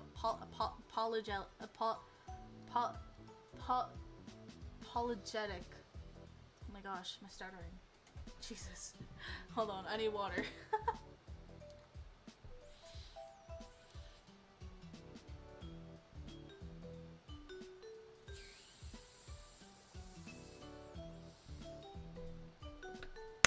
Yippee! Water! Stay hydrated, chat. There's no rush, of course. You can talk all the time. You can take all the time you need to figure out what or who you want. It's okay. Don't think you have to stick with whatever you come up with right now, either. Life's nice like that. It can change and you can learn. Mom nodded with her agreement. The two of us are happy to hear you out, and we may be able to relate better than you think. Still, we won't push the topic, at least most of the time. Thirsty for Mr. Holden. Yeah, she gave Mom the weakest sketching look possible while being unable to stop grinning. Thanks. I'll think about it. Wonderful. That's all we ask for. Mom let out another exaggerated sniffle. Oh, sniffle. Excuse me. Excuse me. It didn't take a genius to realize it was fake. First Elizabeth, now Yumlun. Do you have to grow up? Yes, children have to do that from time to time. Your parents quickly grew absorbed in their own conversation about rearing kids. You took this as your cue to leave, getting up so you could spend some time alone in your room too. They let you go without a problem, so you made your way up the stairs. You let a sigh once you stepped into your room. It was just as sweltering in here as there was in the living room, possibly even a little warmer. You couldn't even open your window since it was hotter outside, and you just let out the AC. You dragged your feet across the room. You checked your current sweltering condition in the mirror as you passed by. You thought back to the conversation you had downstairs about growing up and all that. After a moment, you stepped a bit closer into the mirror. You stared into it and then turned away from the surface to look down at yourself. You were definitely growing alright. It was weird thinking about how you were now, in comparison to what you've been when you were younger. When it came to your body, it was getting some muscle definition nowadays. It was chubby, slender, heavy, was sort of running. I like chubby. I like chubby. Chubby's cute. Chubby cute. It's cute to be chubby. Chubby cute. You shifted to the side, your head still facing forward and continuing the self-evaluation from this viewpoint. At birth, you were assigned female. You were born intersex and you already had noticed you were starting to develop breasts. You aimed not to have breasts. Your chest was flat. That would likely get you. Shall put developing. Standing sideways, it was easier to notice the slight increase in that area. You took a step backwards, finished with your impromptu inspection. You locked eyes with your reflection, cocking your head to the side, all things considered. You thought you didn't look too bad. You had no idea how to feel. You were simply neutral. You were self-conscious. You just wanted to look different than you did. In all seriousness, I would put self-conscious, because even though being chubby, I'm kind of chubby, you know? I'm kind of chubby as a person. Like, snapping out of, like, the VTuber's perspective here. Kind of chubby as a person. And honestly, it makes it self-conscious. You know what? I'm gonna be honest about this. Let's be honest about this. It took you a moment to realize that you were frowning at yourself. You glanced away from the mirror. You shook your head roughly, putting thoughts of what you were turning into out of your mind. This wasn't the time to focus on such things. You had to find something to do in this heat. You shuffled over to your bed, collapsing onto the mattress, your brow scrunched up in thought. Time passed slowly, and to your annoyance, possible ideas about what to do were few and far between. You weren't sure how long you had been, but eventually you heard your mom call you from downstairs. Nothing wrong with the little chub. Yeah, there's nothing wrong with it. But it is self-consciously sometimes. Like, yeah, I can look good at being chubby, but there are times where it hits me, I'm like, man, I don't look good right now. But there's nothing wrong with it. There are amazing and beautiful people out there who are chubby and are thriving it, bro. Or even, like, you know, above or two or skinnier, you know, they're thriving. And honestly, every body type is nice. You know? Mom! There's a call for you. Cove wants to come over. Is that alright? You perked up at the word, sitting up in bed. You yelled back to her immediately. Yeah!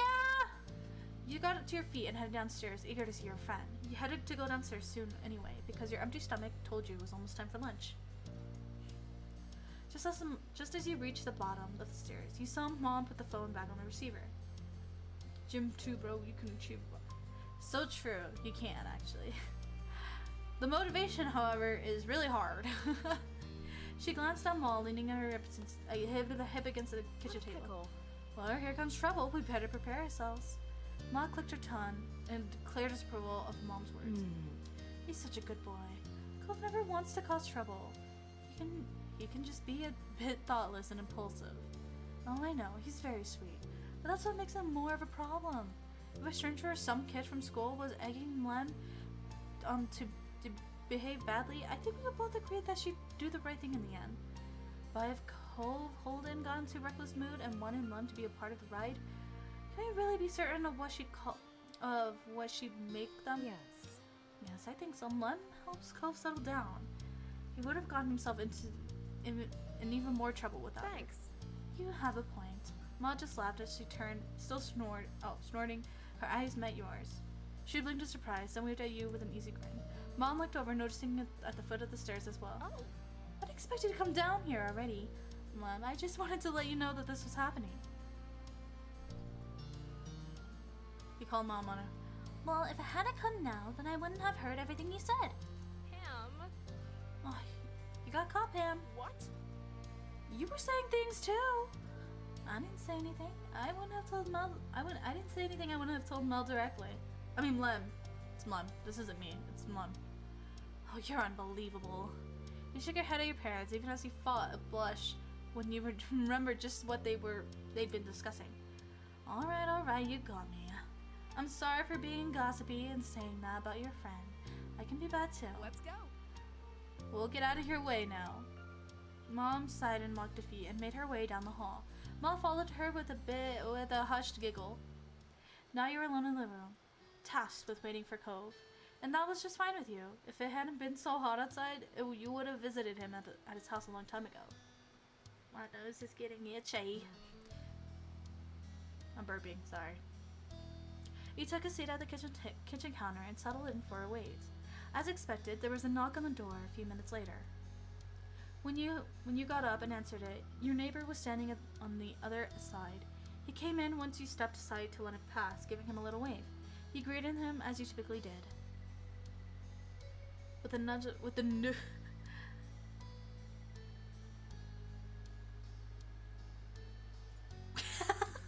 I see hug. Then relax. One would think he'd be used to your hugs after all these years.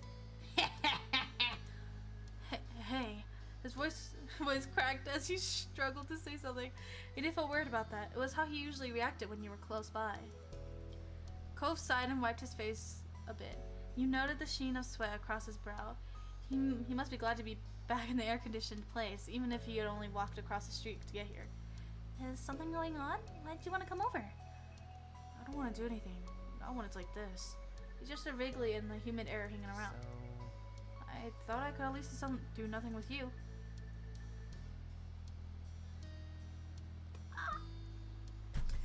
That's so cute! That's so cute! That's so cute!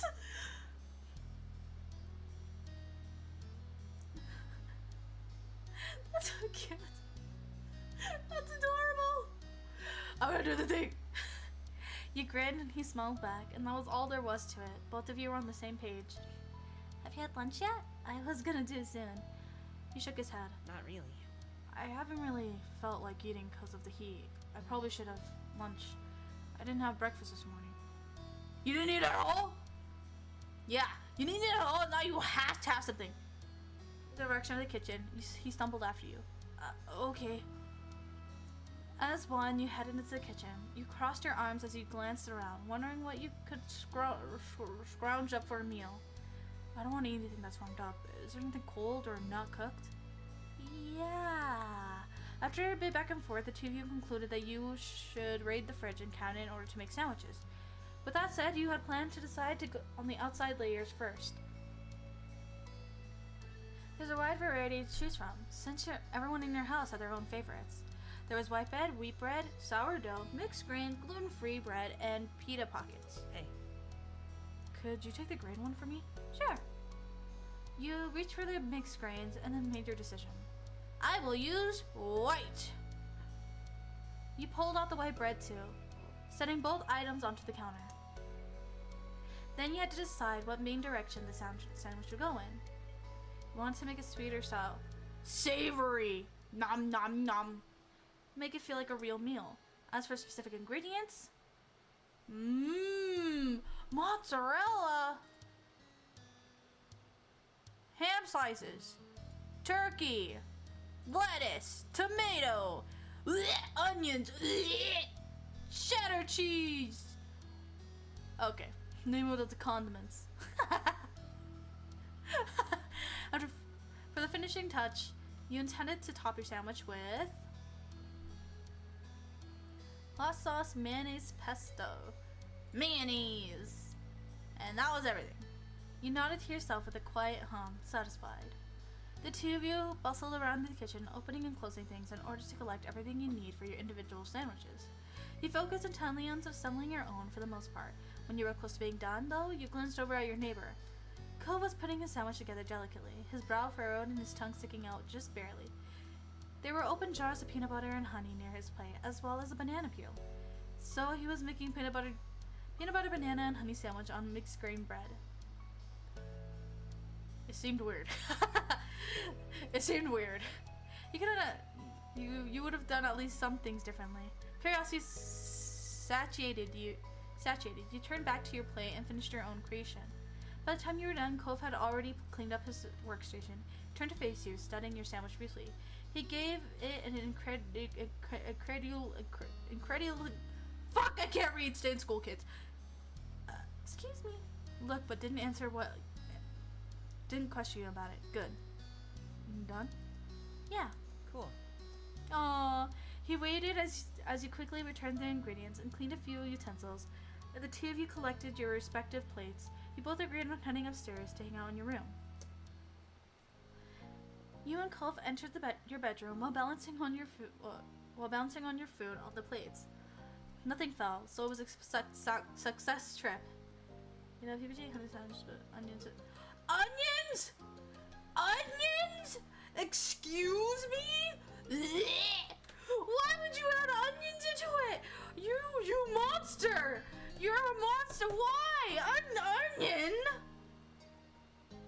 Onion? Ooh, that sounds good though, Hoyen.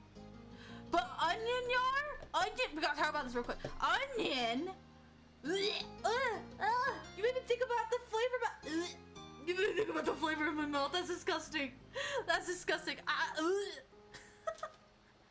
Disgusting. Cove took a seat on the ground, searching out the hardwood floors in an attempt to keep it a bit cooler. He immediately took a big bite of his sandwich, chewed, and then hummed happily. The sandwich is really good. At least that's something. At this point, you sat down and started your own sandwich. Yes, you enjoyed it too.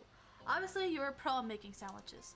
He leaned back on his hand while chewing and glanced around. His every movement was sluggish. Want to do something? It seemed the plan of not doing anything at all had already worn thin, despite his lack of enthusiasm. Like what? He rolled his head back and looked up at the ceiling. What about Hangman? But went along with it. Neither of you had much attitude anymore. Yeah. You put your plate on the side and pulled out the markers and scrap paper. As you laid everything on the floor, he scooted back to make more room in front of you. Cole picked up the markers with his right hand while keeping a half slice of sandwich in his lap. That's, Can I pick the phrase? Go ahead, I don't mind. He smiled briefly before he bent over the paper and began sketching the hangman frame. Then he stopped, pursing. What's happening, chat? Garlic! What is happening? I'm just having a bit of sweetness with a little kick to them. Ew, no! I don't want onions either way. That's disgusting. Ew. My chat is all filled with onion lovers. Disgusting. I'm gonna throw up on you, chat. I'm gonna throw up on you. I'm not missing out if I don't like it. It's disgusting. Then he stopped pursing his lips in thought. He tapped the end of his marker against his cheek. You watched silently as Cove looked down at the paper and up at your face, and then off to the side in a loop. His marker kept tapping his cheek the entire time. You raised an eyebrow. He suggested a game and wanted to pick the phrase, but it looked like he didn't actually have anything in mind for it. Finally, he put empty lines on the paper to signify spots for letters. Alright, you can start guessing. He peered over. His secret phrase consisted of 3 words. The first 2 had 3 letters, and the last had 4. Okay. You thought hard about what your first guess would be. Enter the letter of the alphabet. E. You got one. After the first round, you were able to take another bite of your sandwich. when a thought occurred to you. Wonder if anyone turned off the TV downstairs. The TV. It was on earlier, but no one was really watching. Then everyone started to leave the living room. I know I didn't turn it off. It might still be on downstairs. There's no one there. Cole smiled quickly at that. Oh. Poor show. Playing with no one around to enjoy it. What was it? He squinted to the middle distance, trying to recall the show's name. I felt like it was some kind of crime-solving drama? Cove nodded sleepily, his eyes closed and opened again with some effort. Can you give any specifics? Maybe I can guess it. Well... You rested your chin on your open paw, groggily thinking as hard as you could. I remember there was a woman with long blonde hair. I think. She was the one solving crimes, like as a detective or something. There were scenes in the police station because someone got arrested? You must have silence, both of you thoughtful. Then Cove chuckled, and wasn't that funny, but you joined in the laughter. I don't know. I don't know what that is. Me neither, and I just sighed. T. Good guess.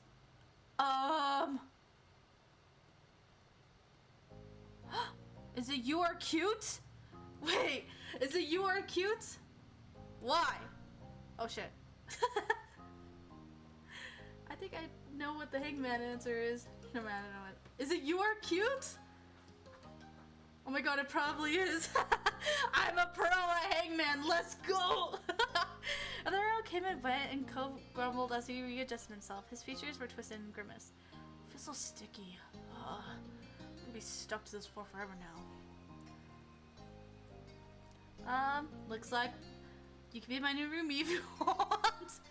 He smiled slightly at your joking suggestion. That wouldn't be so bad. You couldn't help but smile too. Now that you would thought about it, being roommates with Cove would be fun. Then you turned to the game. Why? It is! Yep, that's right. It's you are cute!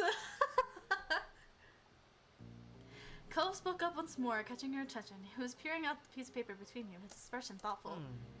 You know, Hangman is kind of a creepy game. Why do people come up with it? Why do they play it?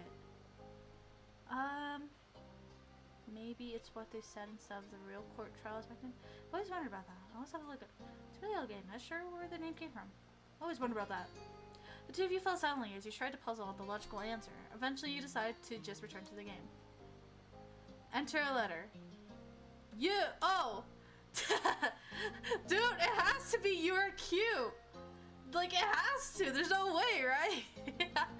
By this point, Cove had finished his sandwich. Yours was almost gone too, but now you were getting thirsty. You brought it up to your neighbor.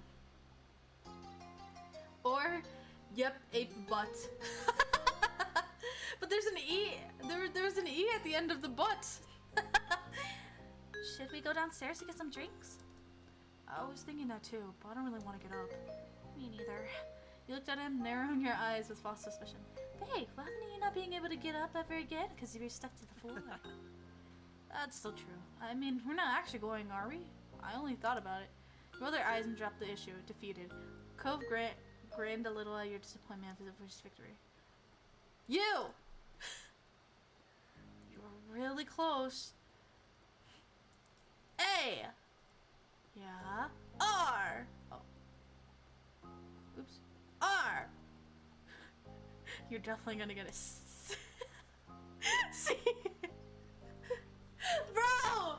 I'm so good at Hangman! I'm so good! Get shit on! Get shit on, Cove! Woo!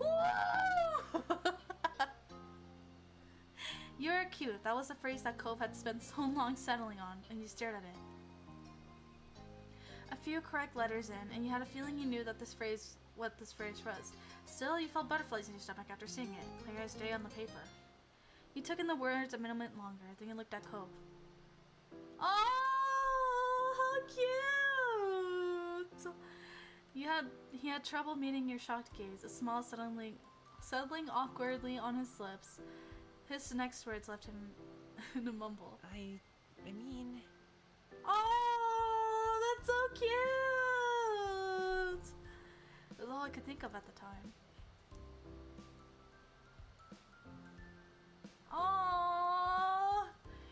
playful shoves on the covered your face. You stayed where you were, unable to move. You fell backwards onto the floor. Let's give him a hug! Yippee! It was instinct. You leaned over and wrapped your arms around him in a hug. Aw, let's be middle schoolers and go, no, you're cute!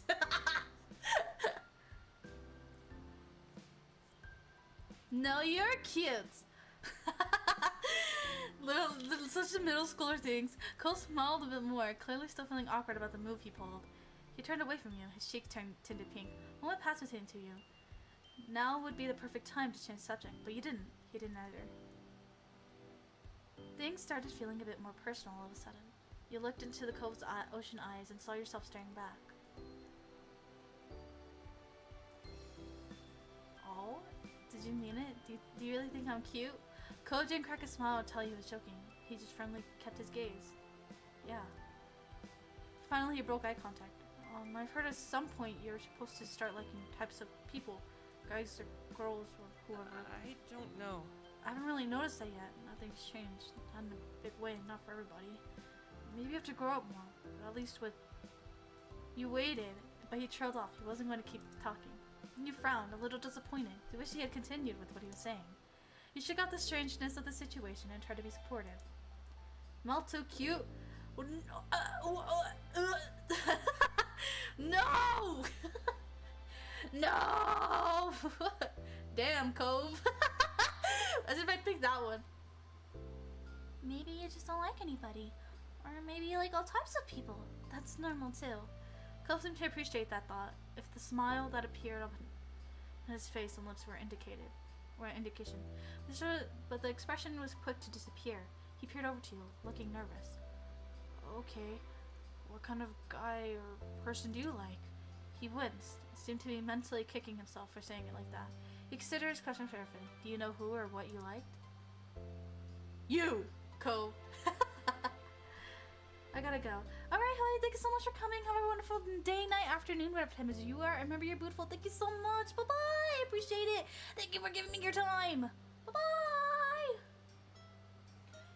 You are starting to have physical attraction in general. You only seen physical attraction in special cases.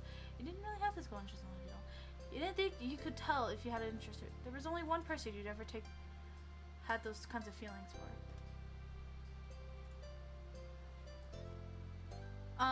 You were starting to have romantic attraction in general. You only seemed to feel attraction. You didn't think there was only one person you've ever had a romantic. Be safe, bro. 07. But specifically, when it came to how you felt towards boys, you found them attractive, but you hadn't thought about being with a guy. You weren't physically interested, but you'd be happy to be interacted. You were generally more interested in guys. You found them attractive. You thought you'd be happy with a guy someday. And how you felt towards girls, you found them attractive. You'd be happy with a girl someday. I am bisexual. / e-dance. Do do do do. For people who are exclusively male or female. I think wait. You found attractive, but you hadn't thought about being with someone non-binary. Huh. Now that I think about it, I don't think I've ever thought about that. Huh. I think I would still, though. What would that... I'm so confused about myself. Maybe I'll figure it out along the way. You know. You returned your attention to Kelf, who was waiting patiently for your response. He listened intently, taking in every word as you tried to convey how you felt. He definitely peaked up a bit when you mentioned having some interest in romantic relationships. Then he scratched the back of his head, sheepish. I'm not really sure how we ended up talking about all this when we started out just playing Hangman, but it was good, I think. I think so too. Kelf chuckled a little bashfully. He glanced around, clearly scrambling for something else to say. So, have you heard from Lee recently? Yeah, actually, I'm really glad you brought it up. The conversation took a lighter turn after that, and I feel like you got closer to the afternoon. Oh my god, the lighting! Oh my god, it's so pretty! Finally, the blazing sun began to set. To your relief, the air cooled down a bit as a result. You pulled a shelf off the floor, as did Cove. With some minor complaint, you both stretched your arms, groaning and yawned into your hands. You glanced out your window briefly, taking in the soft reds and pinks and purples in the late afternoon sky. Somehow, you made it through the scorching hot day in one piece. Cove turned towards you, mentioning towards the window of his chin. Wanna go outside? It might be better out there than here now. Sounds good. I could really use some fresh air. The two of you took your time heading downstairs. You stopped briefly to grab a drink of water, then continue on your way. You stepped outside one after the other, your destination being the familiar hills behind your house. This time, it was quiet outside. The flowers blew gently in the wind, petals trembling but stubbornly hanging in there. You felt a breeze cool your heated skin, and you relaxed your shoulders. Am I too late? No. I don't think so. I don't believe so. I think I have like 3 more memories left to go through, so, you know, still got a long way to go. Cove closed his eyes, releasing a deep breath. But hello, welcome. How are you? I'm good. How are you? How are you? I really love it out here. That's surprise. Your opinion sure has changed since you were first on this hill. Great. I'm glad. Yeah. Cove chuckled, not even attempting to deny your words. A beat passed, but his gaze didn't stray from your own. His voice was impossibly soft when he spoke up again. I'm glad I met you, Mom. You're really important to me, you know? They're so cute. They're so cute.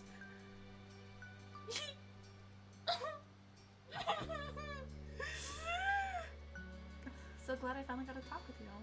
Oh, hello. Yeah. You're now stuck in my community. You can't leave. You have subscribed and surrendered your soul to me. You can't do anything anymore. I feel the same. Your voice came out equally delicate. From the way his features brightened, though you knew he hurt. I've been reading for so long. Then Cove reached over and held your hand without another. Oh my god! Okay. Oh my god! He's like going all out. Oh my goodness. Oh jeez. You have that meme right there. That hand meme. What hand meme? What hand meme? That looked like a duck.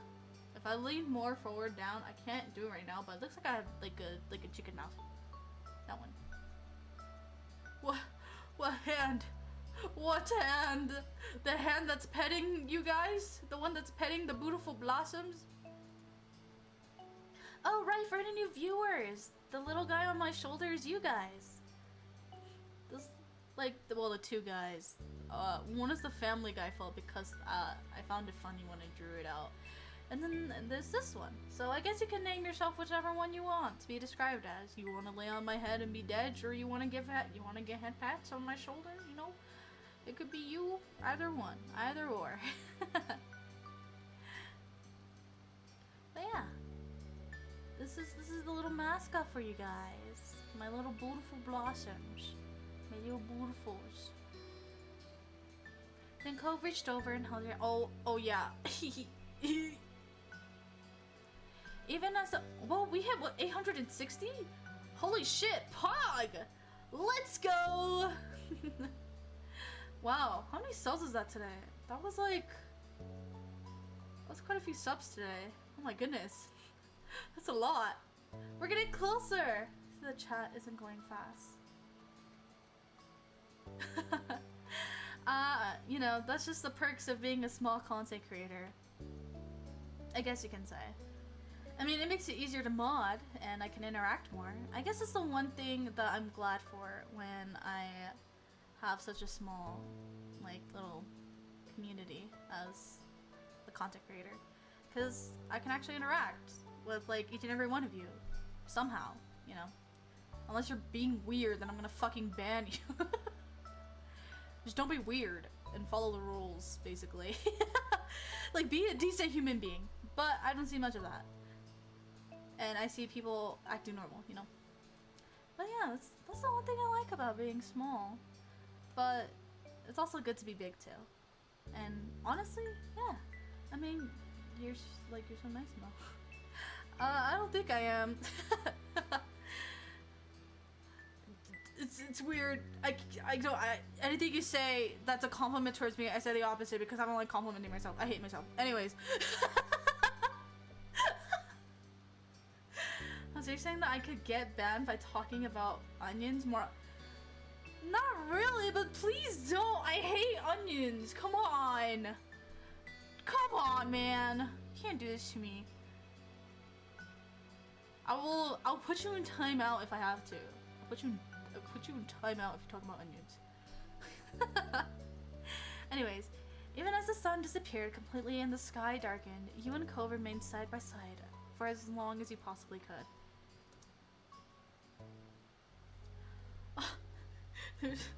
There's 3 more! There's 3 more! I mean, I know I could just end the summer, but that's lame, not doing the memories. Sunlight shone through the windows as you sat in your living room. Your home phone pressed to your ear. Cove was on the other end. Oh! It's been shaping up to be an ordinary day like any other, until Cove had called unexpectedly. His sound unusually nervous greeting you. Oh? You listened silently as he kept talking, his words stilted. So, I was just, wondering, do you want to come over to my house for dinner tonight? The question came out strangely, almost like he'd rehearsed it a few times beforehand. Oh, that's cute! How cute! Your eyes widened a little. You hadn't expected this to be the reason behind the call. Guess the places I'm going.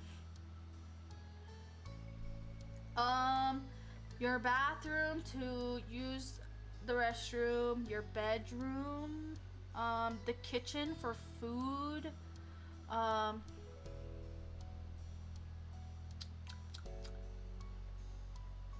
maybe the living room.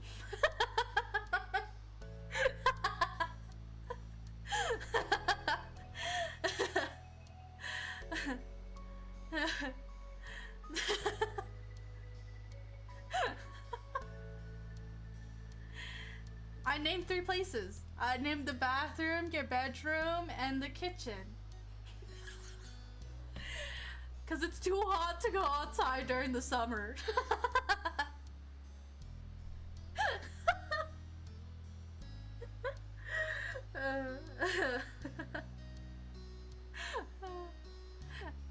Anyways,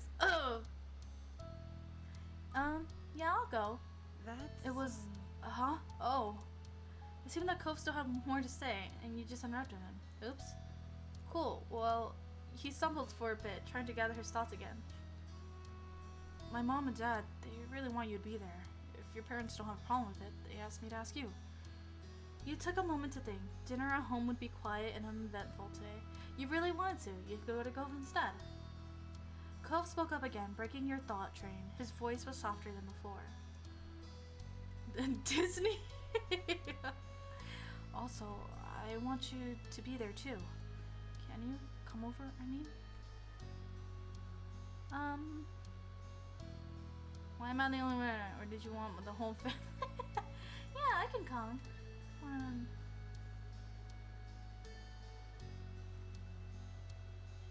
Oh, nice! I hope you have a lot of fun. Enjoy it. I don't travel. I am a broke bitch, so I don't go anywhere. I've only stood in the place that I'm living in all my life. Besides the places that are probably like 3 hours away. But I've never traveled that far before. I've been stuck here. On my birthday? Oh, happy early birthday! If it hasn't passed yet. If it did pass already, happy late birthday. And if it's today, happy birthday. Thanks, Slim. I'll let them know when I can. He sounded so noticeably relieved by your response. Was you coming over for dinner that serious? He spoke to you for a little longer to explain what time to come over and other details, then hung up. And that was that. For now, anyway. Soon enough, the sun slipped out in the sky. Evening came. It was time for you to head over to Cove's house. After letting Elizabeth know you were leaving, she didn't look away from the TV, just grunted. You made the small journey across the street. Excuse me. You knocked a couple times on the heavy door to their condo. As you waited for an answer, you found yourself contemplating being a guest while both of Cove's parents were there. You didn't think much of it was so interesting. You could say you were thrilled. Hi, I'm back. Hello, welcome back, Alyssa. You were apprehensive. It was exciting. Last year, you say that. Wow, nice. That sounds very beautiful. You had thought today was going to be boring, but it turned out to be much more interesting. I am on the one where I am going to Cole's house now to have dinner with him. You didn't get too much time with your thoughts, so the door opened as soon. Cole's mom, Kira, stood in the frame of smiling warmly at you. Come on. Hey, Emlem, welcome. Please come on in. She opened the door wider and moved to make room. You stepped inside, allowing the short door to shut behind you. Oh my god, their place is so nice. Thanks so much for coming over. I know it's kind of like last second. Thank you for having me. Of course. Just make yourself at home. It's not my home, but I've been given permission to say that.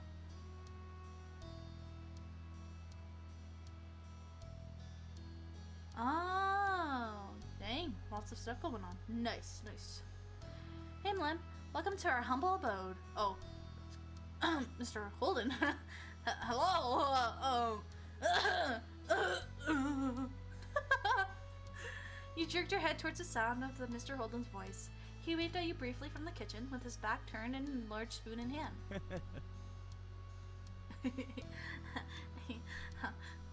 Hope you're hungry, because I'm whipping up a lot of tasty stuff. True to his word, you heard something sizzling on the stove. You closed your eyes and inhaled.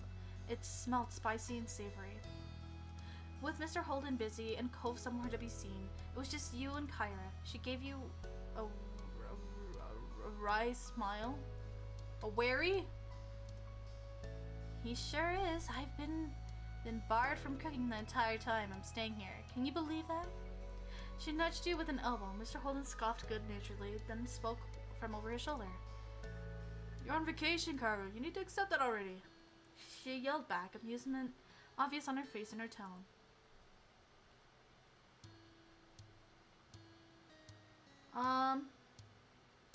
Like school? Like school-wise? I only have a high school diploma. I graduated last year. So I've been out of school for a year. I'm not going to college. I don't plan to. College isn't my thing. I'm not a school person. But yeah, I graduated last year for high school. People still cook when they're on vacation. Everyone's gotta eat. It's not like I'm some celebrity who can go out for every meal or hire a private chef. Sorry. Well, in this house, you're a VIP. Kyra smiled and shook her head quietly. Then she turned to face you once more. Well. By the way, thank you. Even though it was last year. My family, just the family that I have right now. That's all. Like, you know, my mom, dad, siblings. That type of stuff.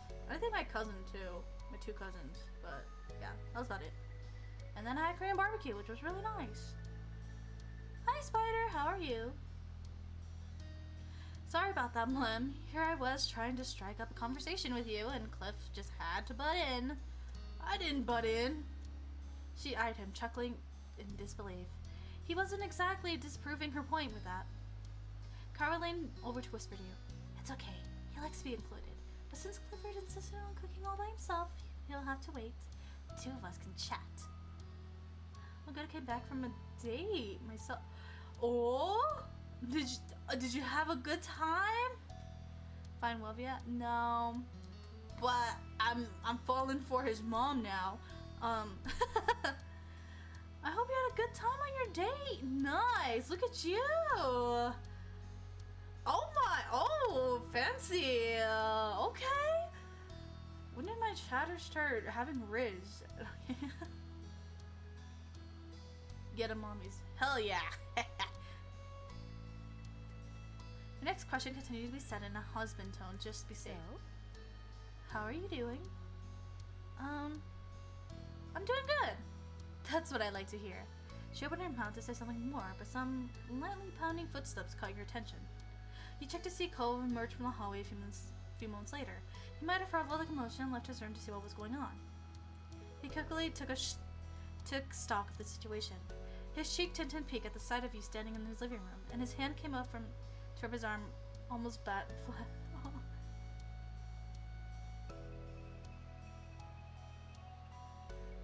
We learn from the best? Good, good. It's okay, chat. As long as you get the Riz and you get them dates, I believe in you. Cause I'm just here. Mom, you made it. Thanks for coming. Cole's voice was unnaturally loud, as if he thought you wouldn't be able to hear him from where you were, only a few feet away. Hi, Cove. You doing okay? Yeah, I'm fine. He didn't sound convincing at all. You narrowed your eyes suspiciously, but didn't call him out on it. If you could talk to him alone tonight, maybe you'd ask him what was going on then. It was when you glanced away from Cove that you spotted his parents watching the two of you interact. Cove noticed the stairs too, meeting them with narrowed eyes. So, Are we having dinner now?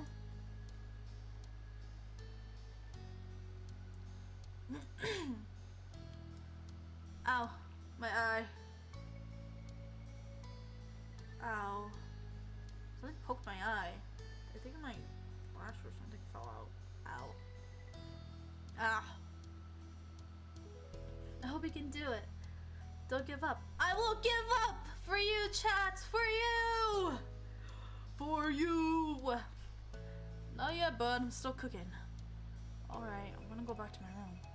As he turned to leave, he bent his head to the side to face you. You coming? The question was quiet, but you heard it clearly. You smiled, pleased that he asked, and nodded in the affirmative. Cove turned fully to there's something in my eye. Oh my god, I think allergies are kicking in. My eyes are getting itchy. Fuck, I need to take an allergy pill after stream.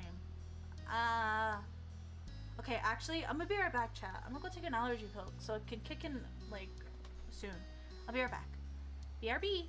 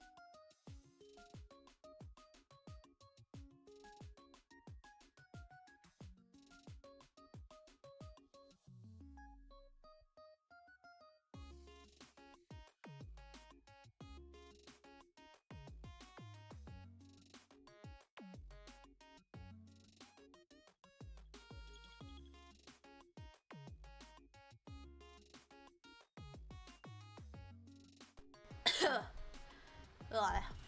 Blah. I'm back! Oh wait, wrong one. I am back. Oh.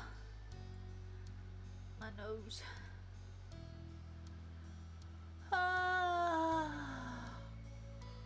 It was only like 25 milligrams of my allergy pills. I had to take like 2 because I was like, that's a pretty small dose. What if it doesn't kick in? So I took 2 just in case to be safe. Cole turned fully and made his way down to the hall. Have fun, you two. We'll call you when food's ready to go. With that, you followed after Cove. The two of you made your way down the hall. Excuse me. You used Cole's room before, but only rarely. Going to Cole's room was a standard occurrence for you nowadays. This is the first time! Cove got to the door first, opening it and stepping inside. You joined him. Whoa! He has fish! He like fish! He like fish! Welcome back. There was a mat on the floor in front of the door. As you stepped over the threshold of his room, you felt the crunch of sand beneath your feet. You glanced down. Sand was clustered around the entrance. You even spotted smaller amounts of it dusting around in the room's floor. Not like cat. Cat likes fish. I don't like fish, surprisingly. I can't eat it. I don't know why. I want to. It looks delicious. I just can't eat it. Monsieur B. Mel's soulmate played by Mel. I am an imposter. I am imposter. Though you hadn't anticipated it, you weren't surprised at the sight of the coarse beach boy Cove Holden would get his room all sandy.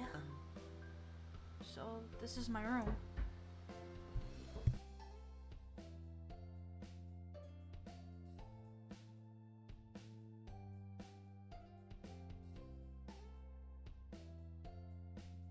Sorry, I broke in. Cat loves food. Yeah. Cove was hit by a bit shy as he sets off, fidgeting with the hem of his shirt, using one hand and vaguely gesturing to the space in the other. There's stuff you can sit on if you want. You back? Yeah, I am back. You looked over at the desk chair as an option. When you turned back, Cove was already sitting on the edge of his large bed. Are you trying to make your room your own beach with the sand? It's nice. Cove's chest puffed out as he sat up straighter and smiled. Thanks. Dad helped me put stuff up, but I chose what to have and where. That's cool. You sat next to Cove.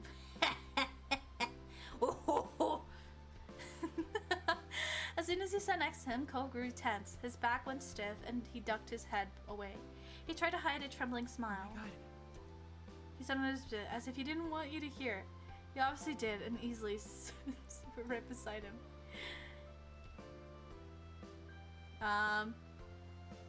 He felt very charmed. He chuckled over it. He smiled comfortingly at him. He raised his eyebrows. You both kept noticing the other's every move.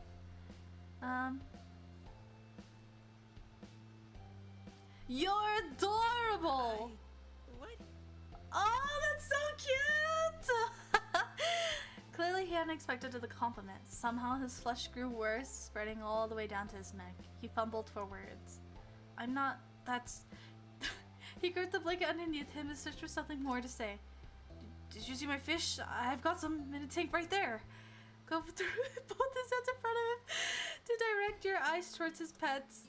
Oh, that's so adorable. That's so cute.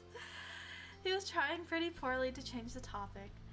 That much was clear. You decided to show him mercy and allowed it. You started to watch the bright fish swim.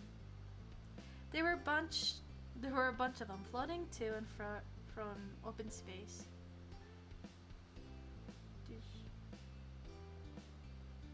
Huh? I don't know what that is. Open space.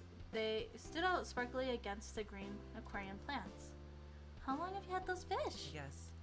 My dad bought them for me not very long after I moved here, I guess. Guess it's been years now? Wow, that's a long time. You peered carefully into the tank. The fish looked to be doing well. You must take good care of them. Most of them were small, but there was one especially big. What are their names? I don't name them. Well, Well, not really. He lifted an eyebrow at that. He continued the explanation sheepishly. I mean, Mostly I just call them things based on what they look like. Squirt for a small one, tangerine for a really orange one, that sort of thing.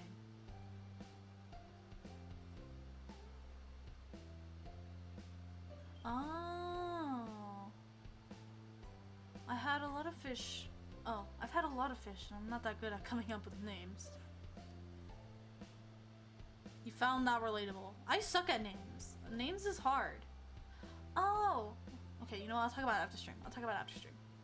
You didn't have any pets, but you always had trouble naming your stuffed animals or whatever else. It was such a hard choice. Oh, a couple of them have other types of names.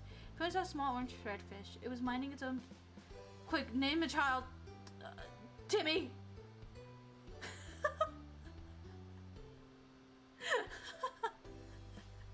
It was minding its own business away from the others.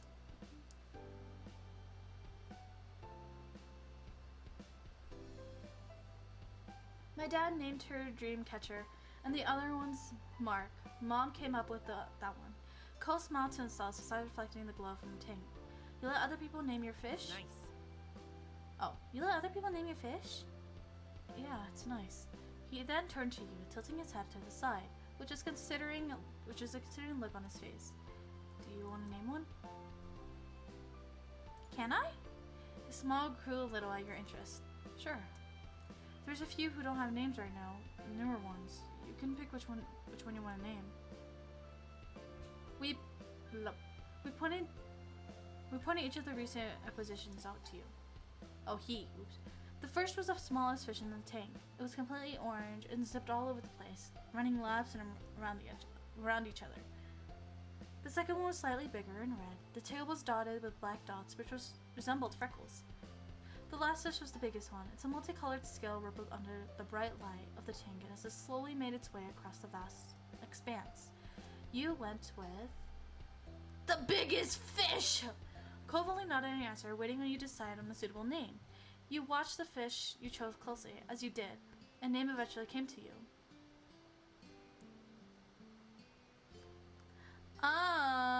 Frank! I like Frank! Let's do Frank. Cove laughed unreservedly at your choice. It was affectionate, rather than insulting. You name things like my mom. Alright, it's Frank. With that, his attention moved from you to the tank. He peered fondly at it and its inhabitants. He smiled proudly at Frank as it swam through the tendrils of the plants, disappearing then reappearing soon after. You noticed then that Cove was sitting closer to you than he was before. He must have scooted over at some point during the conversation. This close, your shoulders were almost brushing against each other. Your heartbeat picked up a little at the realization. Melik's mom real? So fucking true. You know, I'm not allowed to have pets in my house, not even fish. The corners of Cove's lips turned down like at that. That doesn't sound fair. It's not like fish would make a mess of your house or anything. You just gotta take care of their tank and feed them. They'll be okay. I know! They trust Elizabeth and me to go around the neighborhood alone, but they won't let us have pets! That doesn't make any sense! Maybe when you were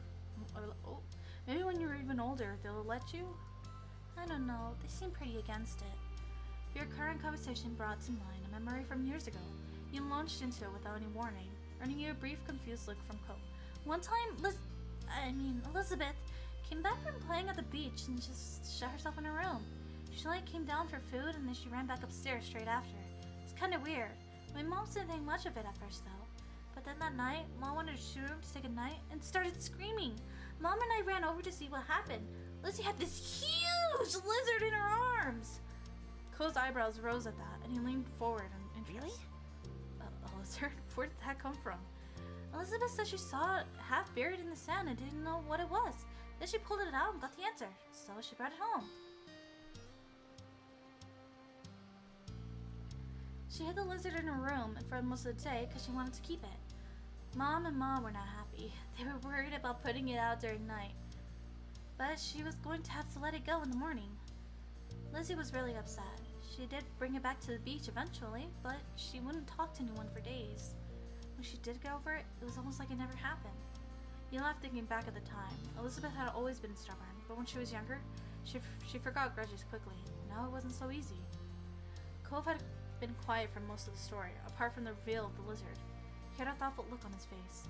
Can't even imagine what it'd be like to have a sibling. Yet, you gave serious thought to his saving before you told him. There are ups or downs. It's fun to have her there when she wants to be there, but now Elizabeth barely feels like she's hanging out with me. Cove pursed her lips at the words, considering them quietly for a while. That's interesting. I think your family's cool. You didn't have much else to say, though, while on the topic, your family, you considered your relationship with your moms too.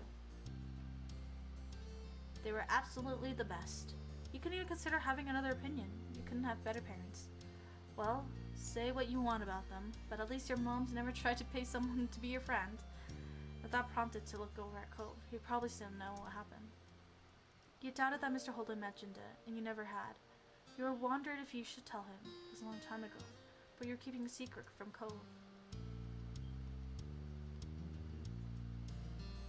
I want to tell him!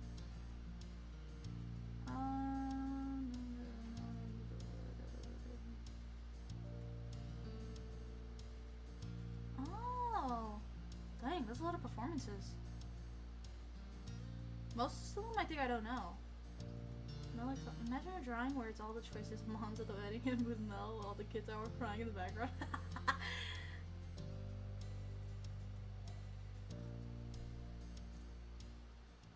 Also, I just want to give a heads up. If you do just chat to chat and expect my full attention on you, I do want to say ahead of time that, you know, I'm not that type of content creator. I'm just here to create content. Because I know, as a small content creator, it's easier to be recognized, but there are limits. You know, I just want to say, just in case, you know, even if you had no intention on bringing it up, just want to say ahead of time because, you know, I am so, just a content creator here. I will read your chats, but don't expect replies all the time. Even if my chat is small, or my community is small as well, you know, just want to give a heads up. Because I know that some people would tend to get crazy and will, you know, think parasocially about the situation. So I just want to give a heads up, just in case. Because, you know, whenever I see people like ask if I saw a question, I always have to bring it up just in case, so it lets them know ahead of time. Just so that the limit is there. Just so that the limit is there. The line is there, you don't cross it. And so you don't accidentally get banned or anything, or deleted off the channel and such. Yeah, just want to bring it up just in case. Nothing to worry about, I just, you know. You took a deep and started studying breath to prepare yourself for the conversation. Now you just have to figure out how to tell him. Baby me and give me full attention, please. No! Because I am a content creator and I have a bunch of other people watching me, even if it's just like 2 people. Cole, I have something important to you. Please don't get mad about this. Furrowed at an uncomfortable tone, he turned to give you his full attention. About what? You stared into his bright ocean eyes. You told him the truth. So, this was way back when you moved here, and the first time I met your dad, actually. Your dad, he offered me $20 to be friends with you. Cove sat still, uncharacteristically. There was an unreadable expression on his face. His eyes seemed to look through you. You didn't know what to do next. Then, without saying a word, Cove stood up from his bed in single motion. You just bolted out of the room. For a moment, you didn't move a muscle. You were in shock. This was... No! Did I fuck up? No! He came back. He shot into the room. Cove! There's no response to your call. He said, called down. He already started back to the living room. His arms were shocked to his sides. His hand slightly balled into a fist. He might not have been facing you, but you didn't need to see his face to know how he felt. Cove was furious. His parents were nearly finished setting the table. They greeted him, none the wiser of what was about to happen. Huh? What's up? When did you start running in the house? Are you that famished? You better catch up and full stand near Cove. The parents' words didn't even register in his ears. Their child was fully focused on another matter. He was practically shaking. Cove took one more step toward and glared up at his father's face. paid Mlem to be friends with me? Mr. Holden froze. He looked, I didn't take the money! I didn't take the money! Seriously? He wiped his hands towards Kyra, his eyes wide and blinking rapidly. It was only one time. I didn't take the money though! Don't think our friendship is fake! I didn't take the money! The admission elicited the expression from his ex-wife. Mr. Holden raised his hands up to gesture defensively. It seemed like a good idea when it happened. She covered her eyes with one hand. It was clear that her patience was frayed, but she was not so shocked anymore. Mr. Holden bowed his head, rubbing his back of his neck, guilty. The fact that she accepted this as something he'd do so easily seemed to be the most crushing part. Cove just stood there, fuming silently during their little aside. His eyebrows furrowed painfully and his eyes trembled.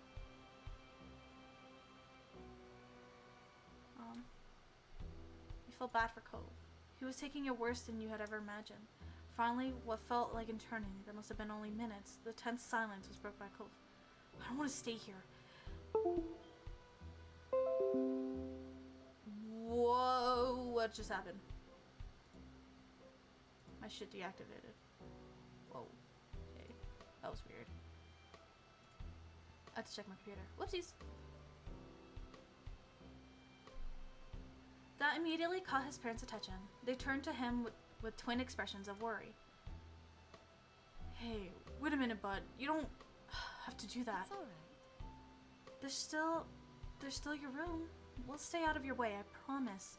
Where could you go at this time of day? It's almost night. Stay with Mlem. He stormed out of the house without waiting for any other response. You jumped as the door slammed closed behind him. Aw, I gotta follow you. No, I can't just leave you there alone. You didn't even take the time to say something to his stunned parents. You ran after Cove, shutting the door more softly behind you as you left. You spotted him easily. Cove hadn't made it far. He'd just been reached the middle of the road. Are you okay? You might as well have said nothing. Cove didn't look back, nor did he answer you. He stomped forward, going across the street without hesitance towards your house. Take long to approach the door. He left it unlocked, so you yanked it open and went inside with you. But then night fully came. The two of you stood tensely together in the middle of your room. Nothing really hadn't gone as you imagined it would. At least Elizabeth was around, your moms were out. You had no idea how you would have explained the situation to them, and you were sure Cole wouldn't have been up for that. He watched you from a distance. His expression wasn't hostile, but it was not exactly welcoming either.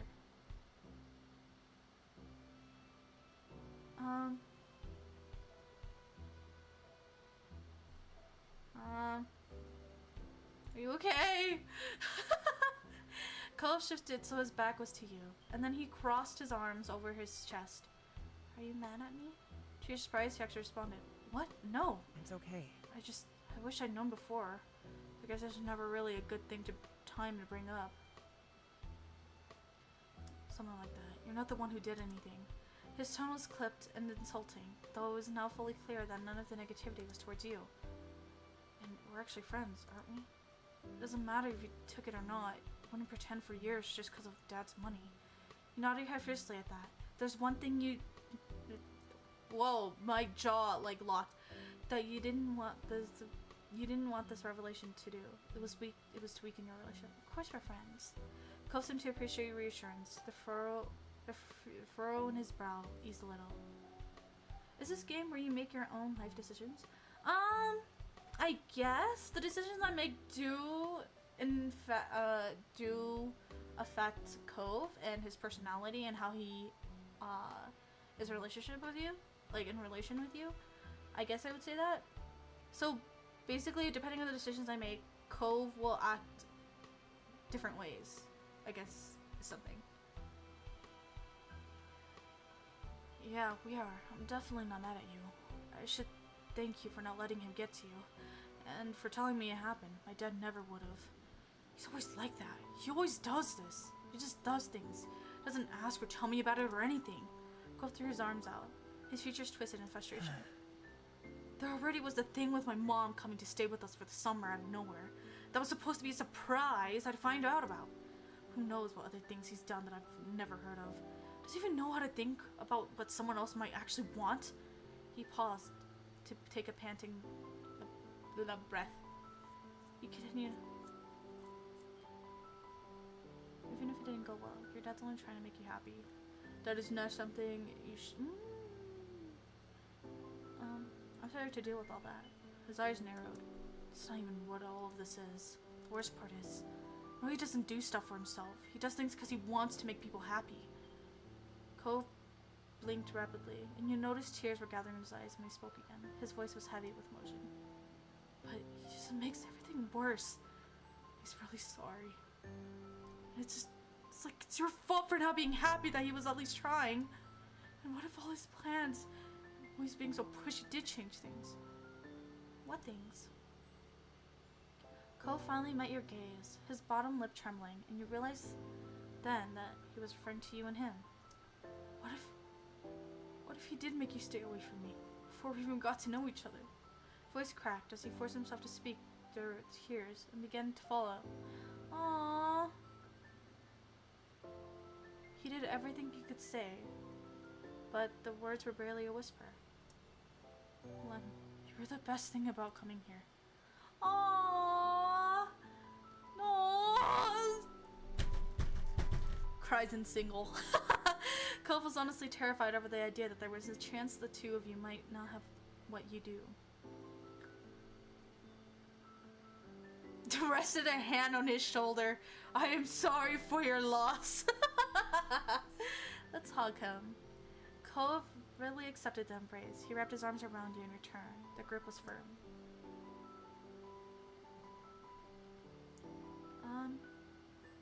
I wouldn't have let anything your dad or anything else did. Wait, I wouldn't let anything your dad or anything else did mess things up. Wait, what? That doesn't make sense. I wouldn't have let anything your dad or anyone else did mess the... Oh, okay, I understand now. I understand. I'm really glad we got to be friends. His features crumpled into words. You couldn't tell exactly what his expression was, but it seemed a mix between relief and sorrow. He sniffled. Me too. You remained like this just for a little while. Then he scrubbed his eyes with the back of his hand. His gaze turned away from you, growing distant. It's like that with my mom too. The anger had begun to release bubble back to the surface. Dad wants to make people happy, but he doesn't. The words landed scathingly hard. You were certain he'd crush Mr. Holden if you heard him. You'd never known how much his parents' relationship... Oh my god! English!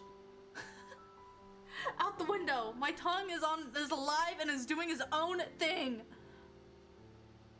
You never known much about his parents' relationship, but you thought you understood it a bit better now. I'm here for you. You felt things were so hard for Cove in a second. I'm here for you. Cove just looked at the ground. As the two of you were stifled by the quiet, a thought came to your mind, abrupt and sudden.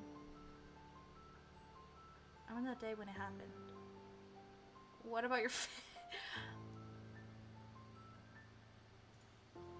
You ran to the hills behind the house, and Mr. Holden waited for you to come back while my mom's checked the park for you. That was when I met you for the first time, after he talked to me about you. Cove lifted his eyes enough to see you. His eyes remained low. I remember too. When I first moved to Sunset Bird, I felt like I'd lost my whole life. Maybe that's why he wanted to help you start a life here so much. His eyebrows scrunched up, and he seemed to verge of tears once more. It was obvious Cove didn't want to think about his dad that way, but it was also hard not to right now. He must be conflicted over where to go from here. Your dad still needs to stop being so forceful, though. You might feel better. You might feel better than you do if you tried to make up with your dad. You guys are willing to learn how to communicate. It'll be on your side no matter what. Communication is key. We're at the part where Mel has strained for too long and can't speak again. No, I can speak properly, I think. Cove frowned thoughtfully. He didn't say anything, but he had a feeling he was taking what you said into consideration. I'm going back home. His face was set in determination. There was no way you could tell him to do anything else. even if he wanted to, so you nodded. I'm sorry. Aww. Thanks, Mom. Can I come with you? Yeah? Why wouldn't you go? Smiling. Just checking. Cove nodded and headed outside. You followed behind him. Once again, the two of you made your way across the street towards his house. He didn't pause at the door. He just opened it wide and went in.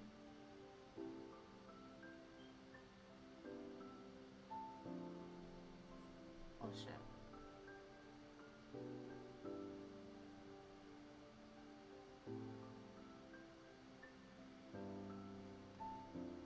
Sorry, my father had texted me. Cole's parents were sitting at the table. Their heads... Good choice. I know. Woo! Saved myself there. Their heads bowed in silence between them. They snapped over at the sound of the door, relieved to see Cove return. Mr. Holden stood up so suddenly his chair squealed across the floor. Cove? Aww. Kyra got out of a chair as well, but less dramatically. How are you feeling, baby? I wanted to talk to you. His parents looked over him, their features soft. Cove instead snuck a glance at you. You were glad to be there for him. You stared back solidly, hoping you could convey your support with your eyes. It must have worked, because Cove stood up a bit straighter. Cove then fully faced his parents. Mr. Holden stepped forward cautiously, his expression twisting in dismay. I am so sorry. I should have never done something so stupid. It's okay. It really isn't. That was a boneheaded move if ever there was one. I was bribing an actual child, one I never even met before that day. Cove almost cracked a smile, though he quickly regained his composure. Then it isn't. But I want things to be okay anyway. I'm sorry. Aww. Kara placed a hand on Mr. Holden's shoulder. Your dad doesn't believe there's something wrong with you. Or that you can't make your own friends. He can explain. I know why Dad did it. He wanted me to be happy, that's all. I didn't think it'd be like this. It was an accident. Kara sighed heavily, a sad smile curling her lips. You're very grown up, Cove. There's someone brought his hands up against his forehead and began to pace around the room. He didn't even know what to do with himself. He turned back around to see to face Cove and Kyra. He looked more solemn than you'd ever seen him. I'm not going to do it again. I haven't done it again. You haven't tried to bribe more people or haven't continued to step over a line without regretting it? Both! He let out a heavy breath before shrinking down a little. It was impressive because he was pretty tall. I'm trying. I don't know, but I don't think so. Cove's throat bobbed as he swallowed thickly.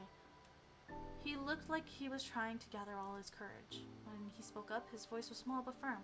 You invited Mom here. His dad's eyes widened. Cove was ready to have a talk he had to put off before. He didn't ask me if I wanted things like this. With both of you together again, it was for just a little while. His one hand slowly returned to his forehead. He was stunned as if someone had just hit him. I did it again. I didn't even notice. What's wrong with me? Why can't I just do something right? At least Cole seemed relieved that he was able to say what he felt. He knew just how long he'd been holding that in. Aww. It was quiet for a long stretch. Mr. Holden sat down in a chair. His shoulders drooped and his head's in his hand. He looked at Cove. He watched his dad and how genuinely he was struggling with what he'd been told. Cove glanced down at the ground, then looked back to his dad. I'm not angry anymore. Slowly, Mitchell met his son's eyes. I could try to talk to you more about these things. What I feel about stuff. I stopped saying that to you since everything happened. I didn't want to talk to you, but you won't have to guess if you know. Mitchell broke eye contact at that, shaking his head. My child shouldn't have to take care of me. You shouldn't have to make up for my shortcomings, Cove. I can fix things. I can still change. After having something of an outburst, Mr. Holden turned his face away and spoke more guardedly. Besides, I'm used to that already. I might not get it right, but not a damn thing would happen in what's left of this family if I wasn't making the effort. It was always me. What's one more thing to manage? Dad. I see. You're right, Cliff. I know. But I don't think Cove wants to take care of you. He just wants to understand. And he wants his dad to understand too. That's what matters, isn't it? It was still as Mr. Holden digested what Kyra said. He stared down at his empty hands held out in front of him. When he looked at Cove again, tiny tears glimmered from the corner of his eyes. He got up across the room to his son. Cove didn't move or look away as he approached. Mr. Holden set his hands on Cove's shoulders, the touch firm. He furrowed his brows.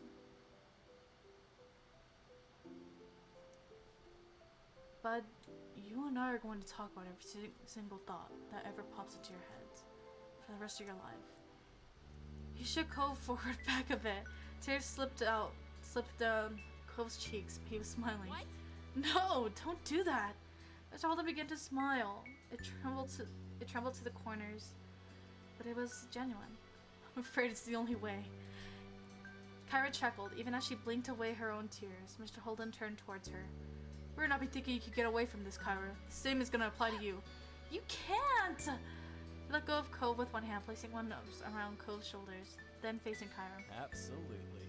Aww. And I'm just standing in the front door watching all this lovely thing happen while my family is out. He continued to talk as he walked in her direction, bringing Cove along with him. Aww. Then father and son were standing in front of her. Mr. Holden put his other arm around her. Now he had both of them in his arms. If you think the ideas that I actually go with are bad, you two are going to be amazed at that I decide against all on my own. Kyra jokingly cringed at the concept. Cole smiled tearfully up at his parents. Thanks, Dad. I'm so glad. Aww. Are you part of Hololive? No. I am an indie VTuber. I am not with any company. I do things on my own. Surprisingly and sadly. It's actually a shocker to be asked if I'm in Hololive. I don't think I'm anything near a Hololive VTuber or any of that.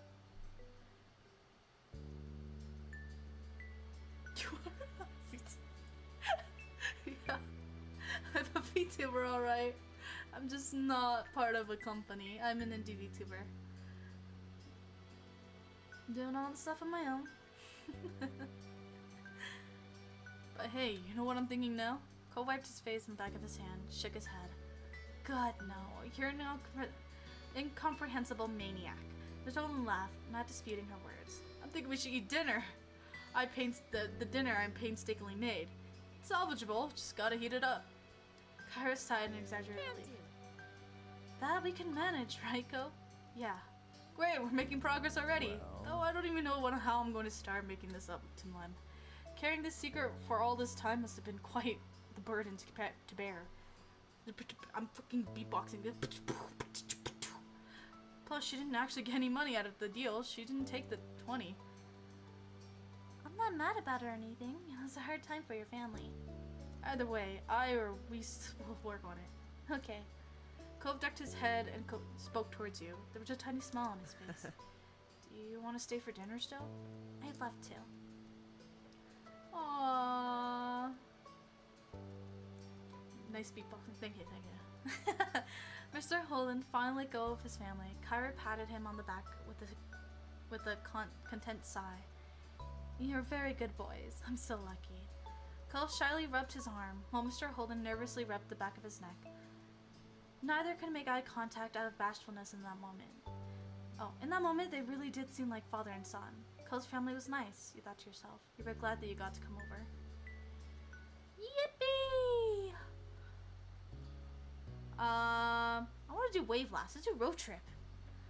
Even though you were awake, the sun had barely peeked its head above the horizon. The sky above was still dark, though lightning by the minute.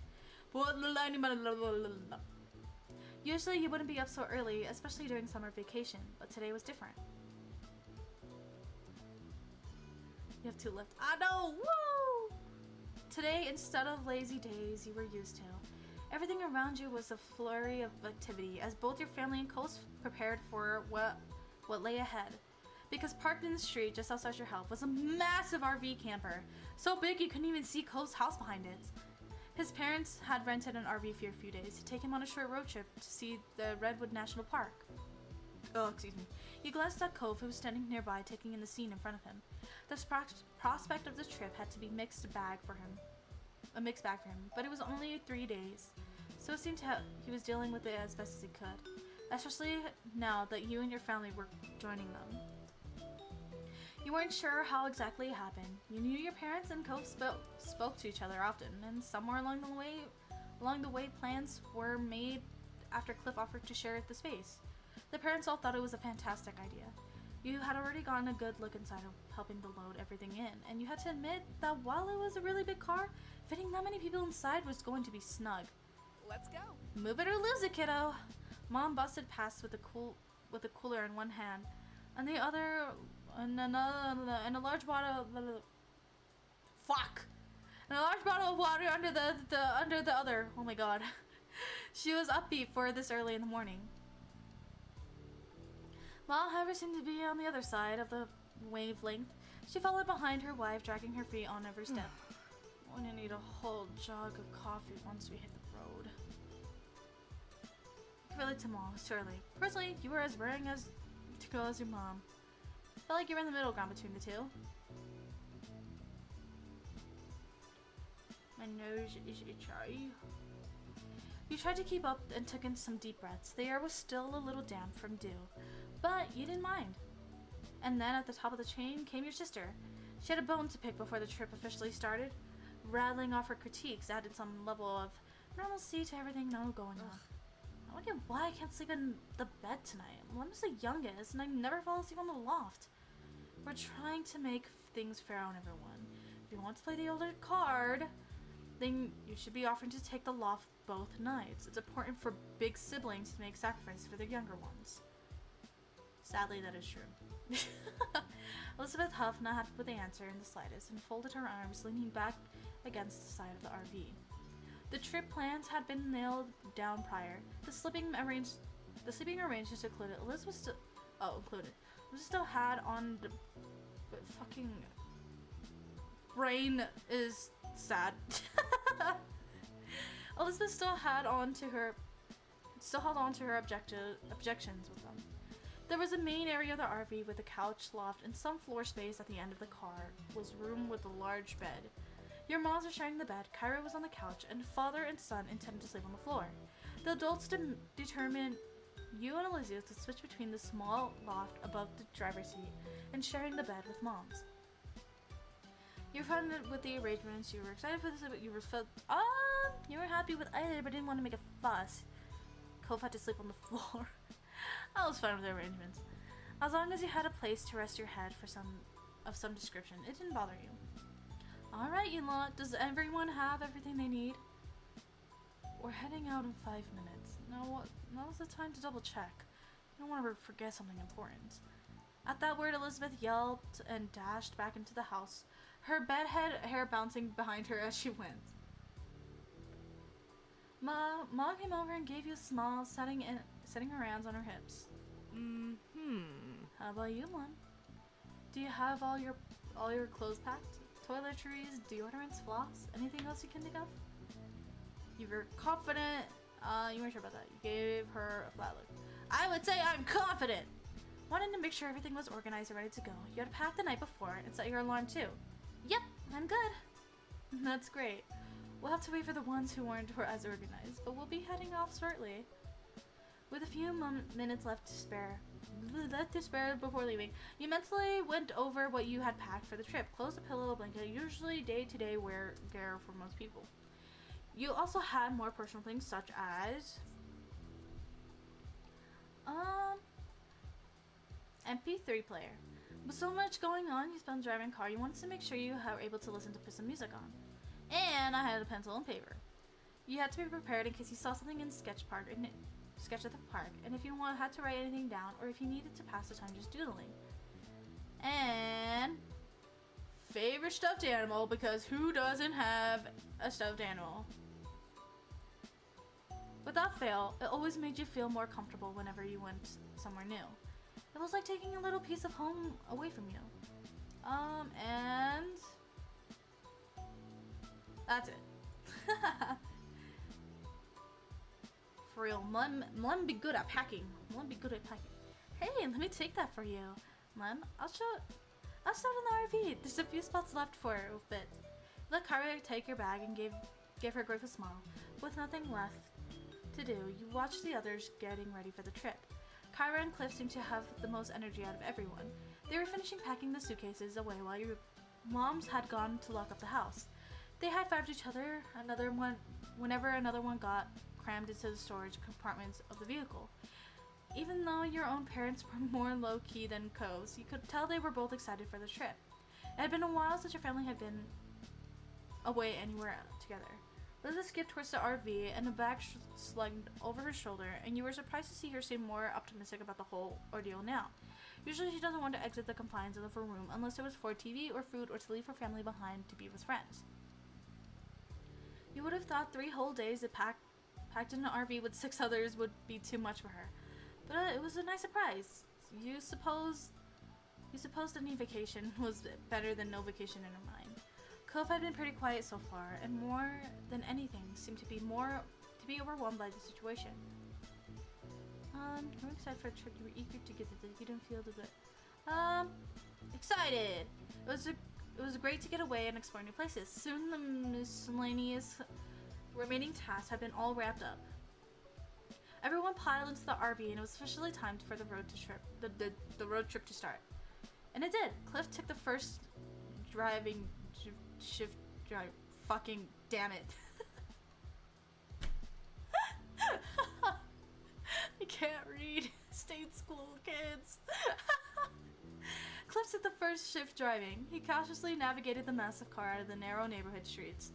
It was touch and go for the first part of the journey. Your moms and Kyra were all huddled in the front, trying to get a view of how much space they had on each side. There were a sense of relief when the first long leg of the trip was hit, and the RV would only need to go down one stretch of highway for miles. The mom grouped clear out of the driver's area, leaving Cove's dad to it, taking more comfortable seats around the main cabin. You felt like you could finally relax now too. Time slipped by as morning faded away. Before you realized that the entire RV came to a stop, but only halted for a few moments as Cliff climbed out from the driver's seat and Mom took over. Mom was sitting shotgun, and Mom a quick tutorial on the controls as it was her first time driving anything this large. Cliff groaned as he headed towards the rest of you, stretching his arms above his head and loosening his muscles. We're making good progress. Yeah, maybe you should take a nap in the back for a while. That was a long haul you just did. And I know you're on less sleep than usual. Cliff waved a hand at the trademark grin of his slipping into place. Nah. I don't need sleep. I've still got a few miles in the old tank. He flexed an arm, showing off his muscles to drive the point about how resilient he was at home. And Kyra rolled her eyes in amusement. Dad, everybody has to sleep. Cliff shook his head at the tough guy act, though Cliff simply chuckled and ruffled his son's hair. So, are you going to be driving again anytime soon, Mr. Holden? I want to know so I can prepare. Did anyone pack some rope? I might need it. There's no seatbelts back here. Elizabeth called down. That's funny. Elizabeth called down from where she was lounging in the loft above the driving compartment. Oh, it's up here. You guys can't see my mouse, but I realize where it was. Well, that's pretty cool. And very tight. I think I'd feel claustrophobic if I sit up there. Whoa, my teeth whistled when I used an S. Oh, that's very tight. Oh my gosh. She was laying on her back, but her hair falling over the side and swinging around as the RV started up again, took off to the road. A bag of potato chips was balanced on Elizabeth's stomach, and she tossed a couple in her mouth right as Cliff held a hand to his chest, pretending to be offended by the remark. Kyra laughed lightheartedly. Don't worry about that. Lucky for all of us, we have enough adults to cover the shifts today. We'll be driving together until tomorrow. You shook your head. Phew, that's a relief. Just enough time to write up my last will and testament. Yeah! Not you too! There's a laugh while Cliff pouted, and you gave him an apologetic Shrug. I love your videos. Thank you. Mom then shouted back in her seat to join in the conversation, a playful smile tilting her lips. I'm trying my hardest. I'm trying my hardest. It's hard to edit when I'm also live streaming and I have personal stuff going on. But one day there will be more videos. I do plan on making a bunch more. But as of right now, my laptop can't handle After Effects, so videos won't be up for a while until I have the time to. But yeah. But I do have a lot of gameplays if you want to watch the streams and such. They're still equally as good as content. I just, you know, they're just not edited for the funny parts, if anything. But yeah. Videos will come up soon. I'm just hoping to have the time for them. I have a lot going on in my life right now, but I do want to upload more videos because I know they're more convenient for YouTube. And you know, everyone's streaming nowadays. We need videos and all that. So of course I have games planned where I won't be streaming them and there'll be actual videos edited and such. But yeah, that's the plan eventually, whenever I have the chance to. But yeah, if you want to watch more of my content, the live streams are the closest thing you can get from the videos and all that. I see. Nice to meet you. Well, thank you. I hope you continue to support me whether I upload a lot of videos or stream too much and such. Yeah. What I'm worried about is this old monster getting us there and back again before falling apart. It looks as though it was built in the early 90s. It must be older than some of the occupants. That's just the aesthetic of the decor. It's not that old, I think. Did you ask what year the model was before you rented it? Kyra wrinkled her nose in thought. Hey! Yes, I did. I just can't remember what the answer was. Cliff chuckled at her while the rest of you let out a collective sigh. The RV lurched a little as it picked up speed, and you had to hold on to the ladder and loft to keep you balanced. You felt something graze the top of your head before a weight settled on your pink hair. When you tilted your chin up to look carefully, you heard rustling a bag of chips and realized Elizabeth had rested the end of it on your head. She gestured to opening, silently offering to share her snack. I took a handful. Reaching up, you scooped some chips after that weight of the packet left your scalp.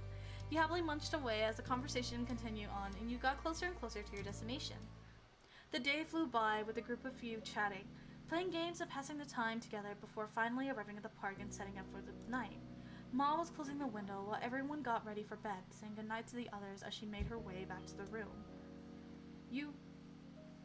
Sorry, I thought someone came to my room. You had all had dinner together while still driving at some hours after you arrived at your destination and found a spot to park in for the rest of your stay. Giving a look across the front of the RV, you noticed almost everyone there was already dozing off where they were, with Cove having completely fallen asleep curled up in the passenger seat. He must have done so while Kyra was driving the last leg, and they decided not to disturb him. Kyra herself was the only one up there who was still awake, flipping through a magazine next to a portable light from her spot on the couch. It seemed Mr. Holden needed to sleep despite his claims. You followed your moms into the back room and closed the door behind you before crawling into the bed between them. It was a queen-size bed, so there was enough space for the three of you together without too much squishing. Good night. Get a good rest, Mom. We've got a big day ahead of us tomorrow. That's fantastic. I'm looking forward to the bushwalk in the morning. It's been a long time since I was out in nature like this. There will be plenty for us to see. You stayed awake for a little longer while your moms whispered about the park and the forest in general. With the sound of their voices in the background, eventually you nodded off to sleep. How pretty! How pretty! The next morning, you were bright and early, preparing for the day ahead. You had slept well! You fell asleep before you knew it and had woken up rested. Ma whined a bit about the firmness of the mattress, but Mom had only encouraged her to enjoy the trip while she could. While looking for a spot to get ready, you had some trouble finding a space of your own as the others were doing the same. Ko was perched on top of the counter, brushing his hair and tucking up his legs every time someone wanted to move past. The parents were checking, double checking, and triple checking that you had everything, to the point where you had to stop listening to them altogether. You knew you wouldn't be returning to the RV at all day, but by the look of the backpacks, they were packed up and ready to go. You doubted anything was missing from them. My goodness. It didn't take much longer until you all exited the RV in a bustle and headed into the Redwood National Park.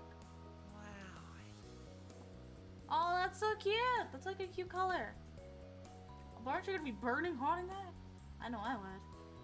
Cove had his head tilted towards the canopy of trees, his eyes wide as he took his massive trunks up on either side of you.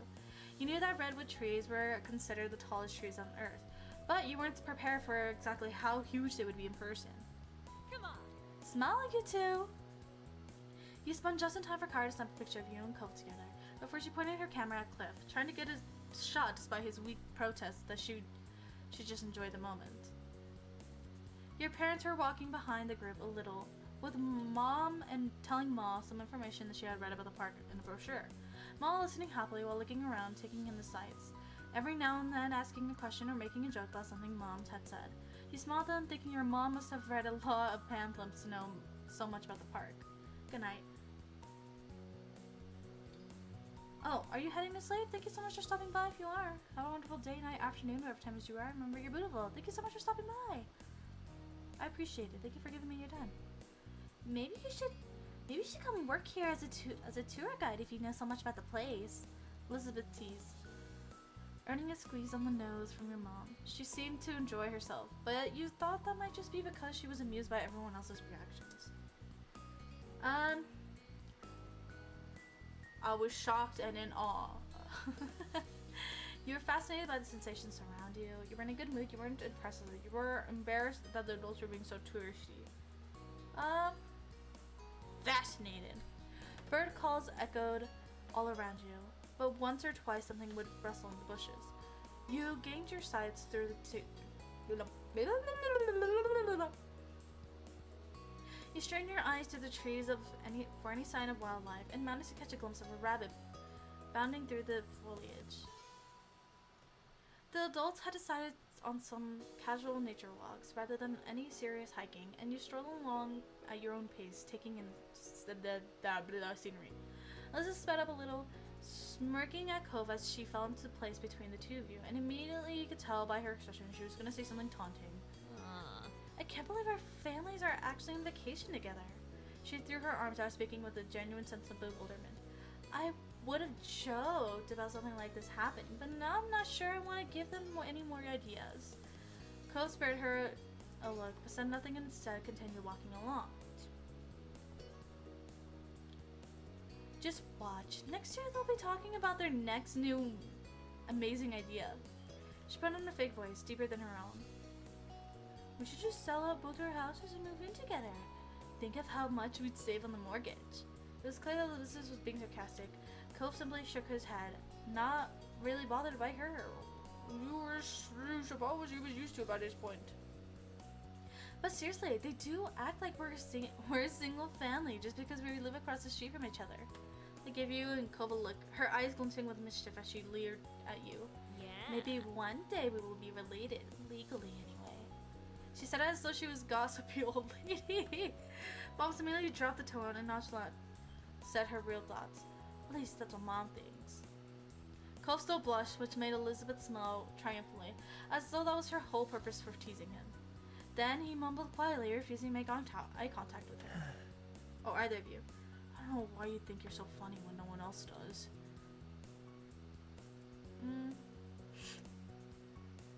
I'll marry you, Cove. You were embarrassed. Why did she always say stuff like that? It wasn't fun and she knew it. Ow, my stomach ache. Ow, my stomach hurts. Sorry. After no further replies, your sister walked ahead. You and Cole swapped uncomfortable looks. The day continued on with plenty to see and experience. You passed a few different activities that you would like to try out, but if you had the time, such as kayaking and rock climbing, but Mom said that you Oh my god, that would have to wait for another trip. There was a little stream during the walk that you sat beside and set out a picnic lunch for nibbling on a selection of fruit, sandwiches, and chips. Various birds flew by overhead, and you made a game out of guessing the species that were hanging out in the trees nearby. You managed to get a couple of them right, including the kingfisher that grabbed half of Cliff's sandwich. You got to do this in the end. You were disappointed to only have done what? You thought the long trip wasn't worth it? You had more fun hanging out on the RV? Nah, this was cool. It was definitely a special experience, and one you'd remember for a long time to come. You smiled at yourself, committing the sights and sounds of memory. Your group made it back to the camp, just as the sun was setting in the sky, and the stars were appearing one by one. Everyone had enjoyed different parts of it most. You traded stories of what you thought while you were eating dinner, then afterwards you pitched in to help clean up. You, along with Elizabeth and Cove, got to head back to the RV early and spent some time together while the parents stayed outside longer. It was nice to have space to yourself after being cramped on journey there, and while Elizabeth had locked herself in the back room with her headphones, you and Cove were left in the main lounge area. Hung out with Cove. We might as well get comfortable. Who knows how long we'll be out here for? He took a seat on the sofa while Cove sat down on the other end, tapping his fingers against his knees. Your cheeks warmed a little at that. Being close to him never failed to feel exciting. You never seen Cove nearly every...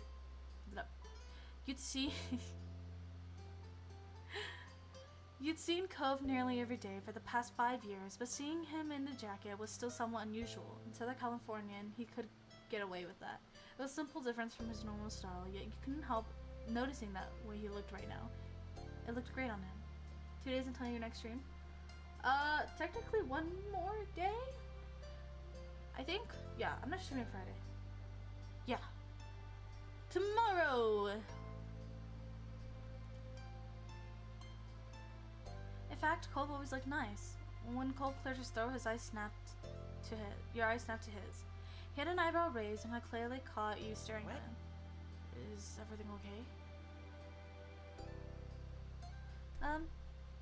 That looks nice on you. Cove immediately blushed at the unexpected compliment.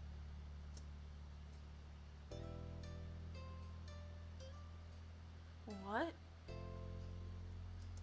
You didn't say anything more than that one-worded question. You decided to elaborate further. You know, I hardly see you wearing a jacket, especially in the summer. Yeah. Oh, yeah, I like wearing as few layers as possible. It's easier that way. I'd rather be cold than extra hot. And it's kind of a pain to carry extra clothes around. Hurts me to bring this jacket. I don't mind either way. I just dress depending on the weather or how I'm feeling at that time. Cole smiled lightly at you and nodded. I've noticed. You perked up hearing that. He noticed you too? You ask. Yeah, what do you like to see others wear? What kind of things do you think are nice to see another person? Cove's eyes widened at the question. His defensive reply seemed to slip out before he had the chance to have a proper think about it. Oh my god. Nothing. That was funny. You laughed out loud and Cole gave you a dry look. That's not what I meant. You composed yourself and sat up straighter, all traces of laughter disappearing from your face. Answer with what you mean then. Isn't there anything at all you think that looks good when you see it on someone? Cove mumbled under his breath and he couldn't quite catch his words. He was having a difficult time with the subject. It was a topic that made him uncomfortable, so you let it go. You had a little fun, and that was enough. You changed the subject. You're very good at these conversations. I swear I won't make fun of you. I just thought it'd be fun to talk about.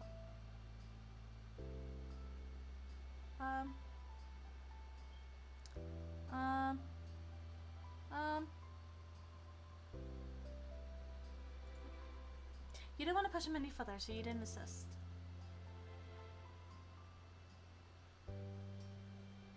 Oh. The parents all arrived soon after, each of them climbing into the RV and finding some place to sit down and the rest their legs. As Elizabeth, having heard the commotion, came out from the room for the first time since arriving and joined you all. You spent the evening chatting and playing a few games, enjoying the last evening of the trip together. Bedtime arrived in the blink of an eye. As the group hunkered down for the night, your mom did a final round to be sure nothing had been left behind. She explained that Cliff was going to start driving early in the morning, like on the first day. Bub would be letting everyone else in the group sleep. There wouldn't be a need for all of them to get up. Now was the time to check you hadn't left anything outside. You, as well as everyone else, was confident you had packed all of it. Oh my god. I'm like, my lips can't figure out what words to say. It said Harvey, which meant it was time to get some rest before the journey home tomorrow. Your moms and Elizabeth said goodnight, heading to the back room while you climbed up to the loft. Cove and his family got situated below in the previous set of arrangements. You tried to get comfortable as a million thoughts were running through your mind. It was hard to believe that the trip was practically over, and before you knew it, you'd have to go back to your own bed at home.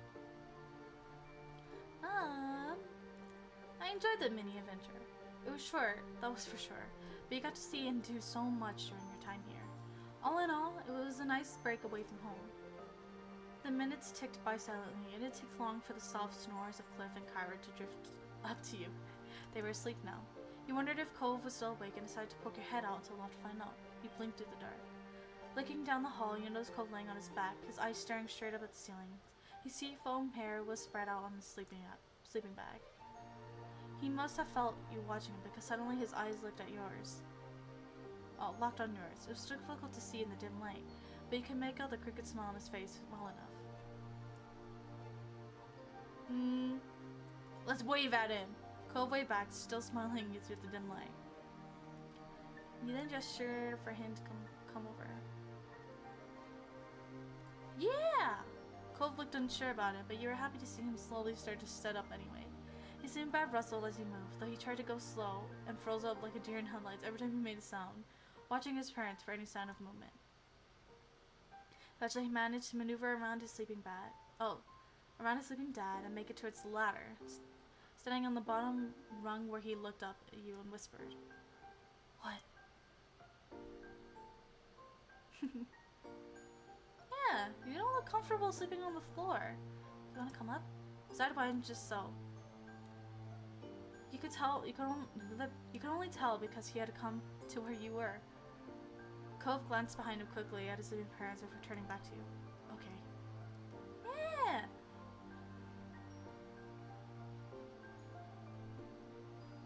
Why you say that? Because why not?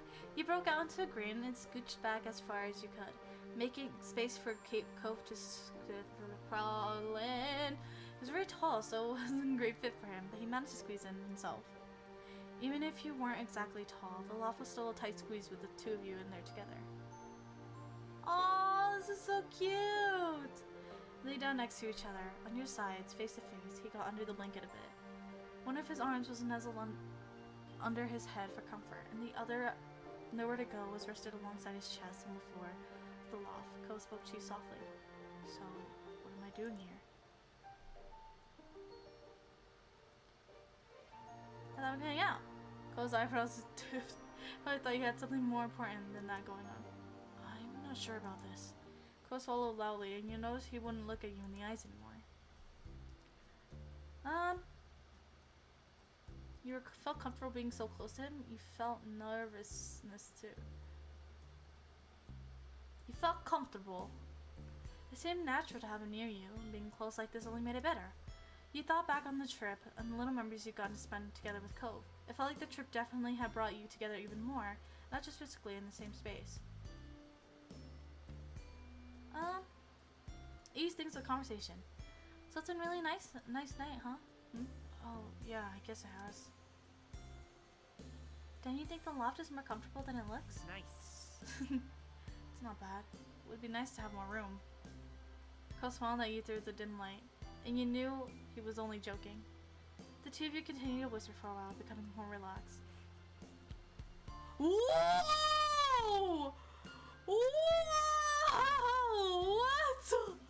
Yo! No! Not like this! Or should I? Mlem, you might have your first kiss. You went to sleep how you were. Oh! Ah! I'm kidding. That's too awkward. That's too awkward. We'll cuddle. We'll cuddle. You closed the distance between, nuzzled your face into the crook of his neck under his chin. It was warmer than you thought it'd be. Kiss him, you won't. Shut up! Get out of here! I'm not gonna do that! They're just like middle schoolers doing their own thing, you know? Kosa let out a yelp. Oh, which he quickly bit down on his lips to sickle. He gave you an apologetic look. This still wasn't bad for him. Just surprising. After a few moments, he settled in, his breaths deeply and steady. He rested a cheek against the top of your head. You could feel a curve in his smile, and it made you happier to know he was enjoying them all. Oh, they're so cute! They're so cute! Also, you can hear in my voice that my voice is kind of giving out on me. The two of you fell asleep before long, cuddled up together. When you woke up the next morning, it was the rumble of the RV as traveled along the journey home. You noticed quickly that you weren't as warm as you had been during the night. When you checked next to you, Cove was gone.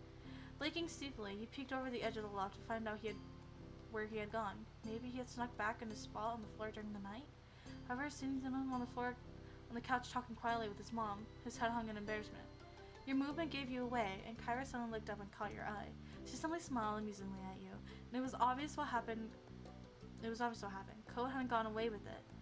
They found him there in the loft, and then when you woke up while he was trying to explain, you knew it was gonna be a long, long time before you lived this one down if you ever did. Oh! Soon your mama emerged from the room, dressed and ready for the day of travel. So most of the day hanging out in the RV, savoring the last few hours of vacation. Whoa, why did it double? Kyra suggested a few travel games he used to play with Cove when he was younger, and you all had a great time competing with each other. A little later in the day, you tried to talk to Cove about what happened on the love, and he simply apologized and changed the subject. It was a bit too much for him to try speaking on, especially right now. You understood. When the RV finally pulled onto your street, it was well into the night, and you were looking forward to crawling into your own bed after the last few days. Everyone else had been feeling the same because it was mutually agreed that unpacking and cleaning the RV would wait until morning. Once again home, you went straight into your room and dropped onto your bed, shoes and all. You were happy to be in your own bed. Being near Cove? Oh. Happy to be in my own bed. You stretched out with a smile on your face, enjoying having all the space to yourself. With the last few thoughts drifting through your mind, it wasn't long before you dozed off to sleep. Tomorrow, life would go like normal. Here we go! One last one! The family shopping trip had lasted most of the morning, and you still had to unload everything from the truck before you go enjoy the afternoon. You cradled another bag in your arms as you headed towards your house. It was one of the heavier bags from the grocery store, loaded with fresh apples, ripe tomatoes, a bunch of carrots, and even half a watermelon. Ma came out of the front door and paused just ahead of you. It's no trouble. Need any help with that, Len? I could bring the rest of it if you want me to.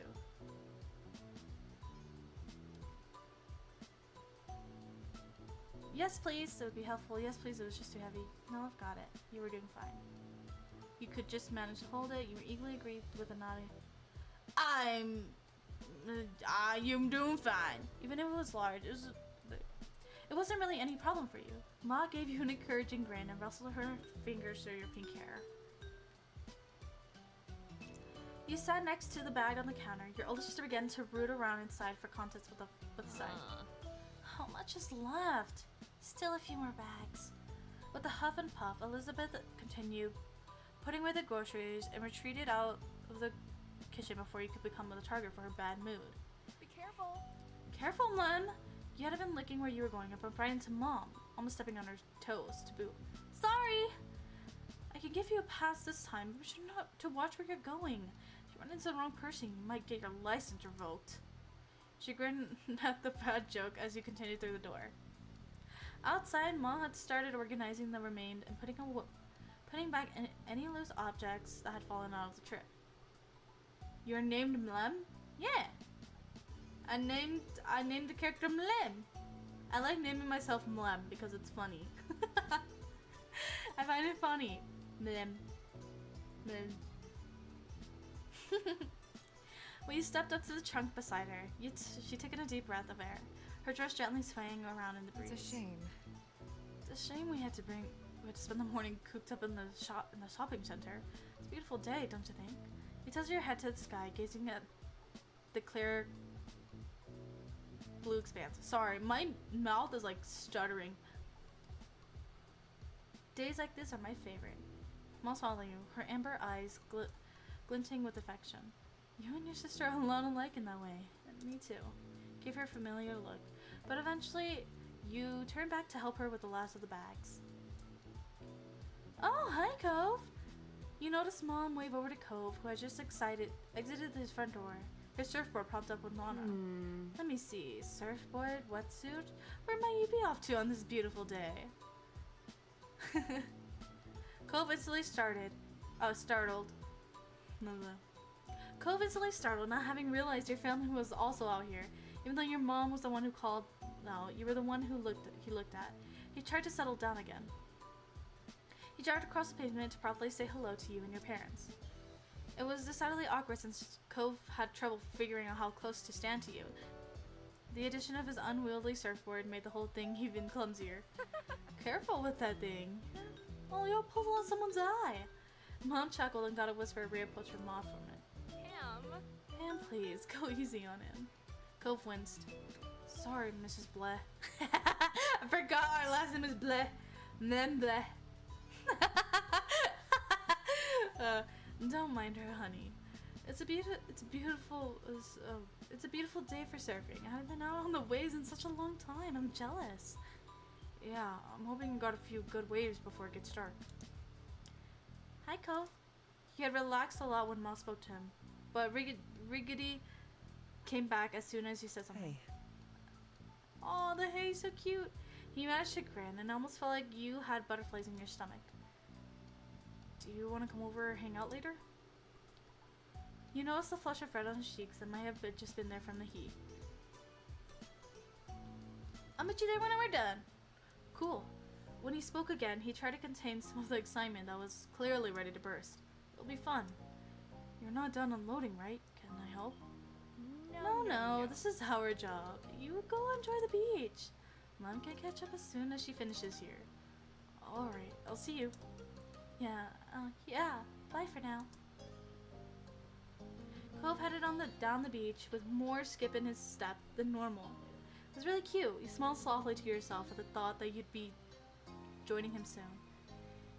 He sure seemed to perk up after you agreed to meet him here. I wonder why could that be? Ma. Now who's giving him a hard time, Lonnie? Josh? It's different. Mom's face broke into an incredulous grin. In what way?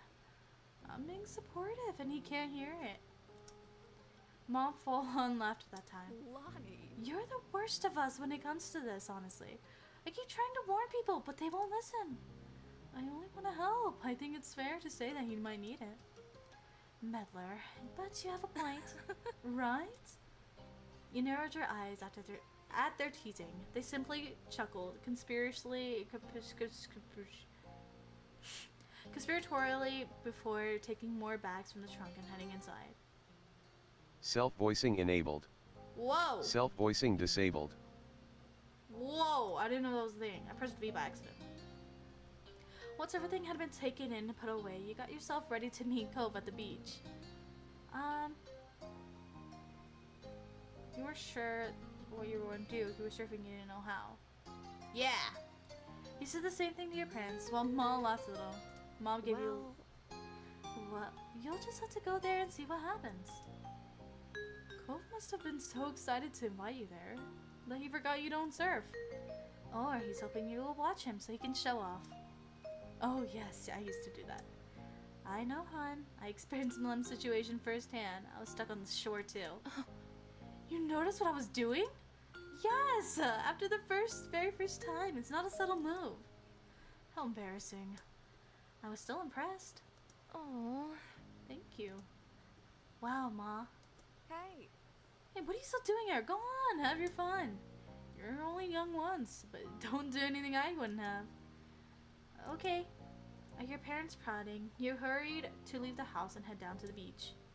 When you arrived at the shore, you were greeted by the crash of waves and soft calls of seagulls. You took in a lungful of the ocean air and felt your peachy skin warm in the sun. You noticed a small setup nearby with a towel. Some some sunscreen, and a bottle of water. Oh my god, it must be Cove's. He spotted Cove himself nearby. He hadn't gone out to sea yet. He was just sitting in the sand at the water edges. His boarder propped up beside him. He strolled beside him. Hey, I'm here. Lum. He looked up at you, smiled, and quickly hopped to his feet. I was wondering if you were still coming. Sorry you had to wait. You don't have to say that. It's okay.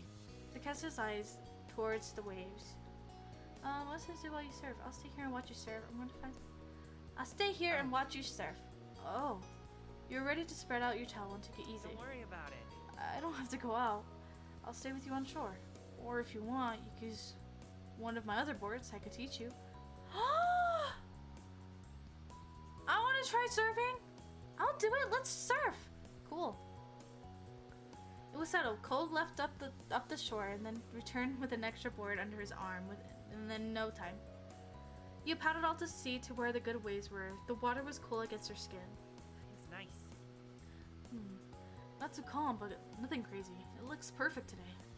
He smiled at you and could tell you couldn't help but smile back. You felt totally content.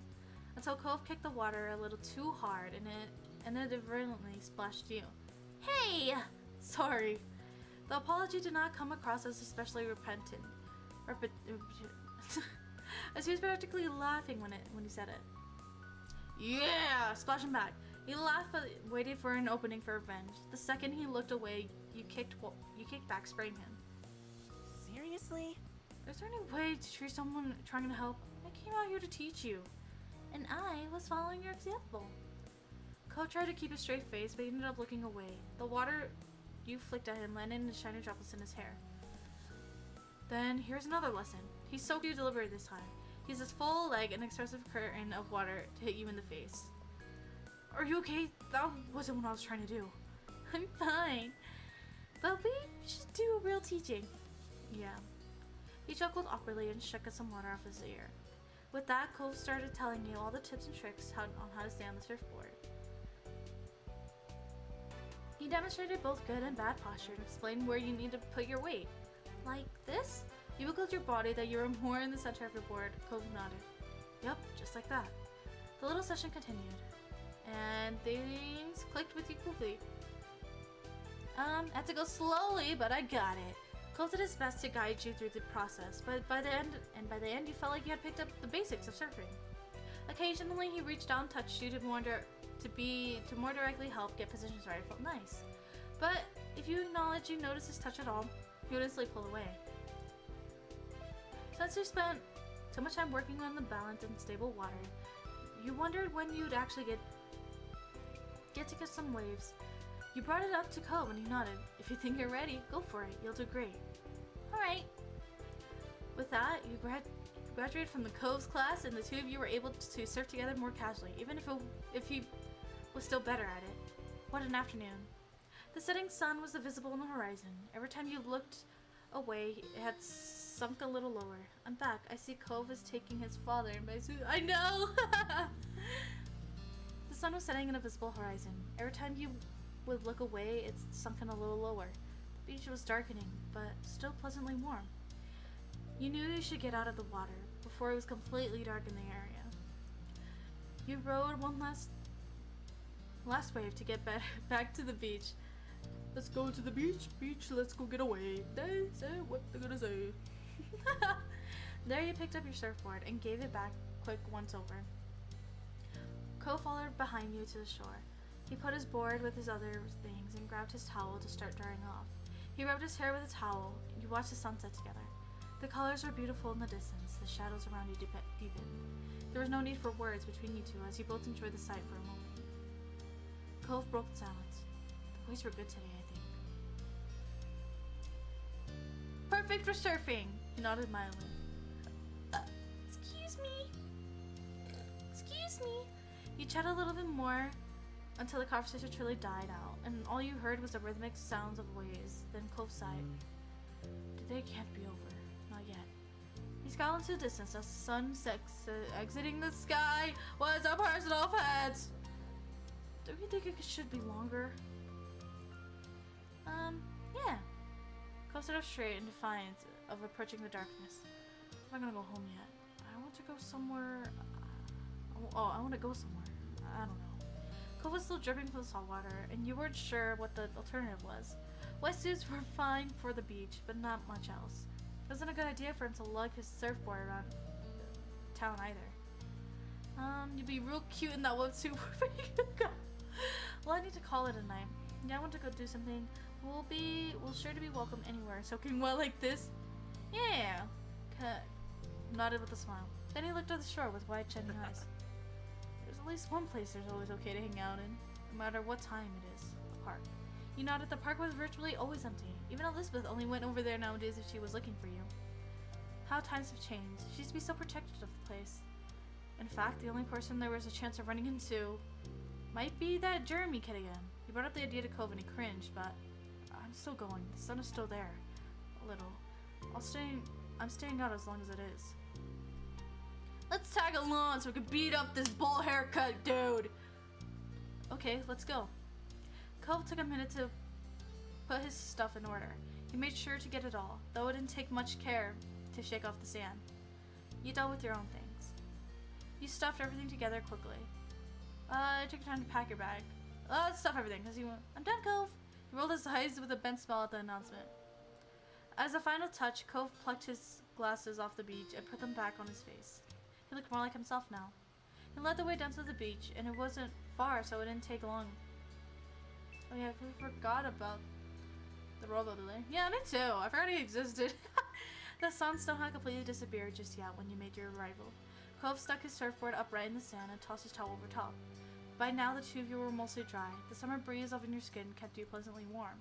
Cove idly went over to the monkey bars. He grabbed them and feet flat on the ground and pretended to go across. He had definitely grown in the past few years. You could barely use the monkey bars yourself. There wasn't much space at all between you and the ground. Hello, Alyssa. Welcome back.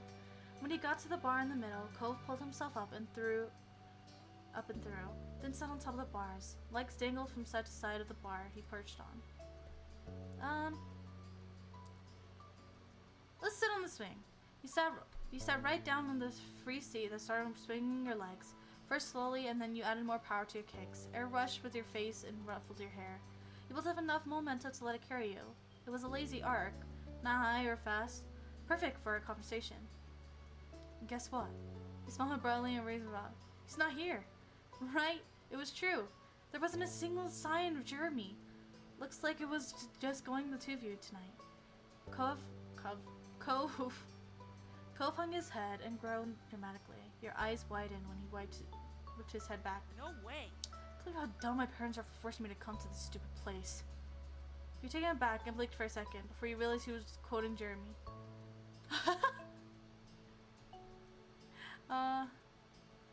Don't scare me like that! Voice cracked. You looked around the old park. Oh, you looked around. The old park, the streets you knew like the back of your hand. The beach, these were your stomping grounds.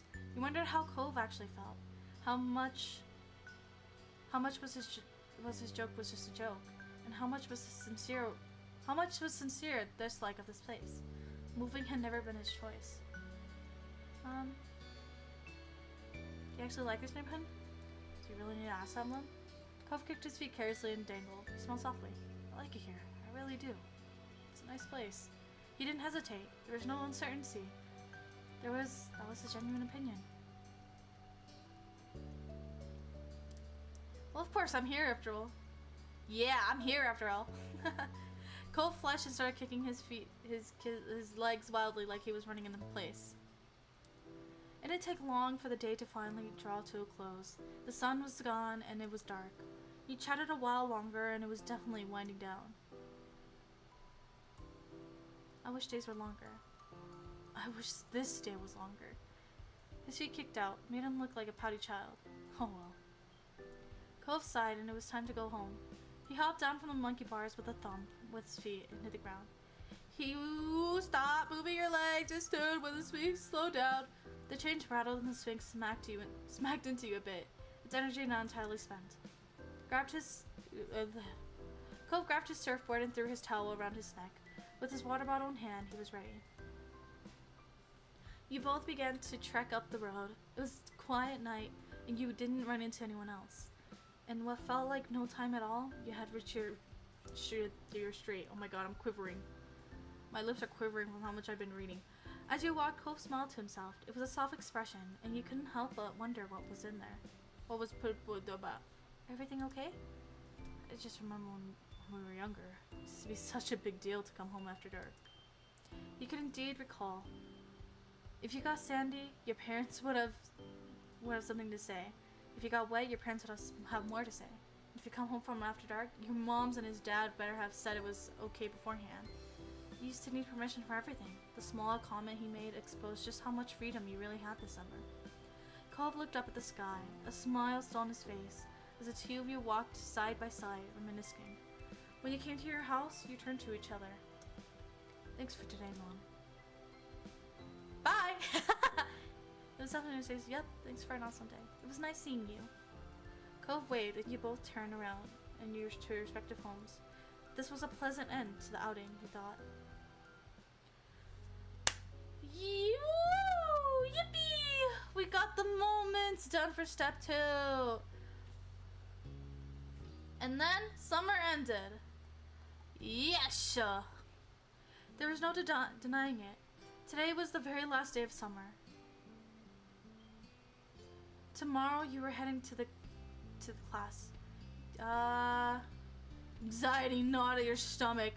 Going back to school meant handing over the autonomy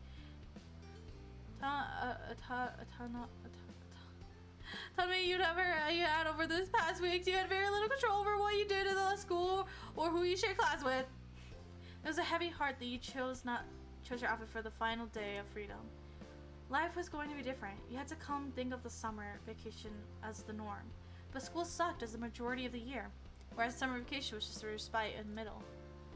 So rather than it being different, it was kind of a return to the normal. So did your normal life really mean? You considered how fondly your moms talked about their summer vacations as kids. You dimly recognized that one year the pattern of school and summer itself would be over for good. It was hard to imagine. You got undistracted, one arm still out of slave. You pulled it through and put your mind back to the present. This season had brought plenty of changes of its own, like Hyra's visit, though that too was coming to an end today. You're happy you finally got just to know her, you fun her, your mom. You know, it was fine. It was good to know her. It's good to know how hot his mom was. She was interesting to be around. You liked how easy it was to talk to her. You finished dressing, which was good. Cove would be there any moment, and you agreed to see his mom off together. Officially, the plan was that he would come over to bring you around to his house when he was ready to set off. I mean, she was ready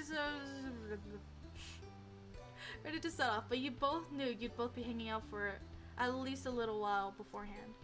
Oh, fuck. Kyra's visit had troubled Cove when it first happened. It had been a sudden change, thanks to Mr. Holden's infamous tendency to surprise people. But once he was able to adjust, he'd been in a pretty good spirits with her around. It was relief for everyone. The next thought that crossed your mind was, it would only be polite to get the door for Cove and went downstairs to wait. You couldn't wait to see Cove, so you weren't downstairs to meet him when he arrived. Well enough, you couldn't in the laundry room.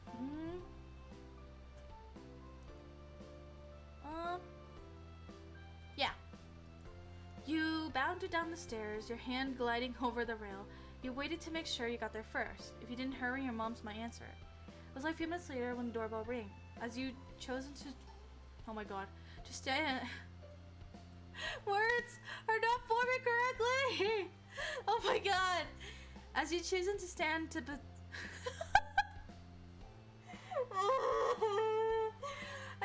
It's okay. It's fine. Stand beside it to wait for Cove. There was no delay in pulling it open. Cove was there just as you'd expected. Seeing you, he flashed you a bright grin. Hi, Mlin. Hi, Cove. Come on in. Once he'd stepped inside, you beckoned for him to follow you upstairs. Back in your room, you sat down on your bed and waited for Cove to settle in as you knew he would. With other guests, you might have offered them a seat, but you and Cove were long past those tentative stages of friendship. Your room was as familiar to him as his own. You watch the Cove sit down in your desk chair. His preferred spot. He also rolled closer to the bed to make it easier to chat, tweaking the angle so he was facing you fully. Once happy with the position, he leaned in towards you, hands held in his lap.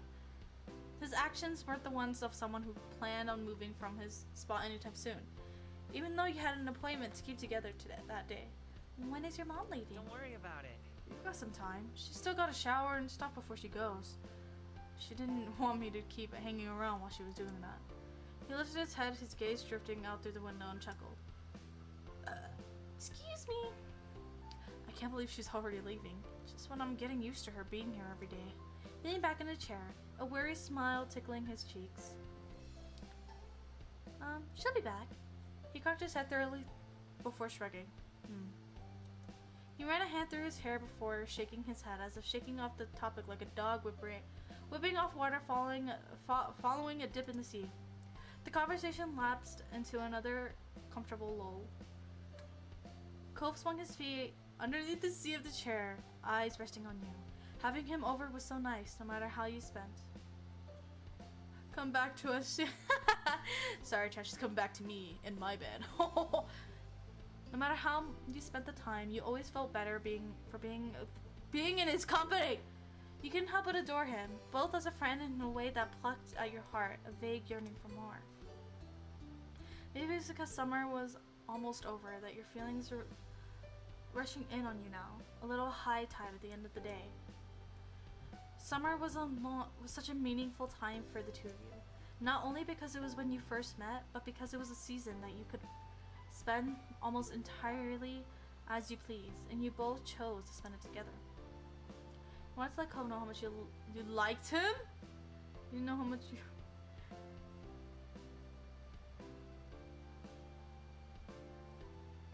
I mean, if it's there...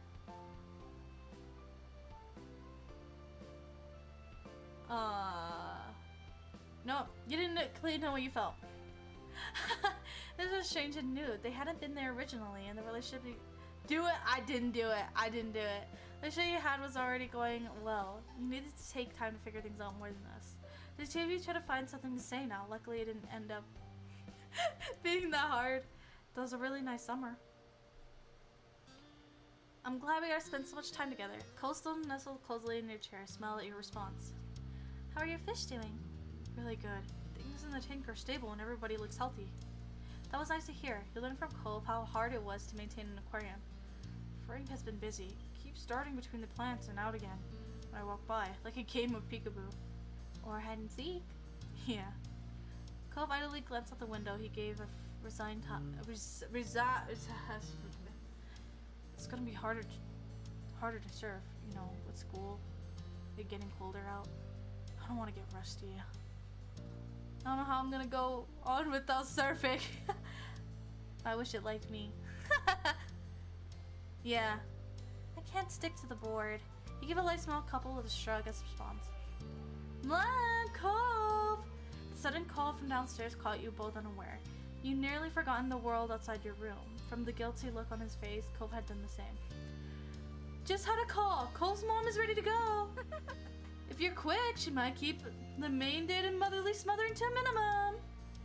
You doubted that, but it was nice that Mom and Mrs. Priest had, Miss Priest had their strange sense of humor in common. Yours met Cove's. Wordlessly, you headed downstairs together. Each step on the way, there was painfully slow, like he was trying to delay the inevitable. His whole body tense leaving the house, and Cove froze altogether before you both could cross the street. Oh. The door's open. Dad must be taking her stuff out. He swallowed hard. She's really gonna leave. Yeah. This is... I know, but I got used to having her here. Yeah. It was hard to... Did I miss anything? No, not really. It was hard to think of a world where you didn't have both of your moms living at home with you. So you couldn't even imagine how her Cove must have been feeling knowing his mom was leaving. You thought you saw his bottom lip quiver just before he turned his head away from you. Mlem is still confused, even though Mlem is 100% sure. Ow! I hit my hand! Ow. We don't have to head over if you don't want to. No, it would be worse if I missed her leaving. Okay. As some of the conflict wearing on his face eased a bit. Together you went across the street inside his house, finding his parents in the living room surrounded by his mom's packed things. Listen, you know. Okay, maybe I should have. Can I go back? Can I go back? Can I go back and repick my choices? Hey kids. Good timing. I just called the taxi. Hi. Oh, I can actually? How? Is it configuration? Or did I have to... It's config. Oh, it's just this. Oh. Oh. Wait, like I could go back to repick that decision? I could go back and repick it? Oh, I can! Yo! Oh! Oh! Wait, what happens if I say yes? Wait, I'm so curious. If he acts weird, then I'm not gonna go with it. There we go. Now it's time. You couldn't go another day without expressing these feelings you had. Yo! Oh! Oh!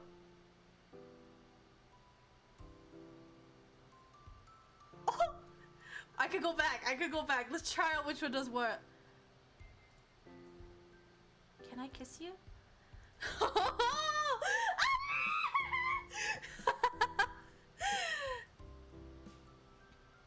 Cole's eyebrows shot up fast enough that they could have flown off his face. As a match, his mouth might have dropped as forward.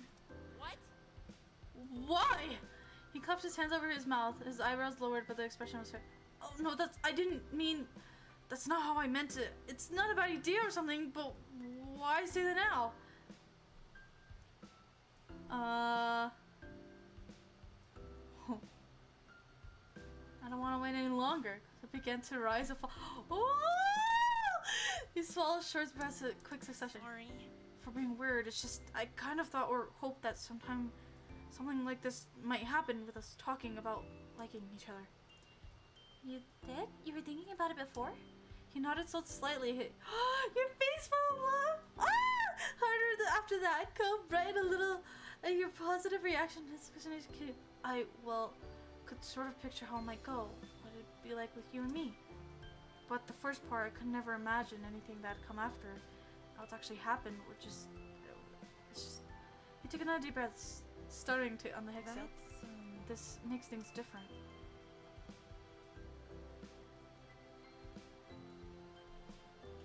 Should we find a crystal ball for answers? I don't think we'd see anything. Nothing?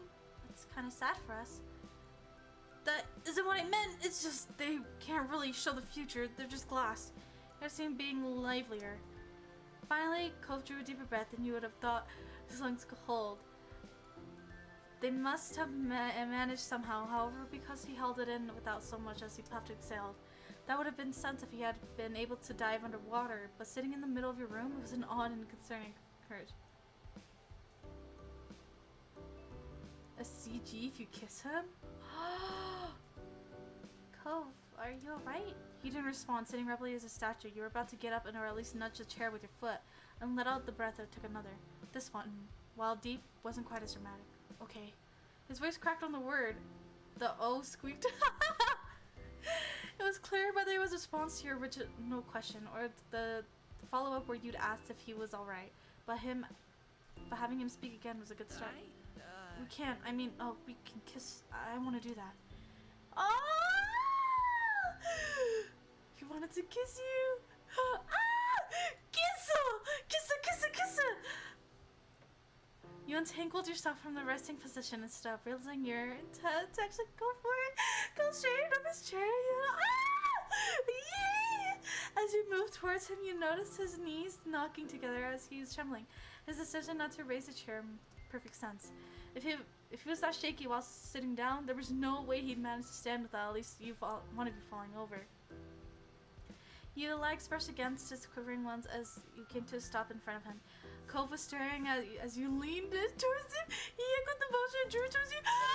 Once you were close enough to feel Cove's breath, you closed your eyes unless you were doing the same. Your lips have closed for a moment. His lips are pressed tightly at yours, unyielding, but also right you because your stomach somersaulted. You couldn't believe what was really happening. Yippee! The moment it felt warm. You drew back and Cove slipped up down the chair, knuckles on his feet. Gripping so tightly. Thinking he could do with something, some space to breathe, figuratively and literally, he took a step back. Cove shot up, his stance rigid. Hand over his mouth, his eyes shut, his bowed, shrinking him down. He could only make out a few words he managed to summon. Oh my god. Ah! That's so cute! I can't believe we actually. His eyes full. Ah! Oh my god! Oh my god, I can't believe I'm fangirling this hard over this. Look at them! He didn't look your way, let alone meet your gaze. Oh my god. We kissed. We kissed. Oh my god! You watched him adoringly as he tried to gather his senses. Cove slammed his eyes closed once again. Did you like it? Did I do something wrong? Hey, I wanted a kiss, okay? I wanted a kiss. I regretted not confessing. I wanted a kiss, man. I wanted the kiss. Don't blame Melissa. I wanted the kiss. I wanted the kiss. He was still holding a hand on his face, but in an attempt to answer, he admittedly a muffled whimper. With that obviously not working, he uncovered his face at last, bringing this hand lay against his chest and looked at you. No. He opened his mouth, poised to speak, and pursed his lips as words failed on him. Words are failing me now. Hey, I agreed to the kiss, okay? I agreed to the kiss. Alright? Don't get mad. Don't get mad. No way you're actually this mad with it. What? I decided on it. I decided to go back. Listen, if you're gonna get a bit mad, you know, that's on you. That's on you. But don't get mad at anyone else. He opened his mouth, poised to speak, and pursed his lips on his third or fourth attempt.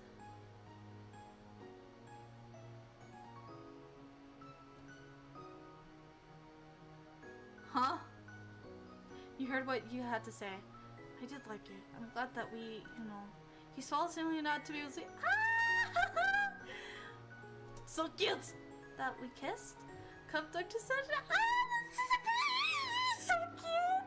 You had the impression that he was grateful that you'd finished the thought, but your direct words had pierced his Achilles heel.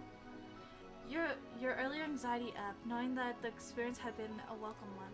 The small and closed face was real but weary, not unlike the one he wore after a long and exhausting day of activity. Like when he'd be on a new personal best. The work had been hard, but the reward had been worth it. With some newfound confidence, he drew himself up as he inhaled deeply. Each word he spoke next was delicate. Mom, I like you. A lot. Probably way too much.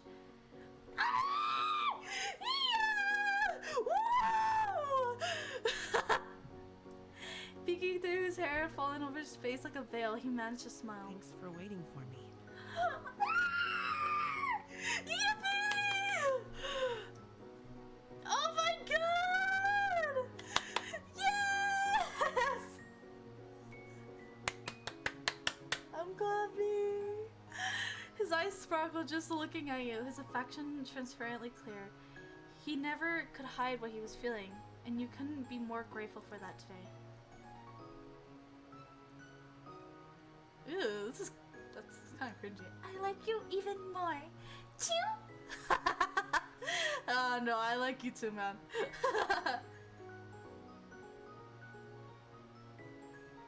Too bad I did it. Anyways. Cole squeaked out a nervous giggle. He curled his hand into a loose fist and brushed the knuckles idly against his cheek.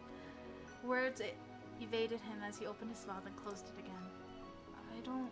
He gave up finishing the sentence instead of smiling again. He rubbed his eyes with the heel of his hand. It was an action usually reserved for much later in the day. But at this point, it already felt like a long day. Cove then pressed a hand on his creased forehead. Oh my god.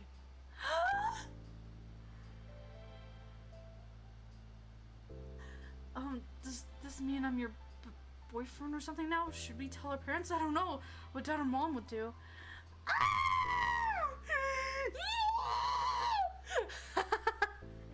There were a lot of concerns in there. You honed in on the simplest. There was no way your moms would let you have a boyfriend, even though that word just posted. What the fuck?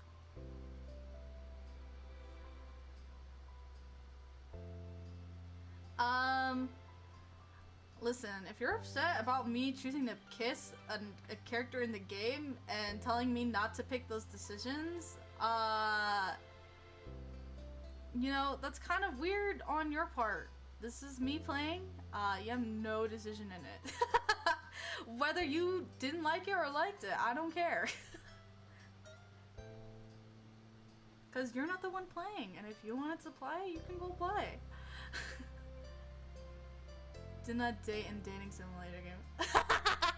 Basically, listen, this is what it is. It's a simulation where I get to date a guy in this little visual novel, and honestly, you know, I'm not gonna just not pick the thing that's needed for this dating simulator. So gonna be completely honest with you. I do not care if you're genuinely pissed off that I picked that. There are a lot of concerns in there. You honed in the simplest.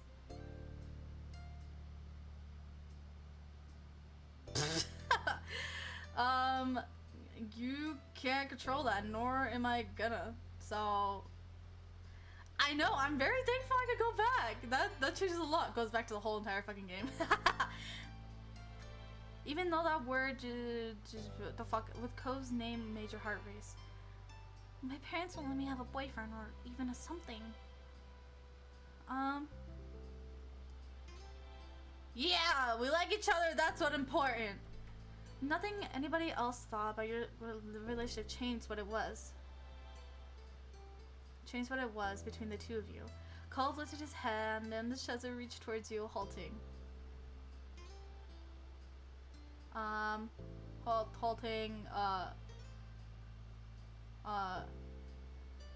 hold on. Hold. Hold.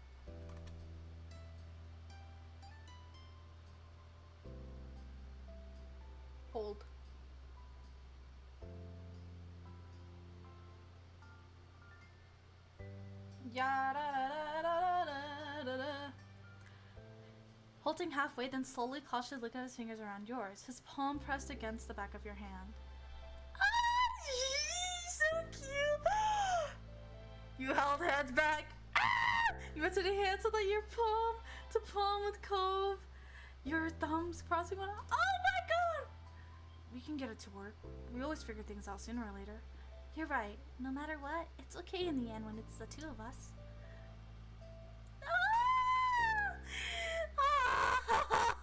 Look at this. Your forthright statement made Cove gasp, but the smile that followed and his tighter grip on your hand told you that he had appreciated it. Man, Cove! Alright, there we go. He was trying to delay the inevitable across the street. Oh. What do you got here? Alright, we're going here. We're going here. Okay, we're going through. We've already done all this. We go through here. Yes. Hi. I'm so glad to see you today. It was fabulous getting to know you this summer. I feel like I got to put a face to the name I've heard so many times. She winked and Cove pouted on cue over the teasing. I'm happy I got to meet you too! Hopefully it won't be too long before we see each other again. Nothing. Kyra turned her attention back to her boys. She pouted Cliff on the arm with the with a strong smile, and then she enveloped Cove in a crushing hug. Initially, Cove squirmed to break free from her grip, but his mom was unfazed and kept him locked in place. I can't read. Herpes later, he gave in and hugged her back tightly. I'm so glad. And I'm so happy this trip was a success. Oh fuck, wait, what did I say? Cliff looked like he was bursting with pride. Well, not 100% success, but still a passing grade, I think. Thinking back on everything that happened this summer, he started to look sheepish. Oh my god. Cliff scratched the side of his head. What? I'm sorry, I've been reading words for so long I can't read. So Cliff scratched the side of his head and an awkward chuckle escaped Cove. There are ways it could have gone smoother. I'm still keeping that in mind for the future. Alright. Good for you, Cliff. And I'll be trying harder to stay more in the loop. You watched as Cove smile softly at both his parents, and you felt relieved seeing how much the whole family had come together since you first met them. Despite any underlying troubles, love was still there. And it wasn't long before a taxi arrived, rolling up in front of the house in the clear view of the open door. Kyra stood up and smiling sadly. Well, that's my ride. Yeah. The matching reply got a chuckle out of Kyra as you all filed out of the house. Father and son went with Kyra's bags in hand. Once inside, you spotted your family waiting by the street, and to your surprise, Derek was also with them. I forgot about Derek! Oh my god! He stood comfortably and he waved as soon as you noticed him. What's up? Hey Mom! Hi Cove! When did you get here? My dad dropped me off a little while ago. Thought I could visit one more time before school started. Sorry. You picked a busy time. Sorry. Derek couldn't even look at Cove. He nervously kept rolling in a puddle around his shoe. Sorry. I wasn't even thinking that your mom would be leaving today. I'm sorry, dude. What? You're not interrupting anything. You're always welcome here. It would have been sad if I didn't get to say goodbye before leaving. It doesn't show up in the... Yeah! Derek came to hang out often, so it was inevitable that the two had met at some point during the... I think so too. It was apparent Derek would have preferred to have gotten there at a more opportune moment. He never liked seeming impolite, but the reassuring words suits his worries. The tension he was holding in his body lessened, and he looked like he was feeling much more like himself. Bye, Derek. It was fun getting to know you. Bye, ma'am. Is there anything I could do to help? Nah, don't worry. Don't worry yourself over that. We're just about set. In a short amount of time, Cliff had gathered the packed bags into the trunk. Kari took one last look at everyone inside. Alright, I don't want to keep the driver waiting. It's time to head out. The little crowd that had formed around started their chorus of farewells and well wishes traveling. But Kyra still made no move to get into the taxi. She placed her attention on Cove. I'll call when I get to the airport and when I make it to Nevada. Also, you better call the moment you walk into the door at home. Otherwise, we'll be worried wondering all night if you got into trouble on the way home. Can do. I can do that. And could you call tomorrow too, so I can tell you how school went? Of course, I want to hear all about it. Kari put a hand on Cove's head and affectionately ruffled his hair one last time. She then let go, only to move on to squeezing his cheek with her hands instead. Excuse me. Mom. Cove. I love you so much, baby. She was chuckling by the time she freed him and rounded things off with a small tap on the tip of his nose. Cove rubbed it at his face with a grin. Finally, she walked to the car while waving. She took her seat in the taxi. Cliff hooked an arm around Cove's shoulder and kept him close as it began to pull away. For a moment, Cove looked up to his dad and then wrapped his arm around his back. Bye, Mom. Bye! Travel safe! Kara rolled back the window and stuck her out. She waved again while blowing a kiss at Cove and Cliff. Aw, see you again! Before she was out of sight, you decided to wave goodbye! As the taxi headed down the road, you stuck your hand out the air and sent her off. The cab turned down the road and completely disappeared from view. Cove let go of his dad and a few steps out of the empty street, still looking in the direction of his mom went. He smiled quietly, deep in thought. He got the impression Cove was feeling better than he was earlier. He was finally content with the way things were. He jumped a bit when your mom put her hand on your shoulder, pulling you away from the thought. She smiled when you looked at her. That was a great vacation, huh? Yeah. That's what I was hoping to hear. Cole walked back to the group, still genuinely happy. Derek grinned at him welcoming, and everyone else there smiled at him, even Elizabeth. Well? Ma clapped her hands together, bringing everyone's attention back to the present. It's almost lunchtime. I think I'll put something special together. Together! My goodness. Her eyes sparkled with a plan, and Mom smiled. I bet you could use some help with that. That'd be wonderful. Derek glanced between the two, his eyebrows furrowed. Is there something I could do? Your mom's just taking a fond expression. Ma shook her head. How sweet. That's very sweet, Derek, but it's alright. It's not your job. Technically, your dad left you under Cliff's watch. You're meant to be taken care of by him, not doing chores for the neighbors. Mom laughed a little over her own joke. You watched Derek look away and discouraged. It's okay. I don't mind. He was a little bashful about it. You wonder if Mom's joke had just reminded him that he wasn't initially meant to be invited to lunch. It was just getting a little awkward. Mom grinned sympathetically. Her comment was meant to lighten the mood, not to bring it down. Mom tried again to get things moving forward. Why don't you kids go have fun? You all could come back in an hour. We'll make enough for everyone. Mom nodded in agreement. Sounds good. Another stunning idea, Lonnie. Thanks. Thank you. Yeah, thank you. That sounds like a plan, then. I don't want to cramp your style. Got some stuff to work on, so I can be out of your hair this afternoon. You should come by later. No reason you should be on man out. Mom seemed amused as Cliff rubbed his neck up nervously. He grinned at a wavering but pleased smile. Thanks very much. I appreciate the invite. He looked at the assembled crowd with knowing glances. I can help too. With as many people as you're feeding, that's going to be a lot of food. Didn't you hear what we told Derek? It wouldn't be fair to make you cook when we're the ones who are inviting you in. Mom raised an eyebrow when Cliff waved it off. Come on. I insist. I insist. Sorry. Derek would be missing time with his pals. This would be a break for me. I'm quite the chef. Ma and Mom exchanged further glances before Mom shrugged. True. Oh, alright. An airtight argument. I can't read. If you're sure, we'll be happy to have you, Chef Cliff. Cliff's grin widened and seemed more hyped than you'd expect him to be without having lunch. Cole shook his head and fought a smile on his face. Then all of us grown-up people will be heading inside. I assume the rest of you kiddos are staying out. Maybe not all of them.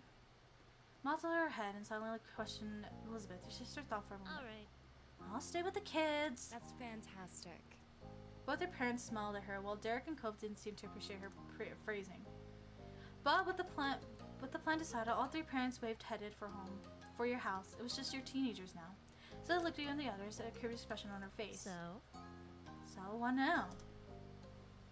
So I wonder if Elizabeth only stayed with you to avoid getting roped into work. Then again, she could just genuinely just want to hang out. You can tell with your sister. Cove spoke up when no one else did answer Elizabeth's question. I want to go down to the shopping. Oh, I want to go down to the shopping street. It's been a while, and I don't think there's a lot of other things we could agree on. Yeah, sure. Awesome. Sounds awesome to me. Unlike you guys, I haven't been there 1,001 times. It's new to me. Let's do it. You stroll across the road as a group down to the beach, then to the left. It took less than 15 minutes to arrive, one of the conveniences of Sunset Bird. The four of you looked around. I need to turn on the LEDs. Oh my god, it's too dark in here. There we go. The four of you looked around at familiar shops, trying to see if anything caught your attention this time. Derek was the most enthusiastic. He checked out every stall with his eyes, wide with wonder. Elizabeth and Cove were in good spirits as well. That's cool! He ran over to the street magician who was currently a card trick for a group of enchanted tourists. Derek clapped when the magician showed a middle-aged man his card. Derek turned back to the group with a curious gleam on his face. Yeah, just Pog! Make sure you read the rules before chatting and all such. I have to fix it where I have to make sure you actually do read the rules. But I've been too busy with everything. Make sure you read the rules, follow the rules, and have a great time. Thank you so much for joining. What does it take to perform here anyway? Do you have to ask somebody, or do you just show up and start doing stuff? Who would even ask? It's a public street. Hey, Miss Mayor, can I pull a rabbit out of my hat? Please? Flopsy is well behaved, I promise. Derek chuckles, his eyes searching up and down the scene. Maybe there's a boss of the shopping area. No one, oh my god, my brain. I've been streaming for 5 hours. No one does any of this around my neighborhood. It's just regular stores behind walls. It's different if someone wants a real store, but here I'm pretty sure people are just putting on the little shows whenever they want to and do whatever. That's so neat! Would we be allowed to do something too? Cove laughed, and Derek began almost vibrating with excitement. Elizabeth rolled her eyes. What would we do? Well, I don't know what yet. Oh, I don't know what. Not yet. I mean, I just found out it's a possibility, you know? But there's gotta be something. We know cool stuff. I'm sure we can think about it. We could plan a show. That'd really get a crowd pumped. I think it's great. I'm in. Whoa! Nice. I knew I could count on you. Now we just need the act. It'll come to us. Right. With some amusement, the gang continued to pursue the stalls. Elizabeth found some earrings with the fucking Balamus which a globe that everyone had laughed at. Cove picked out a blob as Iceland, but Derek thought it had to be Greenland. You know, this is a world with what looks like 9 continents. I think you're both wrong. It's Australia! The other 3 giggled at your rejection. Suddenly, Cove froze. You stared at him, then tried to see what caught his attention. When you saw a familiar face down the way, it all made sense. Between the cows, his bright hair stood out in the neon green bowl and in the kitchen sink. It was Jeremy. Oh my god, Jeremy's still here? Jeremy slowly drifted his eyes down the street, and his eyes widened in mutual recognition. I'm gonna punch this kid. He definitely noticed you. Derek frowned and Cove sighed. Neither of them were happy to see him again. I glare! You narrowed your eyes to protect your dislike. Elizabeth raised an eyebrow. Her gaze swept over Jeremy with a hint of a clue. Jeremy simply scoffed to himself and waded deeper into the crowd of people. Jack relaxed and exhaled louder. I'm glad he's not gonna start anything. He peeked over at Elizabeth with a tiny smirk. See? That was the mean kid. What? She still didn't get it. The first summer hadn't made nearly as much of an impression of her as it did for Derek. But he smiled and waved off. Just forget about him. I already have. He laughed and Cove smiled lightly. He seemed in a much better mood now that Jeremy was gone. Your eyes wandered over to where Jeremy disappeared. He hadn't forgotten the day you met him either. He was the only one to be in town for vacation, but the parents he hated. That glimpse was probably the last time you ever wanted to see him. Jeremy's probably gone for good now. It's time for him to go back to wherever he's from. Yeah. Guess we won't have to worry about that guy anymore. Derek kicked a little rock in the road. It clattered forward and then rolled under its stall. But I still think it's kind of sad Jeremy turned out to be, well, like he is. Would have been nice to make another friend. Cove shook his head. He was clearly not broken up over what might have been. Maybe he'll become nicer in the future. Elizabeth rolled her eyes as Fringe farewell to the odd boy, not interested in the slightest. She clearly didn't understand this impact, and oh my god. And at this point, she didn't want to understand. You couldn't help but wonder, though, what would have happened if you would have interacted with Jeremy more? Jeremy was like anyone you had ever met before. You thought he was horrible. You and the group moved on from the stall from Jeremy. It didn't take long for everyone to return to the joking. You all enjoyed what little time you had left as Elizabeth mentioned the hour was almost up. The little trip had flown by, and lunch must have been waiting for you now. Derek bounced the balls on his feet. Okay. Come on, guys! Let's get going so we can eat! I'm starving! I can't wait! Cove stretched one of his arms lazily. Let's go then.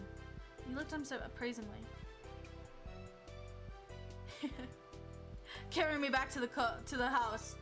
Hey, Cove, Yeah? could you carry me back home? What? Cove's head obviously flustered. I want a piggyback ride!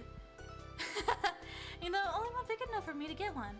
Sighed and shook his head. Elizabeth and Derek became a chorus of laughter. Come on, Cove, it'll be fun. Alright.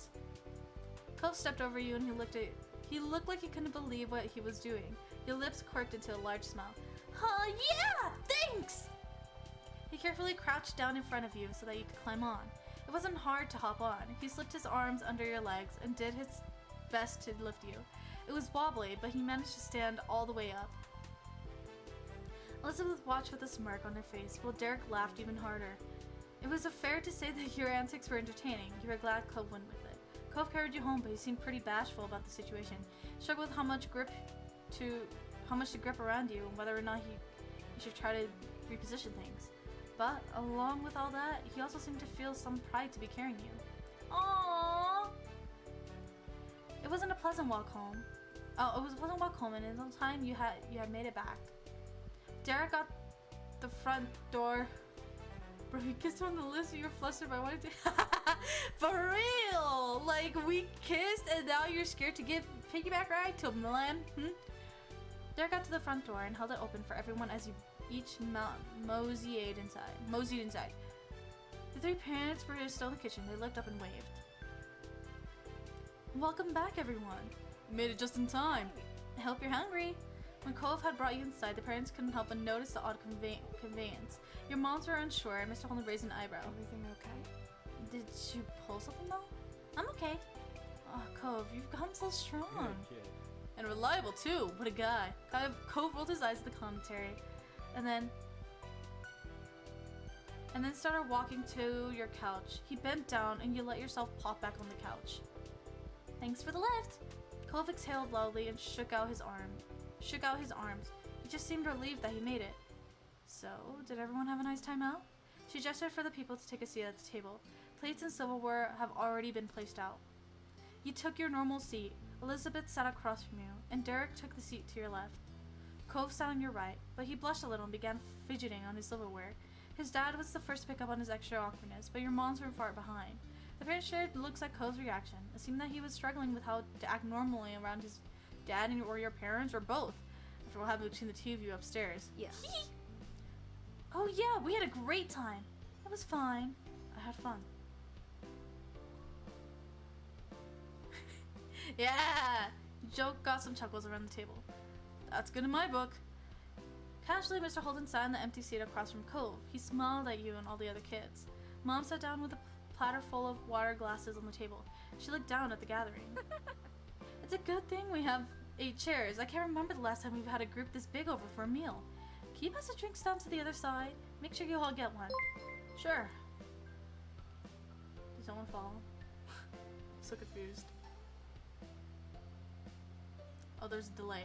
Was that a subscribe? I called it a follow. It's because, oh my god, Twitch mind of whatever the fuck. But thank you so much for subscribing. I appreciate it. Now you're stuck here, and your soul is mine.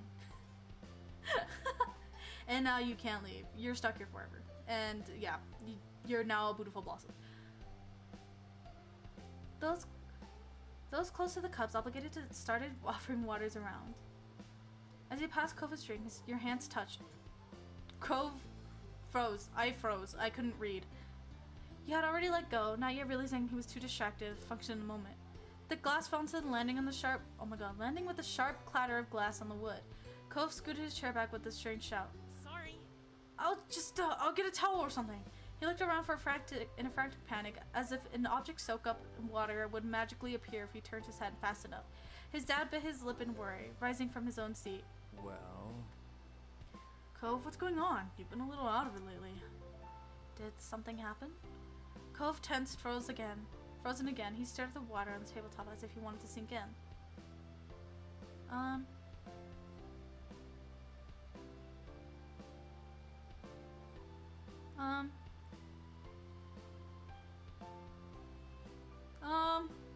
Shit. Okay, it's between this one and this one. Cause this one I'm not gonna do it because that's lame. So you admitted what had happened between the two of you. They had to find out sometime. I could go back. I could always go back, right? Okay, let's save just in case I can't go back. Let's save this just in case. What happens if I admit? Well, Cove and me kissed earlier. You let the truth spill like the water before. Cove gasped and his hands shut up to cover his quick, darkening face. It was silent as everyone silent. Ha! Both Mom and Ma started laughing and that snapped people out of the surprise. Mr. Holden snapped a hand over Cove's shoulder. Congrats! Cove flinched at the touch and he still said nothing. His hands might have well been glued to his head. Elizabeth shook her head and you can hear her. Can you believe this? Line in motion. He really is your special boy. Derek grinned at you, and Cove even.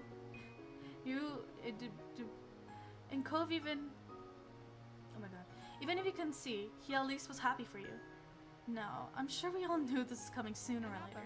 I'd hope you could have waited a couple more years, but what can you do? No. It's a wonderful thing that you both like each other, but Mom is right that you're both young. We'll just chaperone you if you ever want to go on dates. Nice work. I'd be happy to help with that too, whenever it's needed. Cove creakily fell back in his seat. His hands hadn't moved. While his expression was unreadable, the color of his skin had reached extreme red. He crashed forward, his head smushed the table surface, somehow curling up even more from embarrassment. Isn't that still wet? No response was given. At least his hand there. His face should have been somewhat protected from the water. He also felt extremely embarrassed. He felt bad for putting him in this situation. You felt good for telling your family. You don't have to feel more. I'm sorry. The prince laughed more, all three of them with fond, beaming grins on their face. Our families are truly uniting now, then. This will be a Holden Blood clan's first meal together, or Blood Holden clan. I'm not sure which one is better to bring to it. Derek's eyes were wide and kept shooting furtive looks at the door. Apparently the grown-ups were making this too much even for him. He seemed to be one of the few people concerned. Hello, I'm good. How are you? My throat is tiring, but hello! Cove's impression of a withdrawn, red-eared slider turtle. You good, bro? Derek whispered encouragingly to his father. I'm good. I'm glad. Encouraging to his father. I can't read! His flattened friend. Meanwhile, Elizabeth was still unimpressed. Then, finally, you heard a squeak. It was Cove. Oh my god. Please, can we please not talk about this anymore, please? Oh, sure. I think that's enough for now. We still got to eat lunch. Your moms are like, great, but you're still young. Cliff was like, good job, guys. I'll be your Uber if you're ever going on dates. I'll be your Uber driver. Food was placed on the table, and Derek started to fill his plate, with his others following suit. Cole sighed quietly as lunch started in earnest. Mr. Holden gave his son another pat on the back. Cole slowly straightened back up, and you helped him get a towel and clean the water. Why is this section so long? Why is this section so long? The step one wasn't so long, and it's almost been 6 hours. You caught eyes with him and tried to gauge if he was unhappy with you because of this. Thankfully, he gave no impression of that. The affection showed back in your room as strong as ever. As everything got set up, Ma chided Elizabeth to take her elbows off the table. No. And you shouldn't slouch. She pointed to Mr. Holden, who was leaning forward from both arms on the table. Oops. Mr. Holden seemed unsure about all the sudden attention and carefully rearranged his posture to something suitable for fancy dinner. He smiled sheepishly at Ma. Elizabeth rolled her eyes, and Ma gave a level look at her. You shouldn't be impolite to a guest in the house either. Elizabeth groaned, long suffering. Ma giggled, and Mr. Holden chuckled. Not bad. The lot of you could learn a thing or two from Derek. He has the best manners here. Derek blushed, and it was true. His posture was upright and formal. He even held his fork gracefully. Each step end gets longer? Oh. His table manners on the top of all the tubs to aid your parents made him the model of the meal attendee behavior. Aw. It's nothing. It's true though, you have been a lovely guest. I noticed that too. It's always nice to when you stay over at Derek. Me not being able to read makes this 10 times harder. I've been reading out loud for like 6 hours almost, and my voice is giving out. Derek smiled and sat a little taller in his chair. Do you have anything good to say about our other guest? She looked deliberately at Cove with a teasing smirk. Or is there just nothing to say? Well, Cove is my number one, but he does still clean his hands by wiping them on his pants. Cove frowned at that and absent-mindedly brushed his hands on his pant legs. Your mom laughed tightly. There. Elizabeth, you should know, after all these years, Cove is hardly a guest anymore. Cove smiled awkwardly. Thanks. Tease Cove about his bed. He complimented Derek. He joked. Yeah, let's tease him. Don't think I'm gonna let the pants thing go. Cove looked over at the window, not wanting to face the truth. Everyone ate their meal together and continued to hang out for the afternoon. After the food, you and the others played a couple of games and talked about plans for the upcoming year. I have to sing tomorrow! Oh my god, why? I have to sing tomorrow! My fucking throat! Oh my god, please be okay. Please be okay for tomorrow, okay? I need you to last for tomorrow, voice. The time passed by quickly, and soon it was time to part ways. Mr. Holden talked about your moms, and Cove drifted over to you, knowing that as soon as his dad finished up, he would be leaving. It'd be cool to stay, but we have some stuff to do before everything closes to it. Okay. Yeah, bye. Could you move? I need the phone. 3 days. Cove raised an eyebrow, and Elizabeth impatiently gestured behind him. Cove realized he was standing right in front of where the receiver was placed. He sidestepped out of the way and shook his head, clearly thinking Elizabeth was rushing too much. Your sister made a beeline for the phone and started dialing the number of what you figured was one of her friends. Knowing Elizabeth, she was going to be on there for a while. You, Cove, and Derek shuffled closer to the door. It seemed like Mr. Holden was wrapping up his conversation, so everyone started saying their various farewells. Talk to you later. See you later, Cove! We gotta do this again sometime. Yeah, see ya. Cove turned to you and smiled gently. Bye, Mom. Hee. You stepped forward and spread your arms wide. Cove only had a moment to react before you circled him in your arms. Cove held you back tightly, and his chest rumbled as he left. His cheeks were slightly red, especially when he looked over and noticed that Derek had watched the whole thing. Derek smiled amusedly. Dude. Seriously, dude? I want to hang out later. I'm gonna miss you during school. He offered Cove a high five, and the boys clapped hands together. Cove and his dad left as soon after. Your parents started cleaning up the house, and Elizabeth was chatting to her friends on the phone. It was just you and Derek left. He elected to stay outside in the front door to wait for his dad to pick him up. You decided to keep your guest company, although he was originally Cove's visitor. A light summer breeze blew through your hair, and Derek shifted his weight from the foot to foot. Thanks for waiting for me. He kicked the feet and grabbed distractedly. Well, Dad's still gonna be a while, so you don't want to go for a walk? Sure, I don't mind. The two of you walked down the street again, just wandering without a destination. Fine. It was quite a stroll, too quiet for Derek being the company. You turned to him when you had noticed that he wasn't saying a word. That was unusual. Derek always had something to say. He could chat about. You weren't sure if you should ask him. Somehow you ended up at the old park. You glanced over at Derek once more, still expecting him to say something any second now. However, nothing came from him. In fact, how you noticed a frown creeping on his face! For fuck's sake! Derek smiled when he realized you were watching. At least his mouth was turned. There wasn't anything that really felt happy in the expression. He turned away and a smile fell off his face. His eyes stared intently at the ground and he raised an eyebrow. Is everything okay? I'm a little sad. It's just, with school starting back up again, it's gonna be harder to visit. We're gonna have homework and clubs and practices and everything else. sucks. It really sucks we go to different schools. He stayed screwed up and his fists were closed tightly together. This was really concerning him. What if we don't have time? Optimism! We'll make time. We can talk over the phone and have plans for weekends. It'll be okay. Derek looked up at the sky. It was orange and purple with little wisps of clouds scattered around. Excuse me. A plane flew high with a jet stream trailing behind it. I hope we'll always be friends, no matter what. And if we don't see each other for a long time or if we get busy, I still hope. Cut himself off and met your eyes. There was something serious to him, sincerely worried that you'd fall out of a friendship. Oh my god. I want us to be friends forever. Derek smiled mostly to himself. He seemed a little more like usual. You fell for one person and another one except... I know who you'll fall for except besides Cove. Is it gonna be Derek? I don't think I'm gonna go for Derek though. If Derek is an option, then for sure we have to make the most of next year. Then the year after that, and the year after that. Ramble for a little. We'll just make the most of every year. Right. You smiled and felt like your friendship was still young. You didn't spend much longer at the park after that. Derek didn't want to miss his dad, so you both made your way back to your street. After Derek went home, you decided to settle in for the night. Stretching your arms over your head, you noticed the living room and the phone was free. You called Lee. You picked up the receiver and quickly punched in a familiar number while going to take a seat. Soon after, you have to explain the situation to the housekeeper. Lee answered. Hey! Hi, Lee. Can you talk? Definitely! We practically had to. My gosh, can you believe it's almost time for school to start? What happened to our summer? Just about to date him.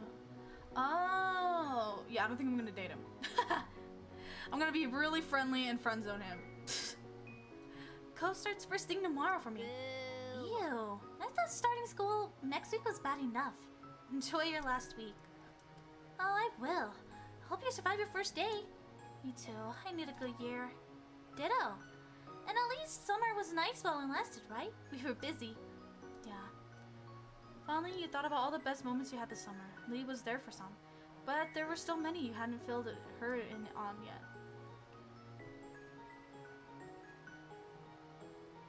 Let's talk about her. What was the big highlight of your summer, Lee? Talking to you is always the best part of my summer. Even though it was a even though it was a phone call, you just knew that Lee was winking at you. Hi, Gio. Hello. It's going good. How are you? You just knew that Lee was winking at you. Come on, tell me. Why, you don't believe me? Lee. Alright, so a high point for me was when I took the trip with my parents to Europe. That was amazing. You only continued going over adventures until you both were yawning at each other over the phone. Yeah. There was a pause. Knowing your cousin, you decided to pull your ear away from the phone. An unexpected screech loud enough for you to still make out clearly from a distance crackled through the speaker. When you felt it was safe, you put the phone back against your head. Lee was still gushing to herself, though a little less loudly. Why didn't you say so sooner? He had to kiss you back, right? You two are the most perfect pair ever! Tell me, please! You used the precious little time you had left, filling her in as best as you could. But as soon as the approach curfew became too much for you to ignore, despite how excited the both of you were, after that, it was time to say goodbye for now. You did have school to wake up for in the morning. Bye, Lee. Bye! Night, Mom. Talk to you later. You left the phone on the side of the table for now. Looking at the clock on the wall, you saw that there was only about 10 minutes until your mom would be insisting you had to go to bed so you could be rested for enough school. You stretched your legs out on the couch and sighed in defeat, watching the minute hand change 1 minute closer to bedtime. You rearranged yourself, feeling restless, and looked out the window. Startled initially, you spotted a figure on the hills. It was Cove. When the surprise faded, you realized it wasn't that much of a shock at all. It's actually something Cove would do. Let's meet up with him. Strolling casually, you went up to the front door. When you arrived, you noticed how many fireflies round the night. They drifted along lazily, barely minding your presence as you waded through and to reach the top of the hill. You know, I could have ended this earlier if I wanted to, but I kind of don't want to, so we're kind of just going on and trailing it as long as I want it. You noticed how many fireflies round that night. They drifted along lazily, barely minding your own presence as you waded through and reached the top of the hill. Cove turned towards you as you approached, and you noticed right away that Cove looked happy to see you. Hey. You had a bounce in your step when you weren't sure how long you'd get before your mom's roped you back inside of bed. Hey, what are you doing out here? Nothing. Nothing really. He shrugged, seeming unhappy with his own answer. You stared at him, waiting for him to continue. Well, I guess I was kind of feeling weird about stuff, so I'm getting some fresh air before bed. I hope you feel better. His mouth pulled a bent smile. He spoke so quietly that you almost missed it. I think I will. Cove let himself fall back onto his butt and then all the way down, so he was lying on his back and looked up at the sky. Lay down. You lowered yourself to lay back down on the hill. He had been lost in thought, or was possibly waiting for you to situate yourself. He started speaking unprompted again. Thanks for telling me about my dad. And the money he offered you to be my friend. It was probably the last thing you were expecting out of him. Cove seemed to picked up on that, stretch his arms and wait. I mean, Voice names DLC? Nope! This is where we met, remember? It happened that day. Can recall the sad little boy with the pink cast who you found in this very spot. Felt like a lifetime ago. That one I know is free? I think so, but I have to put my name as Jamie or something. I don't remember what name it was. I kind of have a strange feeling looking at you. Not in a bad way, just thinking about you and then and really seeing you now. It's something. Turned his face away from you. You got the impression he was trying to hide a blush. It was almost unbelievable how much an impact he made of your life. Just by moving in next door, you couldn't even imagine what your days might have looked like in a world where you hadn't met him. Cove glanced back at you, waiting for a response, and you had no idea what to say. Then, still without a word from you, Cove shook his head strongly. What? It's you. Huh? He snickered before answering. He looked thoroughly amused with your reaction. That's what you do all the time. So I'm being you. I don't even that much. Cove burst into a deeper laugh. When it slowed, he continued to grin. Honestly, there weren't many people you could think of who could tease you about something like that. Returning his smile, you realized there was no denying that you two have been around each other for a long time. Cove broke the quiet before it became fully settled. see you tomorrow. Hey, I'll see you tomorrow. Yeah, see you then. With a final wave, Cove headed home, but you stayed there for a few minutes longer. Your mind kept going back to his simple statement. See you tomorrow. No matter how much was changing around you, there were some things in your life that always seemed to remain true. The hills felt warm to you that night. Before you knew it, you were getting comfortable under the covers in your room. Your mind couldn't help but still be buzzing with the thoughts about the future. It was hard not to think about Cove. There hadn't been enough time to really figure it out all after what happened between you two. You felt excited. There was a little doubt in your mind that things were moving forward, and you couldn't wait to find out what changes were waiting for you on the horizon. Slowly your eyes grew heavy as you drifted off to sleep, your mind with wishful thoughts. No matter what happened next, you could only hope that you could make it most of it. Oh my god! I can't read anymore! You were ensnared in a dream with the noise from the outside with the door jostled you.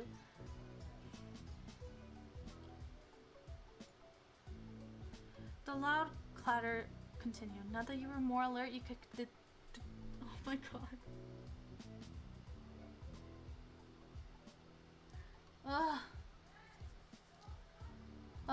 My throat. I have to sing tomorrow. For stream. Oh my gosh.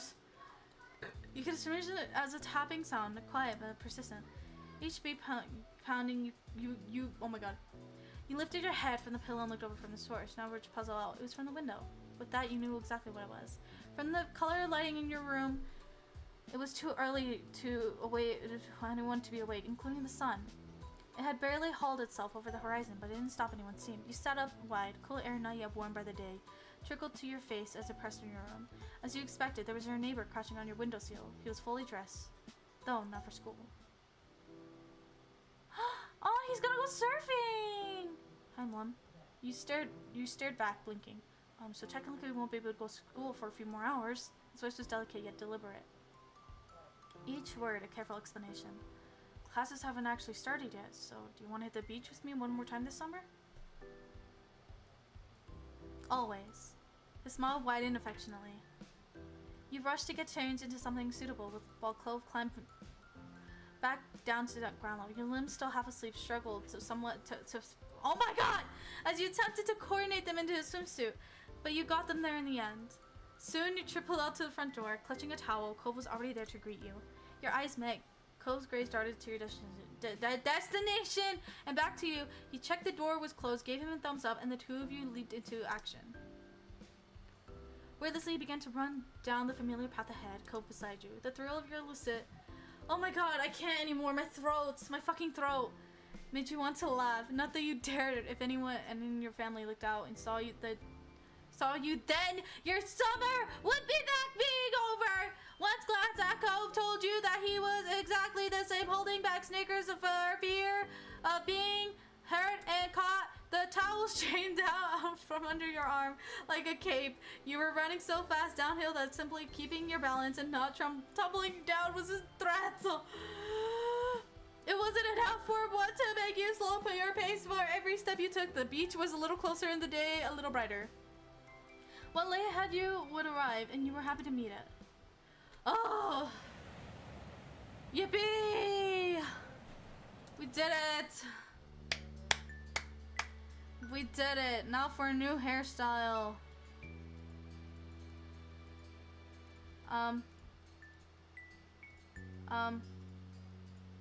Round, slick, strands, pigtail, ponytail, scrappy pigtails.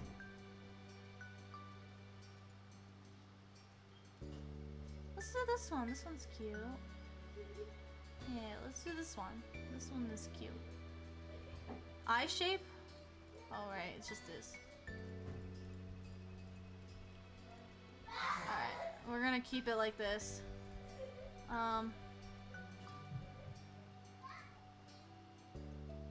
Headscarf. Ring. None? None. Nails short. Nail color plain. I like to do plain. I don't really paint my nails. Nose ring. None. What's a headscarf? Oh. Oh, that's cool.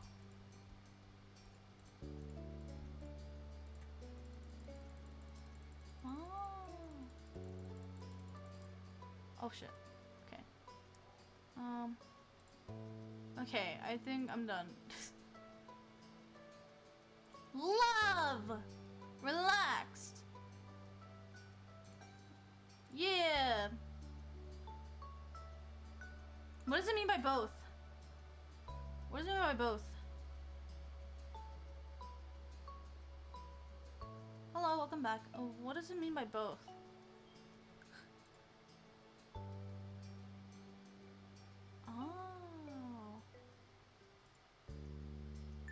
Since you're interested in code and are old enough to start being physical, affectionate more seriously, you can choose whether initial levels through a step. Okay, you know what? I'm gonna save this. I'm gonna keep it here. And I'm gonna go to menu because, oh my god, I'm gonna quit. Because, my goodness, my throat hurts. You customize both his parents. Oh. I'm too tired.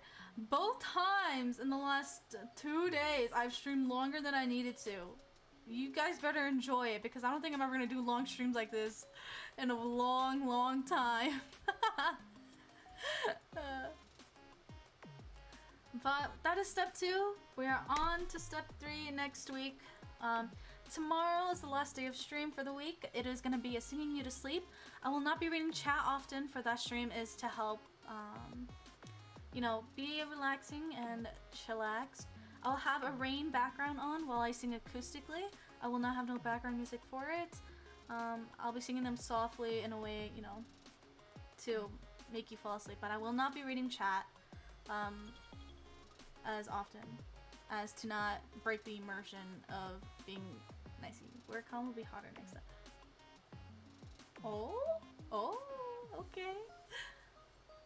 But yeah. I am gonna head out. I am pretty hungry and my throat is dying. And that Shiloh's gonna come back next part. That'd be cool if he did. That'd be cool. I'm a bit drained. I've been streaming for 6 hours. Surprisingly, I didn't expect to stream that long. But to all the new subscribers that subscribed today, I appreciate it so much. We are close to 1,000 and everything. But I'm gonna end stream here. I hope you guys enjoyed it. I hope you guys have a wonderful day, night, afternoon, whatever time it is you are. Remember, you're beautiful. If you haven't already, please like the stream. It helps boost my channel to the algorithm and shows YouTube that I'm an active streamer. And yeah, if you like my content, please subscribe.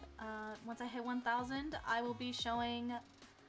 I will upload a new cover as well as playing a custom Valorant game with you guys, the viewers, to join in.